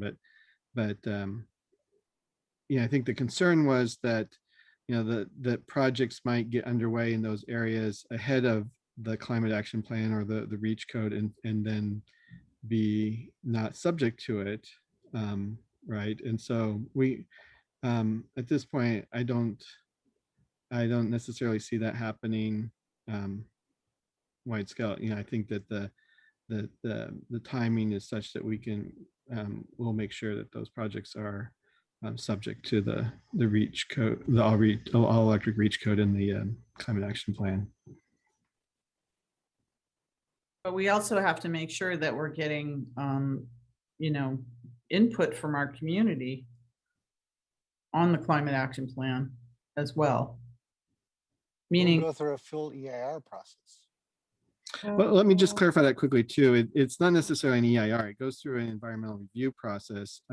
It may not require an environmental impact report. We don't think it would at this point, but we will certainly, we'll make the document public. We'll do, community noticing around the fact that it's now available, and then, planning another community workshop and then the planning commission hearing and the council hearing. Okay. Didn't the last climate action plan have a public hearing process or a review public comment process? Anything that goes through a public hearing process is, the public is able to comment on it. Okay, thank you. thank you. So we have a motion and a second. Does anybody want the motion reread? Are we all okay with the motion? Madam Mayor, Yes. may I confirm with Councilmember Jane? So on one of those modifications, it was just to do away with one AI. But then after he mentioned just striking would rely on and replace with may rely on. Is that correct, Councilmember Jane? You're muted. I think that's what Manuel asked for, was to somehow keep that cost information in there. Okay. So that council was made aware of. So I would just change would to may. Okay, I've noted that. Madam Mayor, if you'd like, Go ahead, roll call vote, please. Okay, let me just set up the motion here.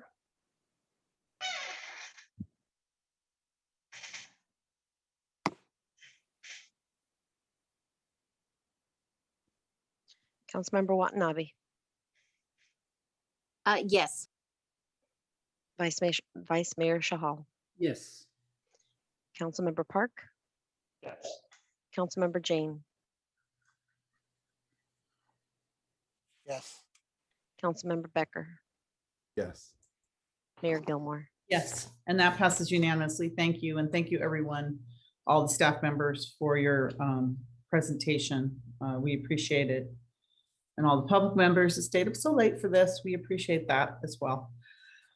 Okay, next item we have is item number 9, a public hearing. Action on a resolution confirming the 2021 weed abatement program and assessment. So I'm going to declare the public hearing open. Staff? We don't have a presentation, but we can entertain questions or respond to them. Do we have any questions on weed abatement? Councilmember Becker. I don't have any questions, but I would like to make a motion to adopt a resolution confirming the 2021 weed abatement program. I think it's a public hearing, so I need to go to. Right.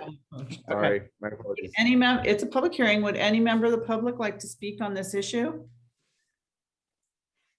Okay, may I please have a motion to close the public hearing, Councilmember Becker? Motion to close the public hearing. Is there a second? Second.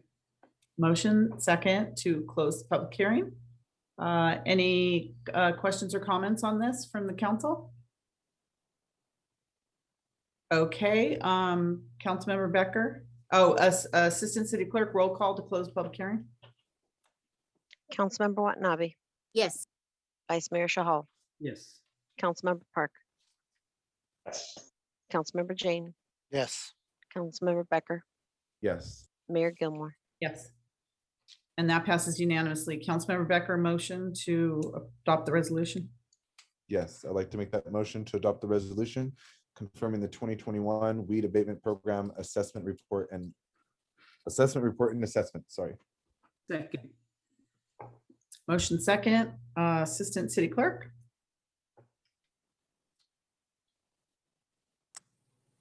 Councilmember Watanabe, Yes. Vice Mayor Shahal, Yes. Councilmember Park, Yes. Councilmember Jane, Yes. Councilmember Becker, Yes. Mayor Gilmore. Yes. That passes unanimously. Thank you. All right, next you. we have item number 10, discussion and action on Councilmember Watanabe's request to prepare a letter from the mayor and city council to California Citizens Redistricting Commission. Councilmember Watanabe. Thank you, Mayor.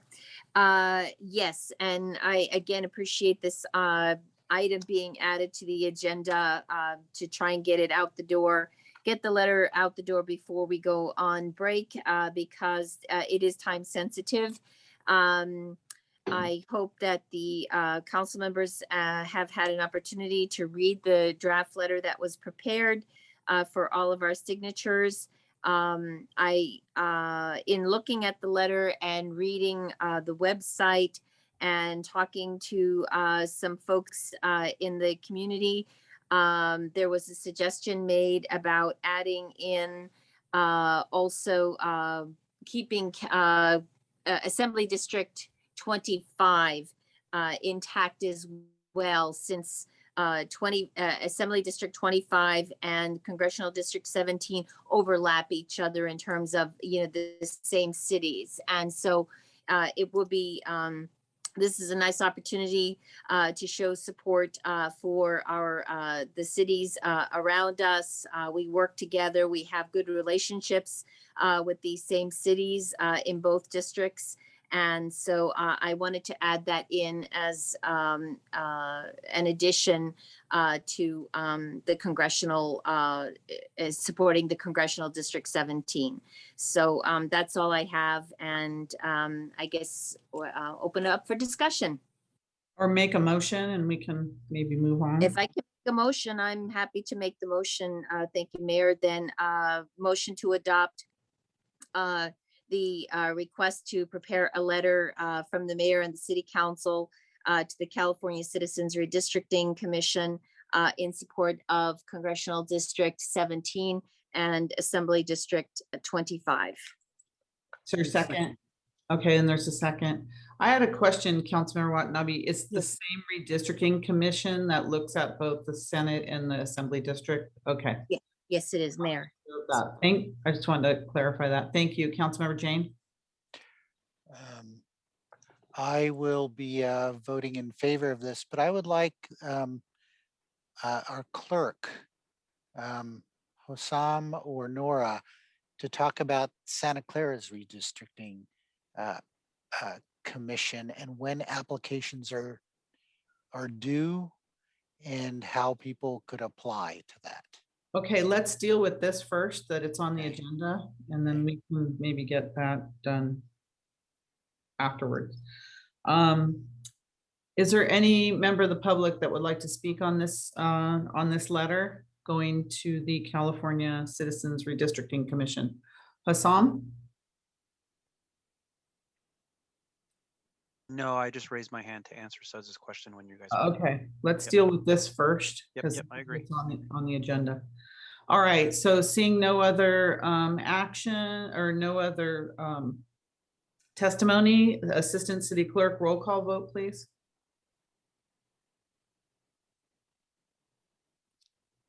Madam Mayor, who was the seconder on that?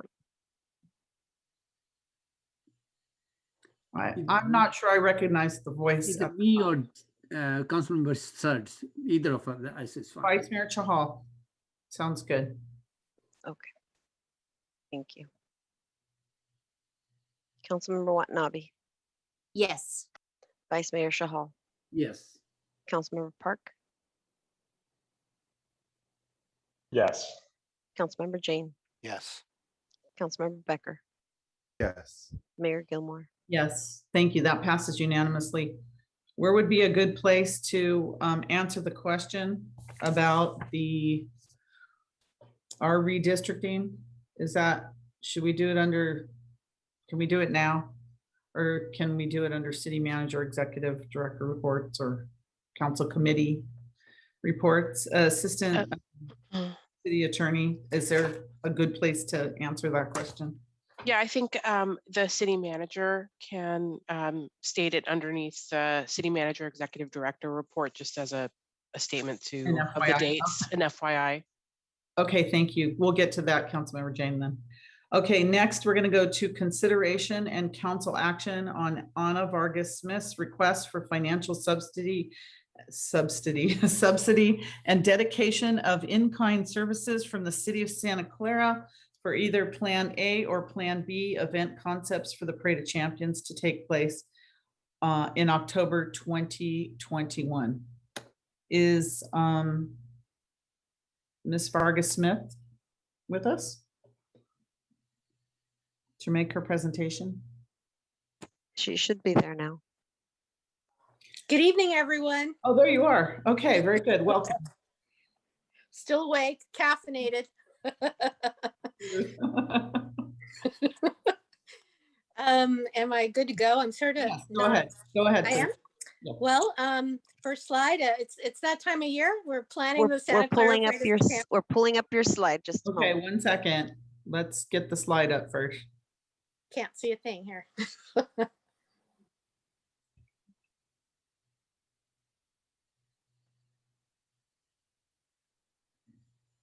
Okay, the slide is up. Yay, thank you. Thank you, everyone. Well, we are planning to celebrate our community and frontline heroes in person or virtually. I want to thank everyone, Mayor, City Council, for considering our petition for funding city services that brought back our 52-year-old parade after 24 years. We made history. But after 15 months of COVID isolation, the community is really ready to get together and celebrate our heroes, unsung heroes. We really could use a victory parade. There are two proposals. Plan A is a live parade. Just a recap, Santa Clara has a long history of celebrating community and frontline heroes. In 1945, when the parade was established to welcome home our World War II vets, those were our first champions. And then it went on for 50 years. It became the second largest parade in the state of California and also the longest, most unifying event in the history of Santa Clara. In 2019, our 100% grassroots volunteer group, with the support of the city, county, community sponsors, we brought back the parade to a crowd of 10,000. So it was a very good event. If there is a broad appeal to the parade, there's really no other parade like us in the state. We're very representative of the center of what's possible. We're multi-generational, multicultural, we're diverse, we're inclusive. A lot of city benefits. We shine a light on the quality of life in Santa Clara. It builds goodwill, community relationships, showcases the contributions of the entire community, young and old, in a variety of ways: arts, music, history, sports, academics. It nurtures our next generation of Santa Clarans, who we really hope will carry on the torch for us for the next 50 years. Civic pride, volunteerism, leadership, social responsibility, that's all kind of encouraged through the parade. It brings a lot of much needed revenue to our mom and pops in the area post-COVID, and it's really a historical year on many levels. Our parade will showcase our heroes, our nonprofits who were unable to have an event earlier this year due to COVID. And we know we have a lot of championships and milestones, like 125-year anniversary for SVP, SES, that we will celebrate. Plan B is our default. And we're just asking the mayor and city council to please vote on Plan A, a live parade, or Plan B as a default. Cynthia will go into details. And the last slide is, if there are any questions, happy to answer. Okay. I kind of skimmed through it. It's late, and I know you guys got questions maybe. Okay, very good. Thank you, Anna. And Councilmember Becker, you have your hand up. Thank you, Mayor. So I thank you, Anna. I really appreciate your presentation. I am 100% feeling that Plan A is the best option. But I do believe, because of the Delta variant, we don't know what's going to happen down the road in the fall. We want to have that little concern, and I think we should put a little money to the side for Plan B for virtual, just in case that does happen. Because I remember we had the Parade of Champions crab feed, and that was canceled, and I'm hoping that comes back soon. Yes. But what I'm seeing is this is a really great opportunity to do this, and I'm hoping for Plan A to be successful, because they are the A team, and I really hope to be there on I think it's October 9th again. I think that was the date. Yes, it is October 9th. So I guess I would like to make a motion then to adopt Plan A with Plan B as a backup plan if it gets to the Delta variant issues. I'll second that. Cynthia, go ahead. I think staff has. We do have a presentation to present. Why don't we just go to the cost breakdown so that there is disclosure and transparency around the funding? Sure. You can get the presentation to come up, please. And go to. Oh, it's late and we still have other items. Yeah, we can get to the slide 5.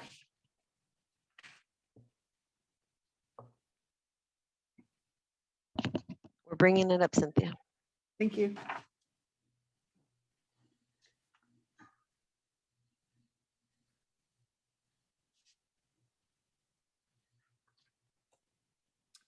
So applications to it. Good evening, Mayor and Council. Cynthia Bojorquez, Assistant City Manager. Applications to obtain a special event permit are reviewed by an interdepartmental team of effective departments. A preliminary review of the parade special event application has identified projected costs of approximately $64,000 as shown on this slide. It is anticipated these expenses will increase once the details of the village area are finalized. The parade has submitted a application for the parade itself, but they are anticipating doing a village area.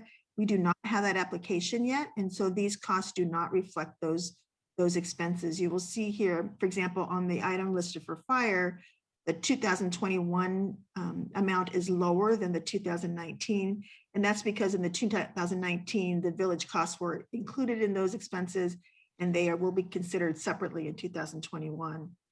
Can I just get the next slide, please?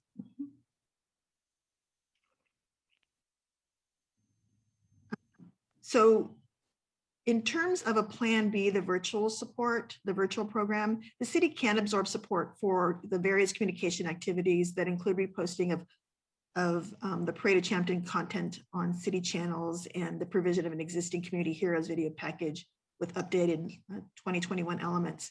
There are two elements that are more problematic for us, and that is because there was a request for us to do the social media chat interactivity during the parade. The social media channels for the parade are separate from the cities, and it would not be appropriate for a city representative to post on their behalf on their channels. The second request was to live stream the event. In 2019, the Parade of Champions actually hired an outside consultant, and we would recommend that they do so again this year as we lack the staffing and equipment required to do a live stream. Can I get the next slide, please? So just also want the council to consider that the city has adopted budget, put large events on hold to save approximately $300,000 to the general fund, as well as to allow for the lesser staffing levels that are included in our budget. Adoption of either Plan A or Plan B will redirect existing reduced staff capacity to this event, and the city will need to allow for other priorities to be paused or delayed. If cost estimates increase beyond what the council approves tonight, the city manager would need to use her authority during the council recess authority to ensure that the Parade of Champions is successfully resourced with council ratification if necessary at a later date. Next slide, please. So we have four options for you. The first option is to fund $10,000 in accordance with the city's community grant program to support either Plan A or Plan B. Option two is to fund Plan A from the budget stabilization reserve, projected to be at a cost of about $65,000, not including the village elements, and approve in-kind contribution of Plan B Community Heroes video package with limited updated 2021 elements. Option three would be to absorb the support for the Plan A communications activities and Plan B Community Heroes video package, again, with limited up 2021 elements. And option four would be to ask the Parade of Champions to rely on community fundraising and sponsorship. So that's the end of the presentation, and we are looking for council's direction on which option they would like to proceed with. Okay, thank you. Councilmember Becker, you made a motion, and looking at those options, do you want to amend your motion? You're on mute. My apologies. Yes, I would like to amend my motion. Sorry, Ms. Neese. Yes, I'd like to amend my motion. Okay, two. Sorry, my apologies. My iPad froze here. Sorry. Give me a second. Sorry, my technology crashed.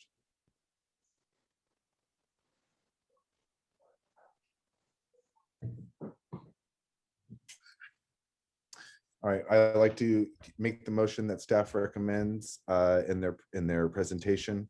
It include, well, basically what Anna Vargas Smith was putting forward. I'd like to make a motion to recommend that, including the staff's concerns, which is the outside, I think it was for the video, live video feed. I would like to include that in the motion as well. Is that clear, staff? Cynthia? No, it's not. Sorry about that. Okay, So it sounds like Maybe it's, if we can put it's this Plan A with including funds for the live streaming, yes, the video. So that's an additional cost. I don't know if Anna has the estimated cost. So if I can just clarify, we were not recommending doing the live streaming because it is at a cost. And we recommended that they hire the outside consultant just like they did in 2019. Okay. I've heard that as okay. That's simpler. That's simpler. That's simpler. So if I can just clarify, you are recommending option Plan A, right? So it would be option two, but Plan A from the budget stabilization reserve in an amount of approximately $65,000, and approving in-kind contribution of Plan B Community Heroes video package with updated 21 elements. Yes. Correct? Great. Thank you. Okay, Councilmember Watanabe. Thank you, Mayor. Thank you, Anna, for the presentation. I have a question. In Plan A, where you talk about Why Alive Parade, the very last bullet point says city funds could support all community groups in a single event, no picking and choosing who to support. What do you mean by that comment? Well, that's why I reworded it in my presentation. What I meant was that all these nonprofits that we deal with on a regular basis, they had events early in the year, they had fundraisers, and they didn't get together. So we thought, after talking to them, they're like, well, we'll just get together at your parade. Like that's an excuse to get together there. So the way I worded it in the original slide, after looking at it this evening, it's worded very awkwardly. So I tried to reword it by suggesting that we can all, you don't have to say, well, here's 10K for Rotary and there's something for Kiwanis and here's something for Sister Cities. We can just all celebrate in the parade together and be as happy with that event together. Oh, okay. So the nonprofits have agreed to this? Or- Yeah. Well, they've signed up, most of them already. They're ready to go. That's good to hear. And then I mean, I know that fundraising has been hard, but I know Parade of Champions is a 501c3. Does the Parade of Champions have any monies left over from 2019 or any monies that have come in through donations? I mean, do you have anything to fall back on, or is just totally relying on the city? We have a rainy day fund and it should cover like our month-to-month expenses. Plus we've had a few donations already roll in, which from the county actually was very exciting.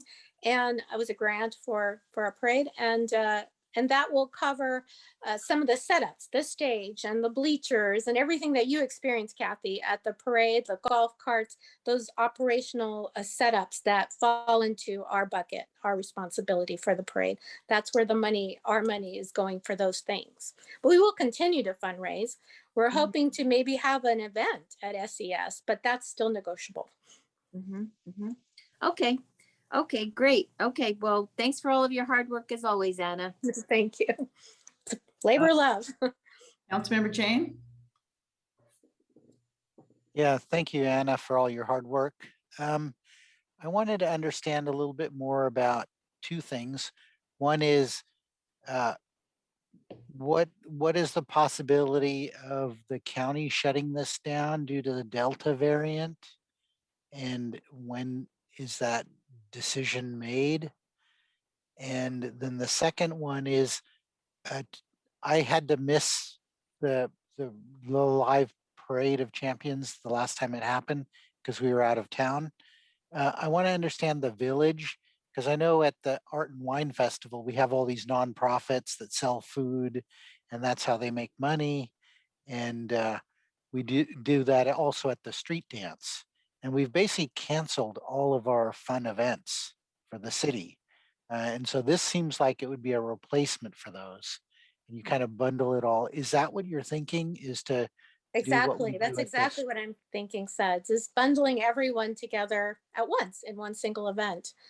Since a lot of the folks who had events early on missed out on doing them.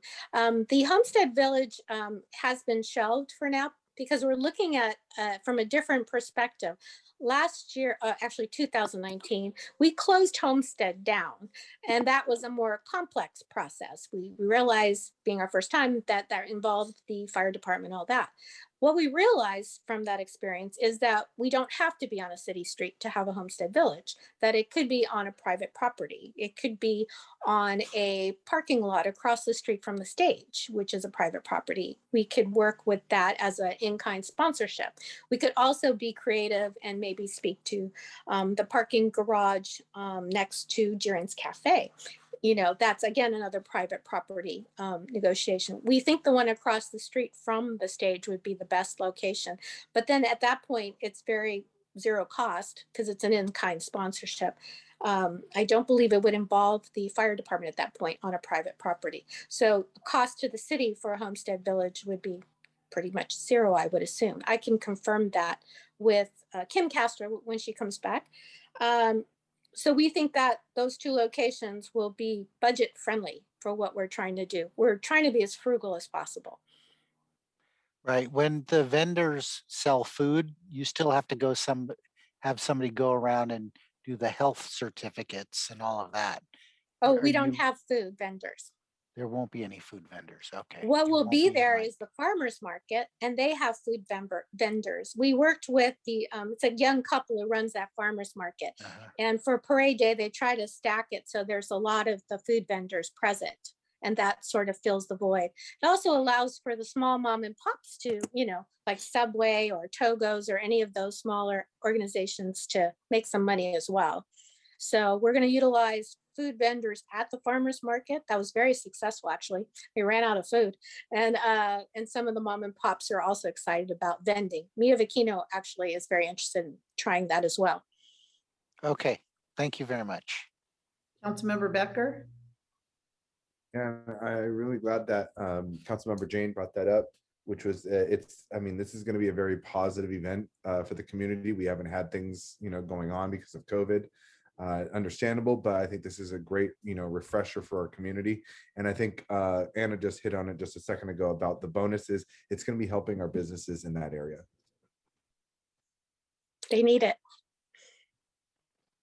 Okay, so we have a motion and a second for Assistant City Clerk. Do you mind reading the motion again? Approve option number 2, fund Plan A from Budget Stabilization Reserve projected to be $65,000, not including village elements, and approve in-kind contribution of Plan B Community Heroes video package with limited updated 2021 elements. Okay, motion and a second. Assistant City Clerk, roll call vote, please. Councilmember Watanabe, Yes. Vice Mayor Shahal, Yes. Councilmember Park, Yes. Councilmember Jane, Yes. Councilmember Becker, Yes. Mayor Gilmore. Yes, and that passes unanimously. Congratulations. Thank you. You guys are amazing. Yay. Thank you.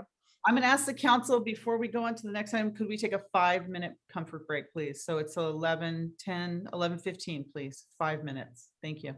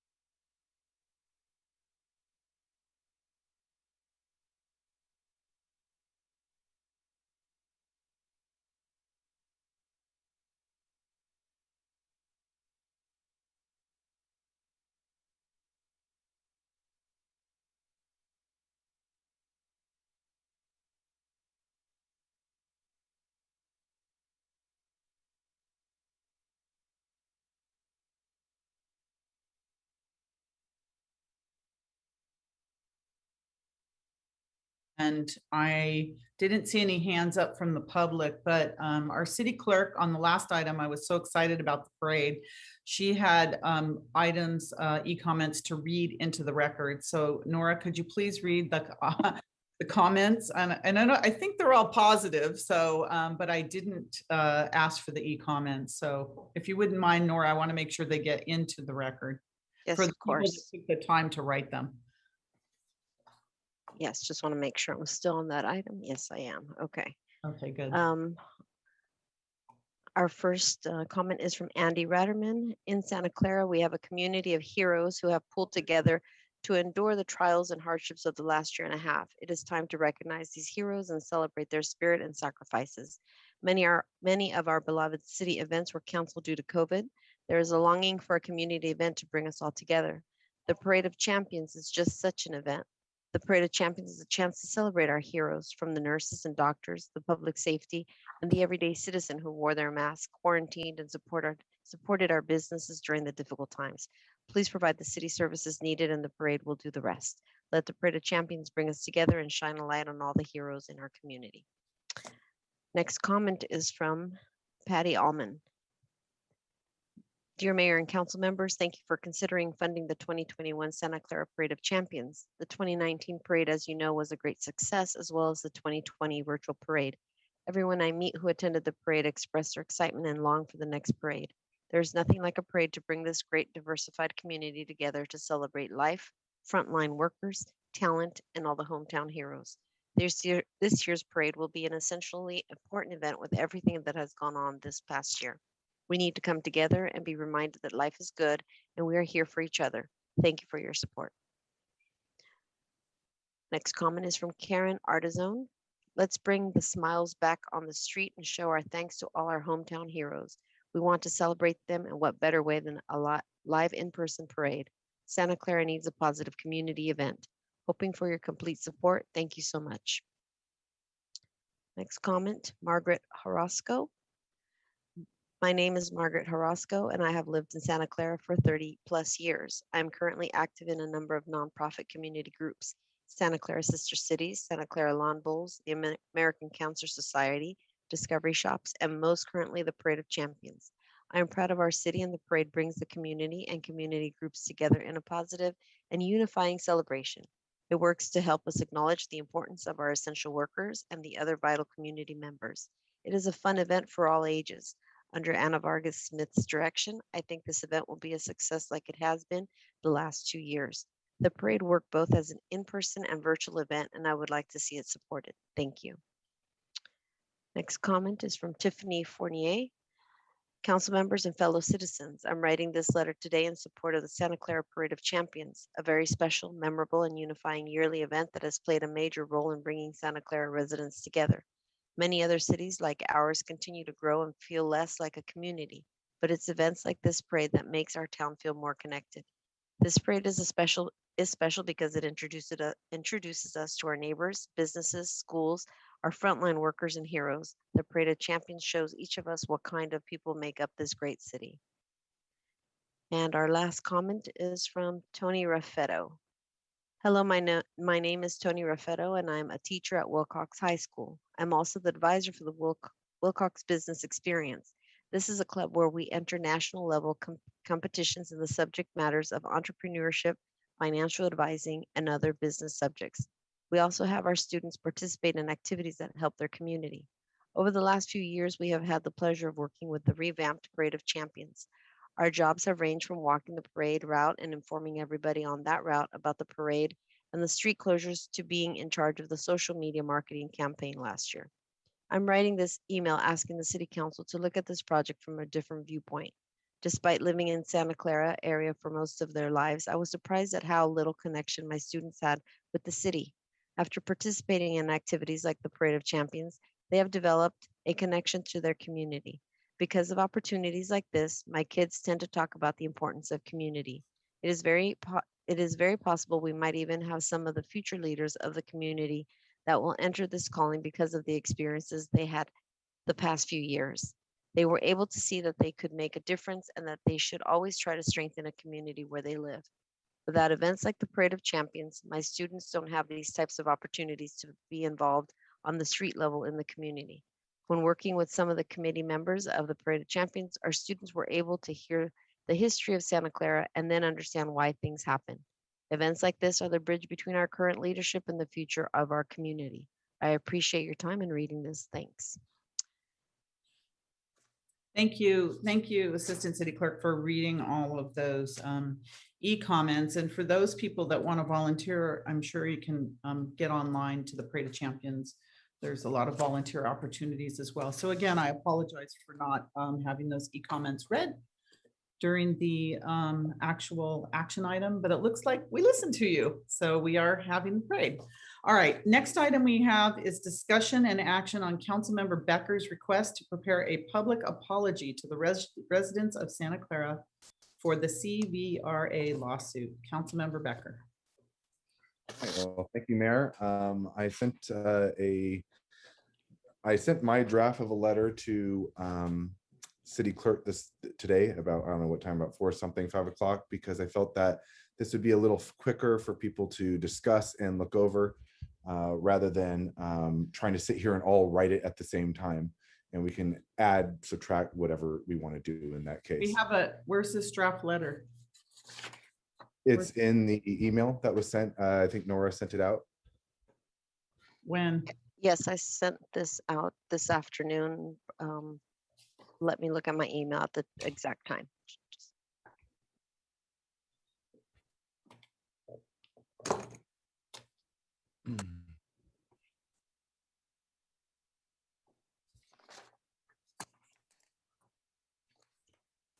I have 5:29 p.m. 5:29 during our meeting. Okay, no wonder I haven't seen it. Okay, sorry, go ahead. Okay, so I'll start off. You can all follow along, but first, before I go into the letter, as both in the trial court and affirmed in the 6th District Court of Appeals, found the city of Santa Clara engaged in over 70 years of racial discrimination. Rather seeing to end that shame and hurt, city councils of the past were determined to uphold this ugly record. The council expended $5.8 million of residents' money in defense of the indefensible. Our elected officials were elected to uphold the values that they were elected to uphold, which was fiscal responsibility. We wasted money on measures A and C that voters rejected because it lacked the integrity to represent the residents of the minority majority city. They jeopardized the financial future not only of residents, but of employees and of facilities of all of the city. The buck stops here, and council has a fiduciary duty. We allowed this to make us now a record setter, an example. As one of the most expensive CVRA lawsuits, we became now a statistic. There is no remedy that we can offer to the residents to right this wrong as found by the courts. But tonight, we as a body can offer but an honest apology. Santa Clara's defense of the indefensible to allow all our fellow minority residents was wholly wrong, and as the courts ruled. This council falls on the sword tonight, and we hope that it will never happen again. So my letter is reading as this: to the people of Santa Clara, to the people of the city of Santa Clara, in 2011, the city of Santa Clara received a letter and was advised that its at-large by-seat election system was infringing on the voting rights of the city's Asian American citizens, which at the time made up 39% of the city's residents. The city of Santa Clara is a minority majority city, yet Santa Clara didn't have a single minority council member since the charter was approved in 1952. The council dismissed the concerns of a demographer's analysis, which concluded the city was in jeopardy of a costly California Voting Rights Act lawsuit, a CVRA. For the next 6 years, city continued to ignore the legal advice that the city remained in that jeopardy. In 2016, before the elections, the city tried to avoid the fact that the Santa Clara had received a letter threatening of the CVRA lawsuit. In 2017, the lawsuit we feared was filed. Instead of acknowledging the wrongdoing that had been done to Santa Clara's Asian American residents and all minorities, the city chose to fight the lawsuit, insisting that not having a minority council member didn't prove that minorities were disadvantaged by the at-large system. In 2018, Santa Clara lost the lawsuit.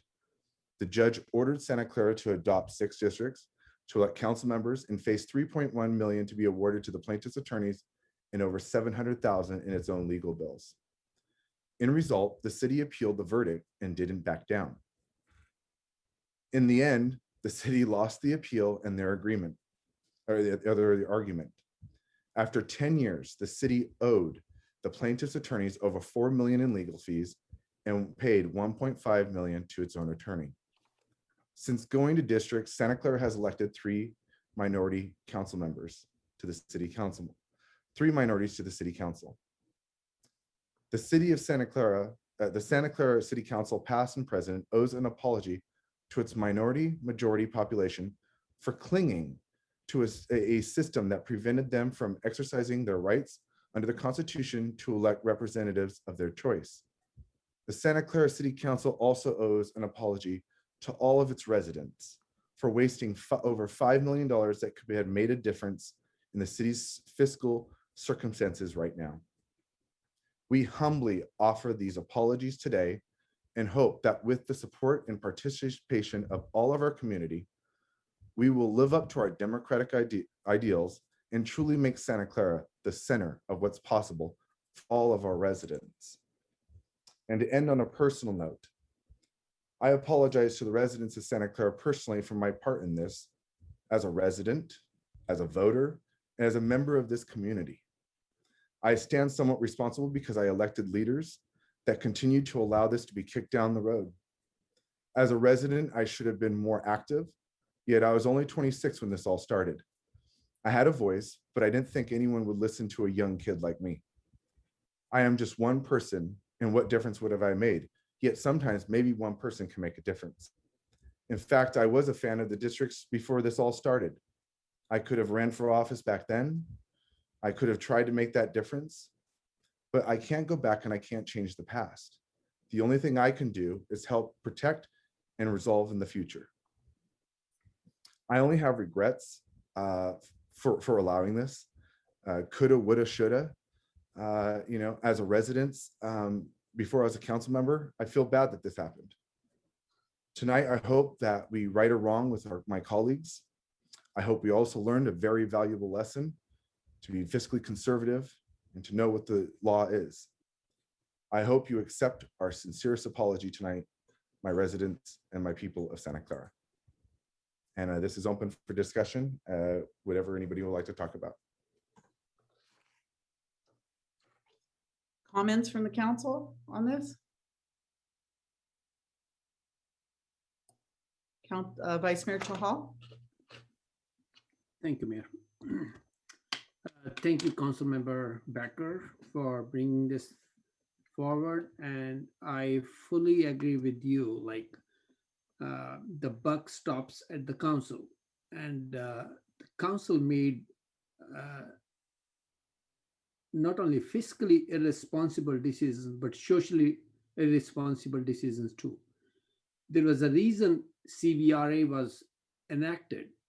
Like, we have a federal Voting Right Act, but the reason was California was very progressive and wanted to go beyond what the Federal Voting Right Act was. And we did not learn from the history. Like, there were multiple lawsuits before us. Each one of them lost. Each one of them lost the money. Not some, majority of the cities learn from others' experience, but we did not. And from that perspective, like, we wasted more than $5 million of our residents' money, basically.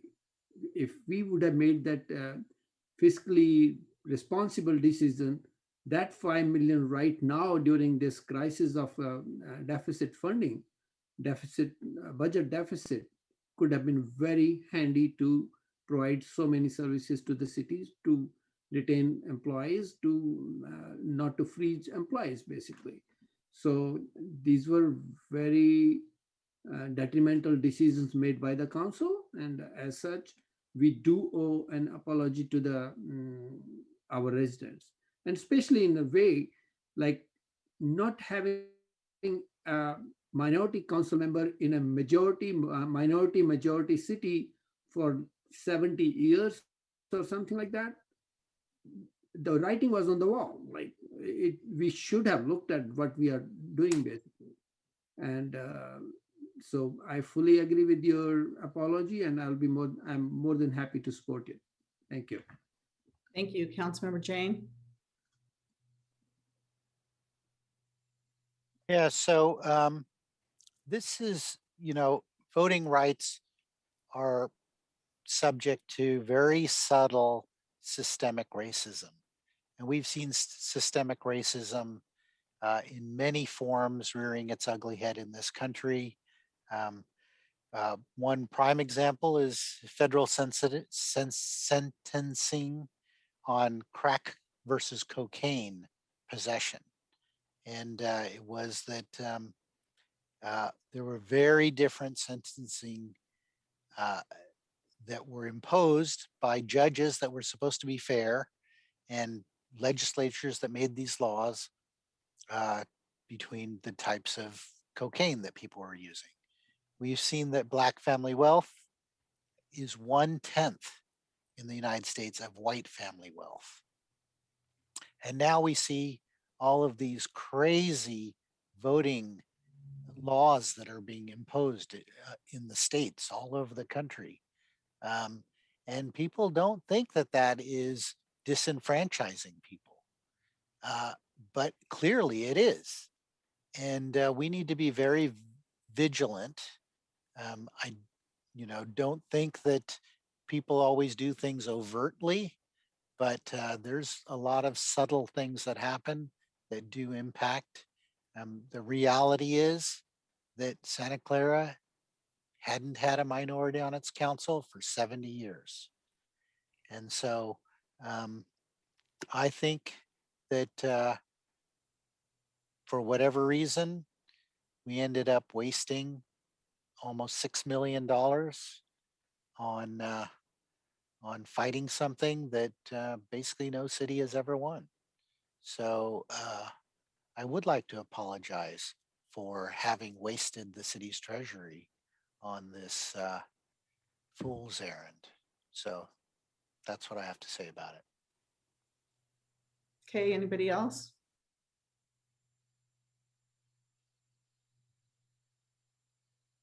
Any Councilmember Park?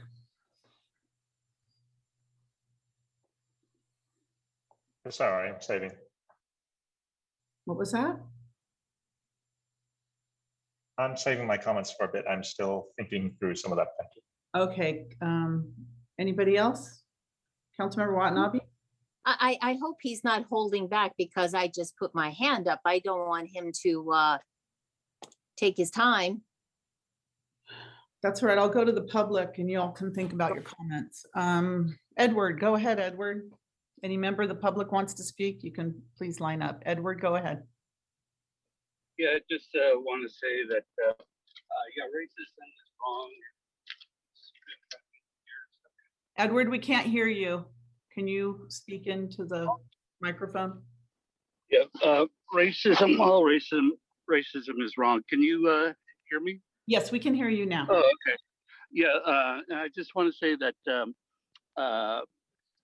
as far as voting, yeah, everybody that's a legal citizen does have a right to vote, but we got to make sure that your vote is going to count and that you are a legal citizen. It doesn't matter what nationality you are. As long as you're legal, you're fine. You can vote. But we do need an honest voting system. The voting system, not only in our city, but state, country, is just really crazy. I mean, you have these Dominion voting machines.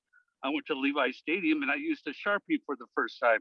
And I put my ballots into a machine. It was probably a Dominion voting machine. And I don't even think my vote counted. But we do need laws, and we need to enact these laws to make sure that our votes will count, because there's a lot of evidence out there that there was corruption in our voting system. That's all I need to say. Thank you. Thank you, Edward. Kirk, go ahead, Kirk. So just, there was not corruption like that. Just hearing that just is just crazy talk. I'm sorry to hear stuff like that still being shared. That we're talking about the general approach of how voting was done in the city of Santa Clara, and not just these crazy talk. Anyway, what I'd like to share is, from my understanding, the CVRA lawsuit happened during Matthew's watch, or Matthew's Mahan, when that power system was in place. That's where this started and was propagated during that time. And candidly, I had all kinds of problems with at-large voting in general. I don't think it's racist. I just think it's unfair in general how it was structured. And I challenged that long ago, because the old days were, former mayors, Mahan and Matthews, they had very chilling effects on how they did business in public. But in terms of this being a racist, this is not a racist city. It wasn't done on racism. It was done, I think, for other reasons. And the districting was supported by the current leaders in council. I know the mayor and the prior council had supported districting and had a charter committee set up and look at that. And they had some ideas to go through. Unfortunately, the districting was blended with ranked choice voting, and people got confused, and I think shut that down. But I personally believe if a 3-district option was put out there, that would have passed on its own, because I think, in hearing what the charter committee, what the city of Santa Clara residents said, that's what they said they wanted. And that's what would have represented Santa Clara in a more robust way, rather than having just 20,000 people be able to elect an individual to represent, have a sixth of the city's voice. Anyway, my comment is, I don't think this is necessary. I don't know why you would send a message out like this. It's beyond it's gone now. So I hope that you move forward. And I just don't think this is a good use of council time and energy, especially at 11:30. Thank you. Thank you. Any other member of the public want to speak on this issue? All right, Councilmember Becker. Madam Mayor. Yes, sorry. Do you have a comment? I have an e-comment. Okay, go ahead, Reed. I don't want to miss it this time. This is from Susan Hinton. If the city council makes an apology for the civil voting rights lawsuit, it should be shortened to the point. Perhaps the city council of Santa Clara apologizes to citizens of Santa Clara for not acting faster to accept the state court rulings. Going forward, the council will work diligently to ensure all citizens in the city are properly and well represented. Anything else will reek of politics, makes citizens resentful, and backfire more loudly and promptly than a sideshow roadster. End of comment. Okay, thank you. Councilmember Becker. I wanted to add a few comments that the residents of this city are not racist. The city of Santa Clara is not racist. The voting system was racist. We need to get those facts correct. This is also past council to blame. I heard one of the residents say that, past councils are to blame. Yeah, this is Matthews. This is all of them. This is kicking the can down the road. And this is why we're giving this apology. This is not politics. An apology is due to the residents of Santa Clara, including all the minorities in this city. What happened was wrong. And as a former, as a resident, before I was council member, it was pretty sickening to see how we just continued to let this go. And I think it's time that we stand up for what was wrong, and admit that it was wrong, and give this apology, release it to the public, and we move on. This is due for the residents of Santa Clara, because they, like I said, they deserve that apology. This is not politics. This is not personal. This is about, moving on. This is about providing the apology that was due to those residents. And again, the city of Santa Clara, because I know the funny papers tomorrow morning are going to go crazy about what I say. The city of Santa Clara is not racist. The residents are not racist. Its voting system was found racist. You can't beat facts. Please try to prove that. And when you go back to all these, we had ad hoc committees. I mean, to me, it just didn't seem like it worked. It didn't listen to what the residents wanted. Measure A failed. Measure C failed. 3 districts was unfair. 6 districts worked. The judge said it. it was ordered. So what we're saying is if you have any, concerns about this, that the people have sent, that the judge is wrong, that everybody else is wrong, and that we were right. No, 2 courts found it wrong. They deserve an apology because we wasted $5.8 million. That is not fiscal responsibility. That is irresponsibility. Councilmember Park. Yeah, so I do agree with what Councilmember Becker is saying, and I think that Mr. Vartan is also correct and wrong.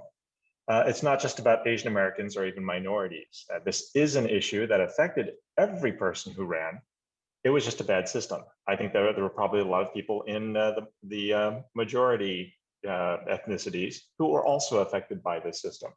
But not having minority representation was just a more obvious indicator of this fact. And I do disagree that it happened on Matthews's watch, which is we can blame one person, we can try to pin it to a point in time, but realistically, it happened on a lot of people's watches, including the watches of the people currently on council. Like, we never got a chance to voice an opinion on how our money was spent for fighting the lawsuit, not just on fighting the lawsuit, but also on the appeal. Like, I don't think that question was ever brought to the people. We also missed, and this was earlier this year, an opportunity to save money on an offer from the plaintiffs, right? It happened on a lot of people's watches. And the apology is certainly necessary. An apology is not an admission that we were trying to be offensive or even racist. It's an understanding that people were hurt by our actions and we acknowledge and feel bad for this fact. Apologies are one of the lowest denomination currencies in any relationship. And I think that with an apology, and I do agree with Ms. Hinton that we should keep it, short to the point, but we need to have an apology that says this is what we did and this is what we feel bad for. But we are a city that's inclusive, not just of minorities, but everyone. Even people we don't know that want to run that may be part of a majority ethnicity. It's not about ethnicity, it's about everyone. We are a city that's inclusive. We feel bad when this is not true. We acknowledge when our actions are seen as the cause.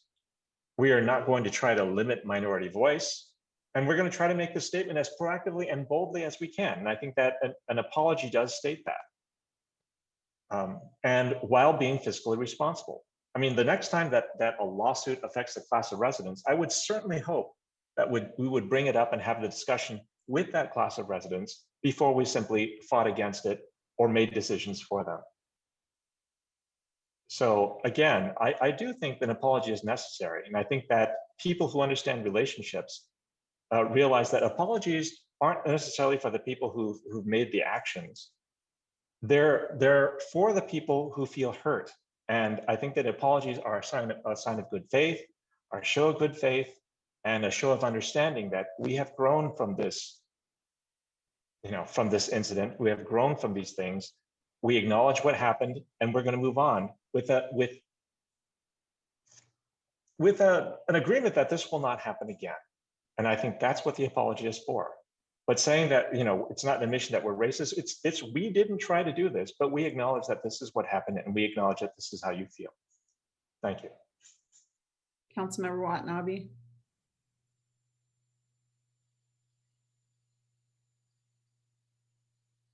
Councilmember Watanabe. Thank you, Mayor. There's been a misstatement regarding minorities having been elected in the past. I believe his name was Roger Martinez. Mayor, you could probably correct me, but he was actually served as a city council member in the 1970s in the city of Santa Clara. So there has been minority elections in the past. And Eddie Sousa was also served as mayor and also served on the city council. He was Portuguese and Italian. There have been minorities elected to this city council in the past. What I'd like to just state is that I make no apologies for standing up against a lawsuit that called the residents of Santa Clara racists. Santa Clarans vote for the candidates' qualifications, not their skin color. In 2016, in an at-large election, I won every precinct in the city of Santa Clara, even though I was running in a non-racially polarized race against 4 men who included Suds Jane, Muhammad Nadim, Anthony Becker, and Mario Buzo. In 2020, in the first District 1 election, the district with the highest percentage of Asian Americans, there were only 2 precincts, and I won both in my reelection. Changes have been made. Time will tell how it is best, if it is best for Santa Clara. But for now, it's time to move forward. It's time to stop wasting the residents' time on this issue. It's time. I don't want to go backwards. I want to move forward and focus on the city and its residents. It's time to embrace what makes our city special and focus on its future. So I will not be supporting any motion regarding this matter, either with a yes or a no. I am going to be abstaining because once again, I am not going backwards. I am going forward. Because once again, Santa Clarans vote for a candidate's qualifications, not the color of their skin. Thank you. Thank you, Councilmember Becker. One of the comments that Councilmember Watanabe just made, which was about former council members, I guess the newspapers and the rulings are all wrong about minority people not being elected in 70 years. But, you know, Councilmember Watanabe said about Italians and Portuguese. Well, you know, it's funny, I'm Italian, Portuguese, Hawaiian, you know, Irish, I'm a mixture. So, I mean, does that make me a minority? No, it doesn't. I'm white. So that, I think that assumption right there is pretty wrong, because Italian and Portuguese, I mean, we're all a mix in that regard then. So just want to clarify that. Okay, I'm just going to make some comments. First of all, Councilmember Becker, there are factual inaccuracies in these. I assume this was your PowerPoint, these discussion points, and the letter that you just put up that we just got this evening. So this is a really important issue, and the facts really need to be accurate. And there's also some very serious implications to what you are saying, because historically our city charter was established by the people in our community, and our voting system was outlined in the city charter. So it was our residents originally that set up the system that you called the racist system. And I do not believe, like Councilmember Watanabe, that the people of Santa Clara are racist. And that was the basis of this lawsuit, that Santa Claras have racially polarized voting, vote based on race. I think that anyone who did public outreach on this issue would discover that. And I suspect that there has been no public outreach on this issue to any residents in any district. And anyone who read our legal arguments or ballot arguments would clearly see that the city was not racist. Anyone who listened to our various charter commissioners debate this issue would see that they were not racist. And many Santa Clarans believed that we had better alternatives like ranked choice voting and multi-member districts. And that's not racist. We spend money on lawsuits when we believe we have to defend the city. Some we win and some we lose. And I have to be very candid. I think this proposal is not thought through very carefully, and it really makes a serious charge. And I'm also disappointed that we didn't see anything. There was nothing in our packet, and we didn't see anything until you sent a letter during the council meeting tonight, at this meeting today. So our public didn't even have a chance to look at what you sent. I'd recommend that we table this item and let Councilmember Becker work on it some more and do some public outreach and get a sense, go in your district and get a sense of what your residents think about this. Because I really think that this has serious consequences if you put this unprecedented letter out to the community. And so those are my comments. I think this item should be tabled. Councilmember Becker. Well, thank you, Mayor. But no offense, you're wrong. I think you're wrong. You know, it's okay to be wrong. We learn from that. But the thing is that in 2016, the letter came in. This was on your watch, Mayor Gilmore. This was on your watch, Councilmember Watanabe. You guys were fiscally responsible and have lost $5.8 million. $5.8 million. The buck stops with you. So honestly, are you saying that you're not going to apologize to the residents of Santa Clara for wasting their money? And this is communication to the residents to say, we're sorry. Why do we need to have outreach when really everybody knows what Santa Clara went through? Every resident I spoke to during the campaign in 2020 said, why do you keep costing so much money on this lawsuit? Why don't you just stop it? Why don't you do something? Say something. There's nothing else you could say. So no offense, Mayor Gilmore, but you're wrong because it was on your watch, and you know, you guys appealed. It was the prior council administration. You appealed the lawsuit. It wasn't me. I wasn't on the council. I never voted for that. There were two of you that are on this council right now, and there was other councils before this that just kicked it down the road. It is time to fess up and say you're sorry. That's what I feel, and I think that's what we are doing tonight is by apologizing. This is not personal. This is not political. This is being honest to the city's residents and saying that we're fiscally irresponsible by misappropriating their money. We wonder why we didn't have money for police and fire. We wonder why we didn't have money for certain other things. Why we don't have events. Yeah, budget deficits. It's because we keep spending money like this. It's not right. And I think the residents deserve that apology. And therefore, I do disagree with you, Mayor. And that's the thing is, in this country, we can disagree with each other and still treat each other respectfully. And I will always treat you respectfully, but there's times where you have to admit that sometimes you were wrong and that I think that spending that money was wrong. That is my feelings. You have your feelings, and the people just, you know, the people agree. The people agree that it was wasteful and it was irresponsible. And, you know, Mayor Gilmore, last point is you're really taking my point out of context. The charter was not set up to be racist. The kick the can down the road approach by this council is what made the voting system racist. That's what people see. It's all optics, and we always know what optics is about.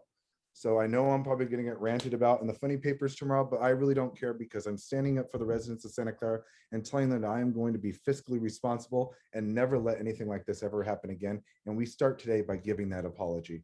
That's why I hope that this council will support this letter and give it to the city residents of Santa Clara publicly and through a press release or social media, however form we have to.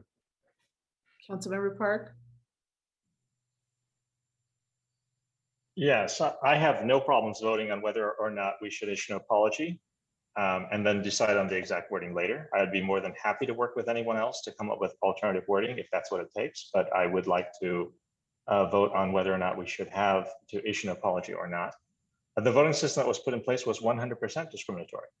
Minorities bore the brunt of this discrimination in the most obvious way, and that's why we had the lawsuit. But they were not the only victims. And it's not about what the intent was when we set up the charter. I'm sure that, you know, we didn't think of a lot of things. We didn't think of the makeup of the city because there was no way to know the makeup of the city when the charter was created. But it is about the effect. And certain people's ability to understand why it was wrong does not change that effect. I fear, as with other earlier actions intended to be open and educational, that any lessons to be learned by the lawsuit may be lost on many people in the city.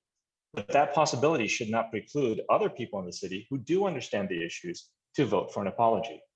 And again, I think that, you know, people who have real relationships understand that apologies are, as I said before, the lowest denomination currency in a relationship, right? It is an understanding that whether we intended it or not, people were hurt, and we recognize, understand, and apologize for these actions that caused them to be hurt. And if we're refusing to have an apology for grounds that Portuguese and Italians were minorities, and they may have been at one point, but I think that we really need to look at what the makeup of the city is, right? And again, it is not about how you feel about it. It is a lot about how the people who filed the lawsuit, who paid for the lawsuit, who fought the lawsuits. We really need to think from the other side. We can't just think from just ourselves. Thank you. City Clerk, go ahead.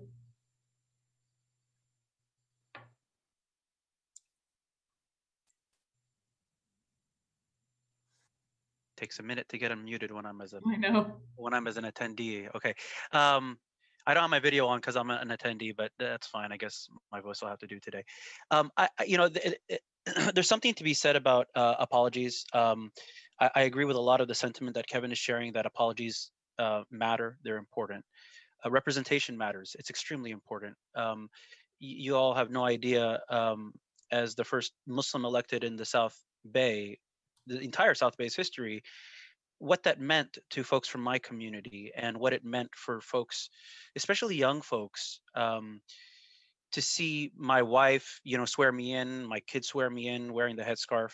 And the judge made a decision, and the appellate court agreed. But the lawsuit was about our numbered seat system.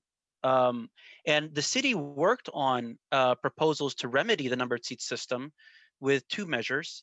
And so the councils, did take action. It just failed at the ballot box. And it's important to note that, like, hindsight is 2020.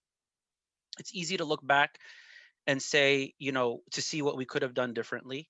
I think I can't remember which council member. I think it was Councilmember Park who said that it's true that several of the past administrations, including the current one, could have steered the ship in a different direction, and we would have a different outcome, or maybe the same outcome, but not have to pay the $5.8 million. During Matthew's time, he could have resolved the situation by removing the seat systems or going to districts. The prior council could have instituted what the plaintiffs wanted, which was 7 single-member districts without an elected mayor. And even the current council, as Councilmember Park said, could have settled. So it's easy to look back and see that hindsight is 2020.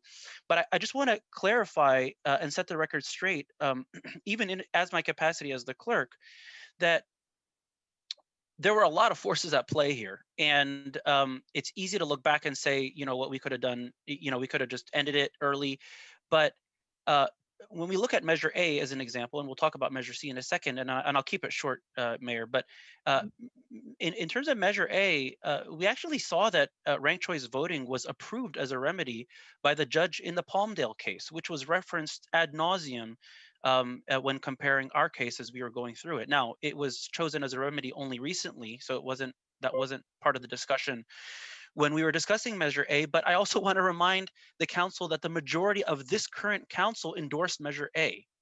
And so, there was action taken. There was an initiative to remedy the system.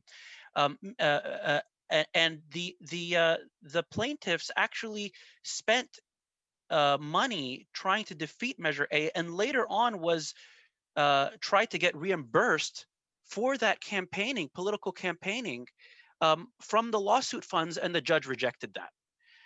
And Measure C, let's not forget that Measure C was opposed with nearly $700,000 by Jed York and the 49ers, with virtually no support, right? There was not a proponent campaign committee to support Measure C. It was exclusively opposed by this outside money.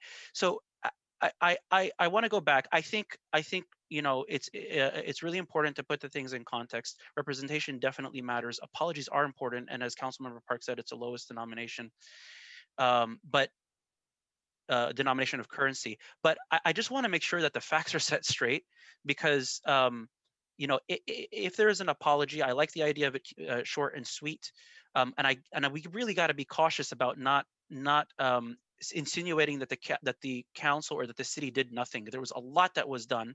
2 measures that failed at the ballot box with outside, opposition, and a lot of even the current council and the prior council, that were supporting some of those measures, at least Measure A, and we just got to make sure that if an apology is made, that the right facts are demonstrated, because otherwise, then there is an insinuation that our own leadership is, as is being mentioned here, is racist, because our own leadership itself could have, at multiple phases throughout the process, steered the ship in a different direction. So that's my comments.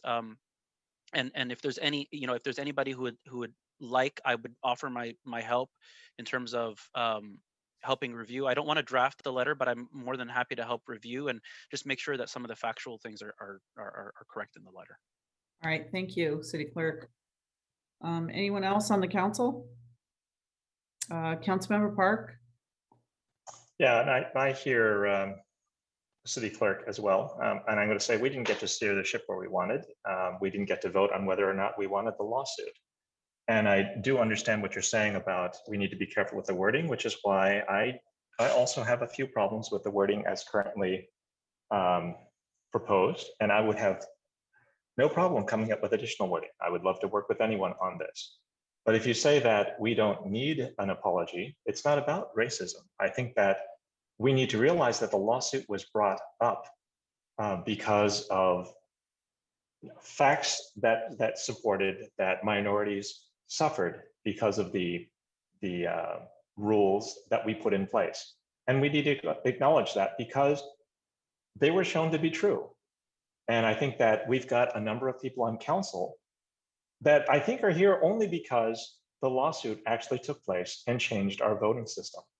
And at some point, whether we, I don't want to say that we're racist, but I do want to acknowledge that we did the wrong thing. We didn't do much to change it. You're saying that, well, Measure A and Measure C, Measure A and Measure C didn't pass. And for good reason, because there were lots of flaws in each of those individual things, which is districts, RCV, they're trying to solve different problems.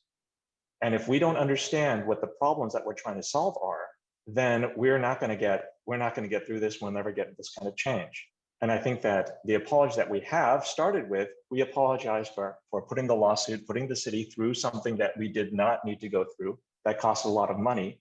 But now I feel that we need to also apologize for a little bit of the ignorance and the stubbornness or the hard-headedness of some people in city governance that don't even understand why an apology is necessary. And I think that the people who don't understand why the apology is necessary, I don't know that they actually identify with any of the groups that were affected. And I think that is the reason why maybe they aren't the people that should be leading that part of the discussion. I also have no problem with sending an apology letter. And if not everybody wants to sign it, they don't have to. But I'd love to go through with a vote on whether or not the city should issue an apology letter. I would call the question if there's a motion. I would love to go through this. Thank you. Vice Mayor Chahal. Thank you, Mayor. I know Mayor mentioned that charter of the city is made by the people, and I do understand that. But at the same time, after our charter was passed with this system, CVRA came into effect, and law of the land prevails. And one thing is again very clear. There were multiple cases happened in California about this thing. And we should have learned from those cases. We did not. So, and it's not the people who are racial over here. The judge gave a judgment that your voting system is racially polarized voting system. That it is calling about the system, not as individual as me or you or anybody or Councilmember Backer as a racist person. No, it's the system. What system are we following? And as per the judge, as per the appellant code, we were using racially polarized voting system. And that the remedy they gave was districts. And I agree, measure A could have brought forward the remedy with the district and ranked choice voting. But measure C was not even a remedy. The only pure districts or ranked choice voting are sort of defined as a CVRA alternate solutions. And so we did took some wrong steps, and we should acknowledge those. There's no harm in acknowledging that. And I fully agree, like apology is due to the residents of the city, and I will be voting for it. Thank you. Thank you. Councilmember Becker? Thank you, Mayor. I appreciate City Clerk's comments because, I think he is somewhat right too. I mean, but it comes down to that we do need to apologize, and there's some clarifications about where the ranked choice voting concerns. I think the county said it's going to be several years until they can actually implement ranked choice voting, as well as I think also the judge said that having 3 districts would have also been in violation of his ruling. I just wanted to clear that up as in a fact too. But going to about the letter, this is a working letter. I know what Councilmember Park was saying. We can add stuff into it. We can use this as what they call a sourdough starter to basically get this going, get the ball rolling. And I know there's some people that probably won't sign it, and that's fine. But we feel that the apology is due, and I think it is the right thing to do. And we are righting a wrong. So I don't know if anyone made a motion, but am I allowed to make a motion of my own petition? Yes, you can make a motion, although I think this should be tabled. I think there's too many inaccuracies, and that this really sends the wrong message, and it has serious implications. So, but you can certainly allow to make a motion on the letter you wrote, right? Okay, well, I would like to make a motion then to take this letter into consideration for the public apology to the residents of Santa Clara for the CVR lawsuit, and be open for future discussion on how to, what we can add to that letter.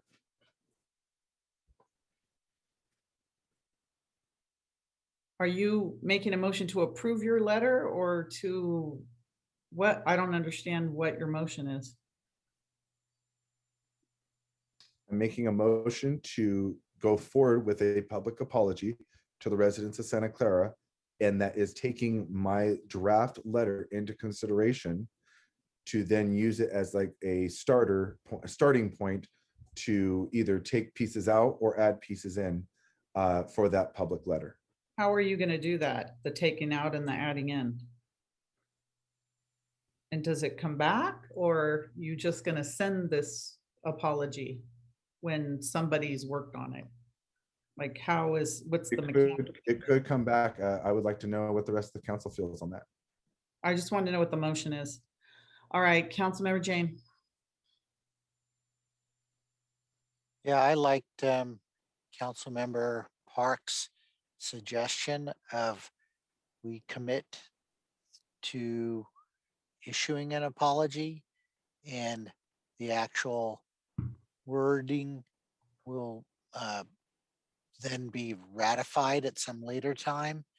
And I do like Susan Hinton's suggestion that it be short.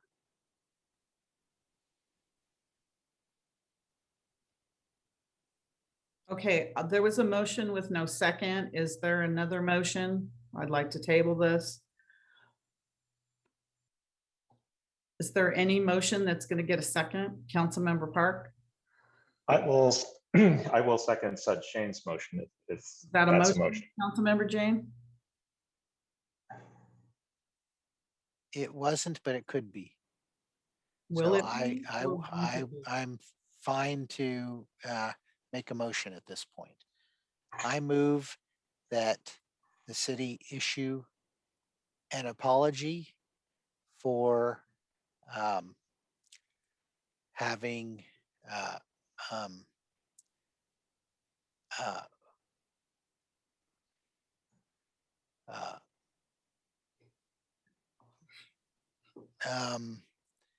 consumed the city's treasury on fighting a CVRA lawsuit, and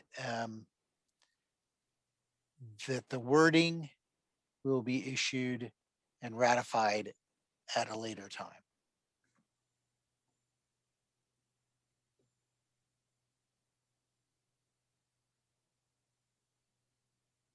Is there a second on that? I'll second. I'll second. Wow, okay. Motion and a second. I will not be supporting this. I'm not even I abstain on this issue. And reason I am abstaining is there are serious implications to what you were saying. And I do not believe that the crux of this lawsuit was the residents of Santa Clara vote are racially have racially polarized voting. And if I had to do it over again, would defend the residents of Santa Clara, because I do not believe the residents of Santa Clara are racist. So I don't know who you're apologizing to and for what. And I think this whole item should be tabled. If you want to individually apologize, go ahead. But I don't know who you're apologizing for and on behalf of and to. So I will not be participating in this. Councilmember Park. Yeah, I think, I mean, I understand what you're saying, but it's not just about Asian Americans or even minorities. I mean, it is an issue that affected every person who ran. And you know, luckily, unluckily, not having minority representation, the Asian American representation was a more obvious indicator of this fact. It was ruled on by a judge. It was found true on appeal. And I think at some point, we should, you know, look beyond the things that we think and try to understand what other people are telling us. And at some point, I also feel that we need to think about who the people that are affected, not us, who are on council. And I think that, you know, for people who are not part of the minority group, to insist that the minority group was not affected is really not a good look. Assistant City Attorney, do you have your hand up? Yes, Mayor, I just wanted to get a clarification on the motion. The second part of the motion was that the wording of the apology would be decided at a later date. I just want to ensure that the method that is being thought about of how that wording would be decided would not be a Brown Act violation. It's unclear to me how that wording would be decided at a later date. I don't understand the motion either, so thank you for bringing that up. Okay. Certainly would not be a Brown Act violation. I imagine there would be a subset of the council that would work on the wording and that would be brought to the council for ratification. So are we talking about then like an ad hoc committee being established for this? Does it have to be an ad hoc committee or could it just be a couple of council members? Well, if you're contemplating, another set of council members could do their own version. but the action would be on behalf of the council, right? Because it's coming back to be voted on as a body. Correct. Right. So you probably want to establish an ad hoc committee to handle that. Okay, I'll modify my motion to say that it would be an ad hoc committee consisting of Councilmember Becker and Councilmember Park.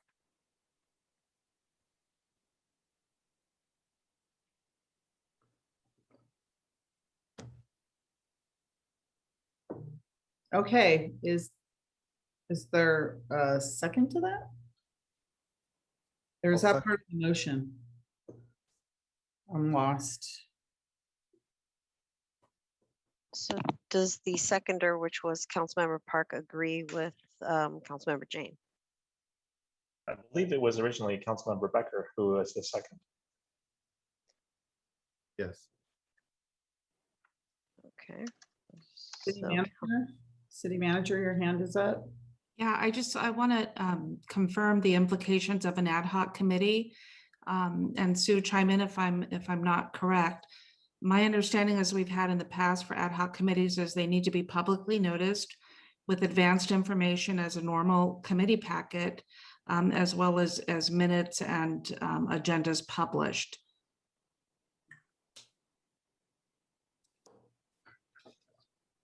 Thank you.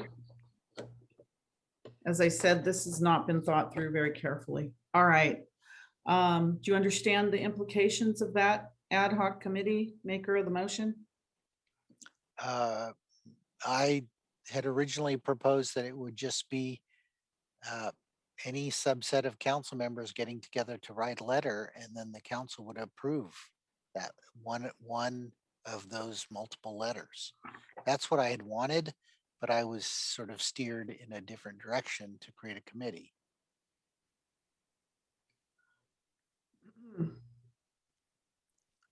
Okay. Which So- was the recommendation of the assistant city attorney? It was the recommendation of the assistant city attorney, so I will follow that recommendation. So it will be a publicly noticed meeting of council members Becker and Park. Okay. All right, on the motion.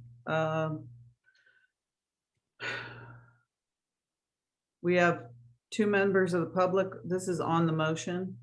Kirk, go ahead. Thank you, Mayor. On this motion, it is so clearly undefined and incomprehensible. It's being kind of roll your own as you go. I think creating this type of ad hoc committee without actually thinking about the implications of that or why you would have it or how it works is a big mistake. I don't see what the problem is for tabling it, especially if you have the political will to go forward with it at another time. I think it would be prudent to take just your foot off the gas on this one, hold off, do not, withdraw your motion, make a new one that says to table it, and you can revisit it when you actually have an idea on how it would work mechanically and what the implications. You could talk to the city attorney, find out what the implications are for the city, what's said, what's not said, before you put yourself into a hole that you can't get out of because you created this committee and you're going down a path. I think if that's the intent you have, go for it. But I would not suggest you do it right now at 12:20 a.m. when it's not thought through at all, other than one council member's fairly long-winded letter, which doesn't even support the philosophy that you're suggesting. Thanks, Mayor. Thank you, Hassam. City Clerk, go ahead.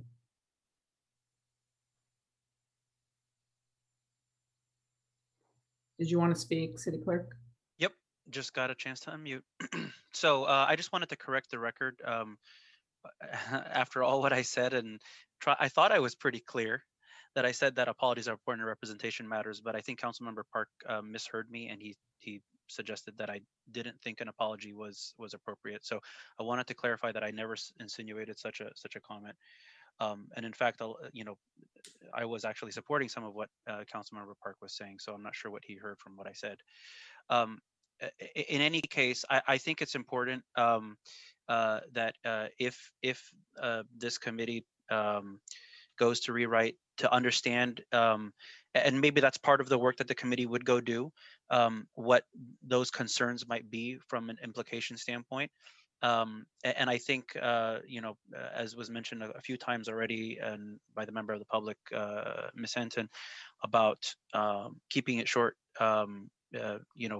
probably may address some of those things. But I think it would be important as that committee drafts the letter to understand what should or shouldn't be said in the letter to avoid any potential further complications or implications.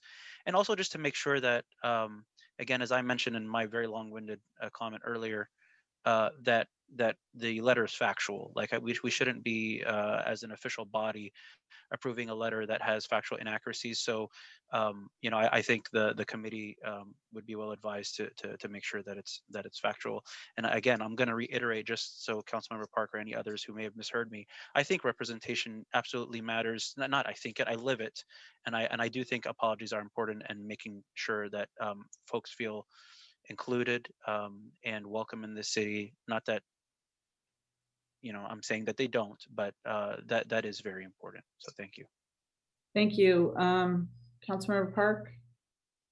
Yeah, I mean, I have no problem making the motions very simple, which is we will vote simply whether or not the city should issue an apology, and then have a separate motion that talks about how we come up with an apology letter, where we can say, I mean, Kirk Vartan, you seem to say, let's table it. Well, why don't we agree that we're going to have an apology, and then decide, how we're going to come up with the apology letter at a different time. I think, to me, that is far more worthwhile, because it'll guarantee that it comes back, and it guarantees that it'll be timely.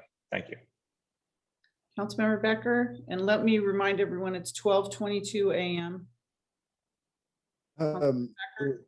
Thank you, Mayor. From what the city clerk said, if there are any factual inaccuracies in what I was saying or anything that we've been discussing, that can be, I think, taken care of at one of those hearings, and those issues could be addressed then with the proper factual statements, or keeping the statements that are actually factual. So we can work that out at a later time, it looks like.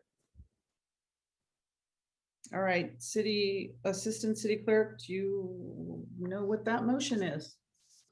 I would read this back to the maker of the motion. Motion that the city or the city council issue an apology for having consumed the city's treasury for fighting a CVRA lawsuit, and establish a publicly noticed meeting of an ad hoc committee comprised of Councilmember Becker and Councilmember Park, and return to council for ratification at a later time. Is that correct? That is correct.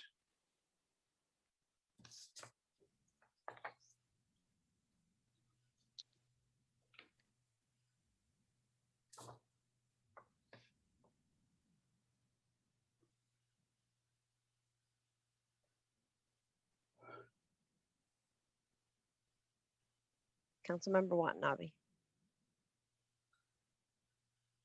Abstain. Vice Mayor Shahal. Yes. Councilmember Park. Yes. Councilmember Jane. Yes. Councilmember Becker. Yes. Mayor Gilmore.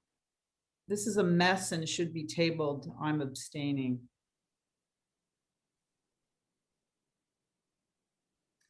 And it passes 4 with 2 abstentions.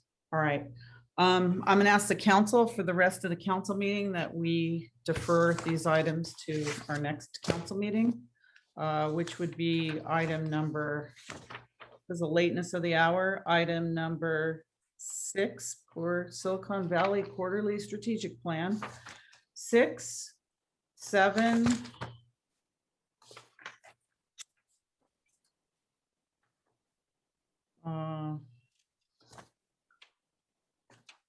13, A and B. Councilmember Becker.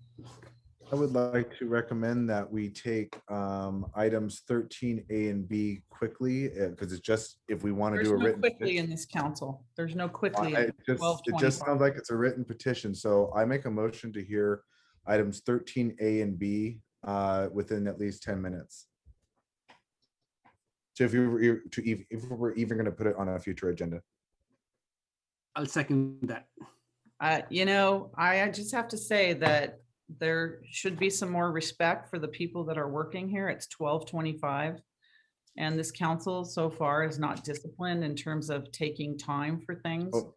I just don't think it's fair, but we'll go ahead because that's what. No you offense, all Mayor want to Gilmore. do.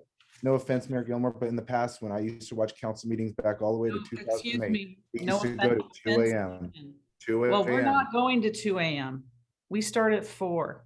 So, and it is just not fair for our staff, but I guess we're going to talk about governance on August 17th. All right, there's a motion and a second. You want to hear those two items, but I'd like a motion first, then to continue the other two. If we could do that first. To continue items, is it 6 and 7 to when, city manager? Can we hear those? Madam Mayor, I think there's a motion on the floor. 24th? He has to withdraw it. Me, Councilmember Jane, I'm talking to city manager. I just want to take them in order. We'll schedule those items for September. Oh, September. Can we start with continuing item 6 and 7 to September, please? Motion to continue. Thank you. Second. Motion second to continue items 6 and 7 to September. Any questions on that motion? Councilmember Becker? Councilmember Jane? All right, Assistant City Clerk, may we have a vote, please, to continue items 6 and 7, so at least Manuel can go home. Who was the second on that? Me. Point of order. Assistant City Clerk? Councilmember Watanabe, Yes. Vice Mayor Shahal. Don't we have a motion on the, already on the table, Madam Mayor? We are continuing items 6 and 7 so people can go home, and then we're going to hear items 13, A and B. Yes. Okay, thank you. Councilmember Park. Again, that was a point of order, which is if there's a motion on the floor, then I think that motion needs to be withdrawn before we move forward. I mean, it turns out in timing wise, that if we did the other two Could we actions please and just then we vote on and this? then we move to table the other two motions or the other two items, that would give us the same effect. I need But to. in this take- case, Councilmember Park? we Councilmember are. Park, please, I need to take these in order of the agenda because I need to go in an orderly fashion. If you didn't But mind. we already broke the mind, order by go taking ahead with this. Assistant City motions, Clerk, and there was a roll call. motion on the table. Councilmember Park, No, Councilmember Jane, Yes. Councilmember Becker, Yeah. Mayor Gilmore. Yes. All right, so that passes 5-1 to continue those items. All right, now we're going to move on to written petition submitted, item 13A. Action on a written petition submitted by Councilmember Jane requesting to place an agenda item at a future meeting to discuss creating a special ad hoc committee consisting of residents and representatives of housing advocacy groups to discuss only the issues concerning the unhoused population. Councilmember Jane. I'm going to read what I put in the policy 030. The city has recently been getting a lot of complaints from residents concerning the number of unhoused people living in RVs, cars, and along our streets. To many, it seems that the problem is getting worse every day. On February 10th, 2020, the Governance and Ethics Committee inquired about restructuring and renaming the Housing Rehabilitation Loan Committee, HRLC, to a Housing Commission. On December 7th, 2020, the Governance and Ethics Committee met and again recommended approve the restructuring and renaming of the HRLC and direct staff to bring an ordinance formalizing the Housing Commission for full council consideration, with several areas of responsibility, including study and advance the needs of Santa Clara's unhoused populations, including recommendations to implement plans approved by the County Board of Supervisors to address homelessness in Santa Clara. Staff recommended that the Housing Commission consists of 5 commissioners that are volunteers and appointed by the City Council. So I'm just asking to put on the agenda a discussion of creating a special ad hoc committee consisting of residents and representatives of housing advocacy groups to discuss only the issues concerning our unhoused population and not all the other issues of housing all of our population. So I'm wondering, does this, I don't know, city manager, does this go on a special agenda? Does it go to goal setting? What is it? Where does this, should this go? It could go on the August 17th agenda. We are bringing back the council directed housing commission, and so the council could consider both items. I do want to acknowledge, though, that staffing all of these new commissions and ad hocs will be a challenge from a staff perspective, but we can talk about that on the 17th. Can we add this to that? Yes. Okay, so is there a motion to add this to the August 17th meeting? Councilmember Jane? I will make that motion, yes. All right, second. I'll second that. Okay, Councilmember Becker? Thank you, Mayor, and thank you, Councilmember Jane, for bringing this to the City Council. And thank you for beating me to the punch. I spoke to a bunch of residents in my district who really want to address the homeless situation, especially after I went with Kevin Park, Councilmember Park, on that tour of the homeless in the creek. So we really appreciate you doing this, and I'm 100% behind you. So thank you, Councilmember Jane. Is there any member of the public that would like to speak on this? Okay, Assistant City Clerk, roll call vote, please.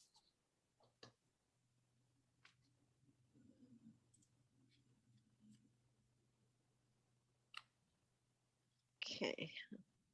Councilmember Watanabe, Yes. Vice Mayor Shahal, Yes. Councilmember Park, Yes. Councilmember Jane, Yes. Councilmember Becker, Yes.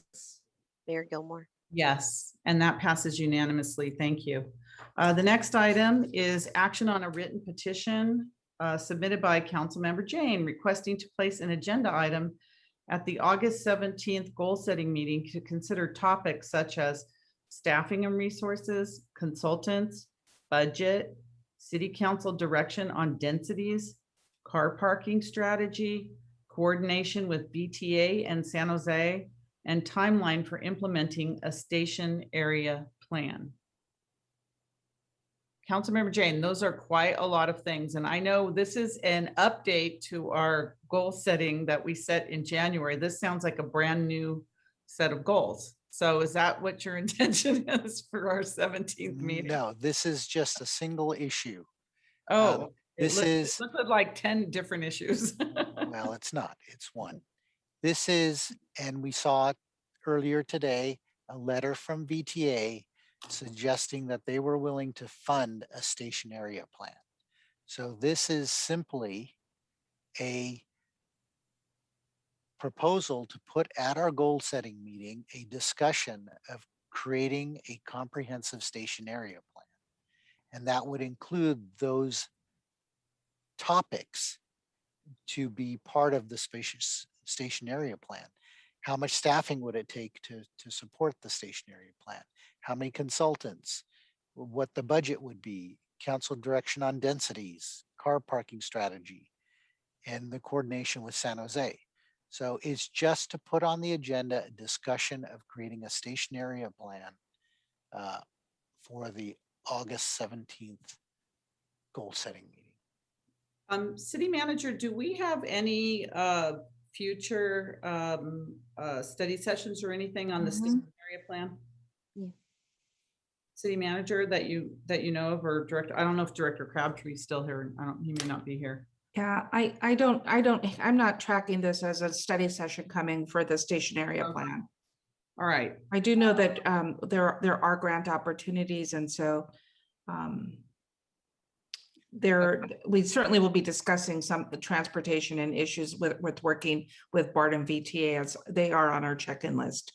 Okay, thank you. I had heard that VTA was committing $800,000 for this plan. In terms of the schedule and the timeline, I don't have that information top of mind. I know we've been talking about the grant, and so we are excited about getting that information and bringing back something. I don't have a date. Okay, thank you. All right, Councilmember Watanabe. Thank you, Mayor. And I have concerns because we've just added one item to the August 17th agenda, and also now we want to add another item, and based on comments that are being made here, it sounds like this should probably be vetted or talked with staff. I mean, and frankly, it sounds like something that staff should be bringing to in a study session. And I just think that based on things that have been delegated to staff tonight, that there's just a lot. And I think that this is just like putting it over the top. And I would prefer to see this. I would prefer if Councilmember Jane wanted to go and talk one-on-one with staff and put something together and bring it forward in a study session. I think that that would be more appropriate. To put all of this on August 17th, I think is just way too much. So those are my thoughts. All right, thank you. Councilmember Becker. Is there a motion on the floor by Councilmember Jane? No. No, okay, I'd like to make a motion to accept Councilmember Jane's petition. To do what with it? Sorry, to read as it is saying, as submitted by Councilmember Jane. Sorry, requesting to place an agenda item on the August 17th, 21 goal setting meeting to consider topics such as staffing and resources, consultants, budget, council direction on densities, car parking strategy, coordination with VTA and San Jose, and a timeline for implementing a station area plan. I'll second that. Okay, we have a motion and a second. I'm just gonna say that we have referred a ton of things. I'll support the motion, but we've referred a ton of things to the August 17th meeting.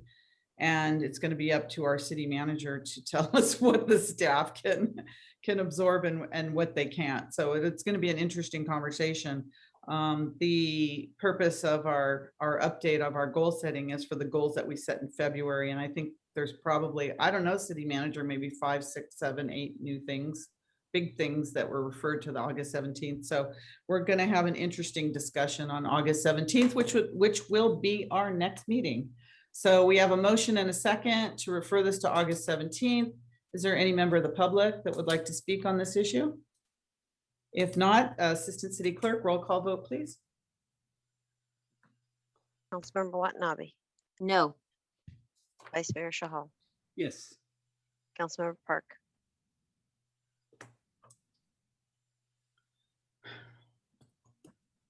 Councilmember Park, Councilmember Jane, Yes. Councilmember Becker, Yes. Mayor Gilmore, Yes. Councilmember Park, Yes. Okay, and that passes 5 to 1. Yeah, that'll be an interesting session. All right, next, reports of members of special committees. Does anybody have a short report? Councilmember Becker. It's more of a concern, I guess, because I think this is the appropriate time to bring it up, which was about the meeting that is coming up on Thursday, that was supposed to be on Thursday. I got a lot of concerns from residents and complaints about the cancellation of that meeting. I know some planning commissioners are really excited to be in that with us, as well as some of the downtown task force members. My major concern about that was, I told the residents we apologize for that cancellation. I feel it was really not that great that it was canceled very short notice. But my major concern about it is about is there a cancellation fee for that consultant? That's something that I've been hearing about. So I just want to make sure that we aren't losing any money on that. I don't know. So there is no cancellation fee. We are in process of rescheduling the meeting as well as reformatting the meeting so that we can allow for greater participation and ensure a quorum. Councilmember Jane. I just wanted to say that I would like to hear about applications for our redistricting committee. I'm prepared when the council's ready. I don't know if it's my turn yet. No, it's not your turn yet. You were going to do it on that thing. I wanted to say about the downtown meeting, and that's a perfect example that when council members, get the invitations to public meetings, especially when it has to do with the downtown, when 2 of us have to abstain from those issues, it's important that you say whether or not you can attend the meeting. It's really important when there's a very, a low number of people that can actually vote, and we have to have 4 people there. So it's my understanding that this was due to one council member who didn't commit and then pulled out at the last minute, and then we didn't have a quorum. And it upset a lot of people. I mean, we've all been getting, you know, comments about that people were really looking forward to that. And that doesn't help us at all. So when you get a meeting, please look at your calendar. If you know you're going to travel, say you cannot attend, so that, you know, that the staff and everybody that puts a lot of work and time and effort into this, now it all, you know, went out the window. So, you know, please be more respectful and just let our staff know whether you can attend or not, so they can plan accordingly. All right, city manager reports. Go ahead, city manager. So I just wanted to mention that the process for the redistricting will launch on July 23rd. The application process will open. There will be all the information on the city's website, as well as we will communicate broadly around the application process being available. And the application due date is August 13th. And so feel free that when we put our communications out on the part of the city to share it broadly within your district. Thank you, city manager. Any And other have a comments? great recess, everyone. Madam Mayor, Yes, City Clerk Hagog had his hand up. I didn't see anything. I Okay, don't he lowered it. Okay, very good. All right, that leads us to our adjournment, and I do have, oh, Councilmember Becker, your hand's still up. I was going to make a motion for. Okay, let me. All right, I'd like to ask that we adjourn the July 13th, 2021 City Council and Stadium Authority meeting in memory of William Claude Edwards, a long-term Santa Clara resident and former City of Santa Clara Automotive Services Division employee. William Claude Edwards, known as Claude, was born on September 20th, 1937 in Pendeen, Cornwall, England, to Samuel and Margaret Edwards. He immigrated with his family to America on the ship the Queen Mary. They settled in Grass Valley, California, where he met his wife, Martha, to whom he was married for 56 years before her passing. Claude moved to Santa Clara with Martha and started a family. He worked at Lockheed Martin for 30 years and later worked for the City of Santa Clara in the Automotive Services Division of the Department of Public Works. He loved restoring old cars and belonged to many car clubs. In retirement, he could often be found sitting on his favorite stool at Stan's Donuts. Claude Edwards passed away on June 20th, 2021, after a long illness. He was preceded in death by his wife, Martha, daughter Jennifer Feasby, brother Leslie, and parents Samuel and Margaret.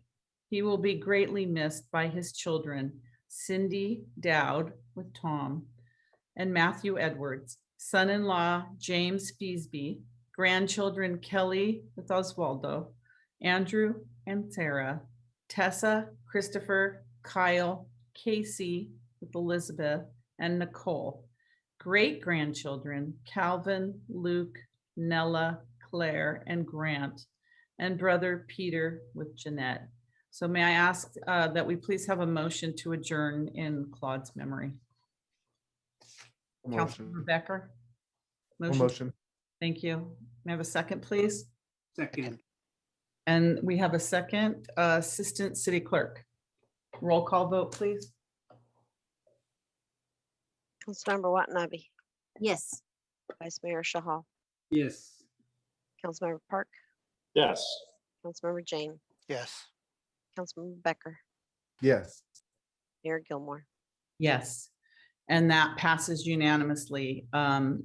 Thank you very much. This meeting is adjourned, and have a wonderful council holiday, city council members and city staff.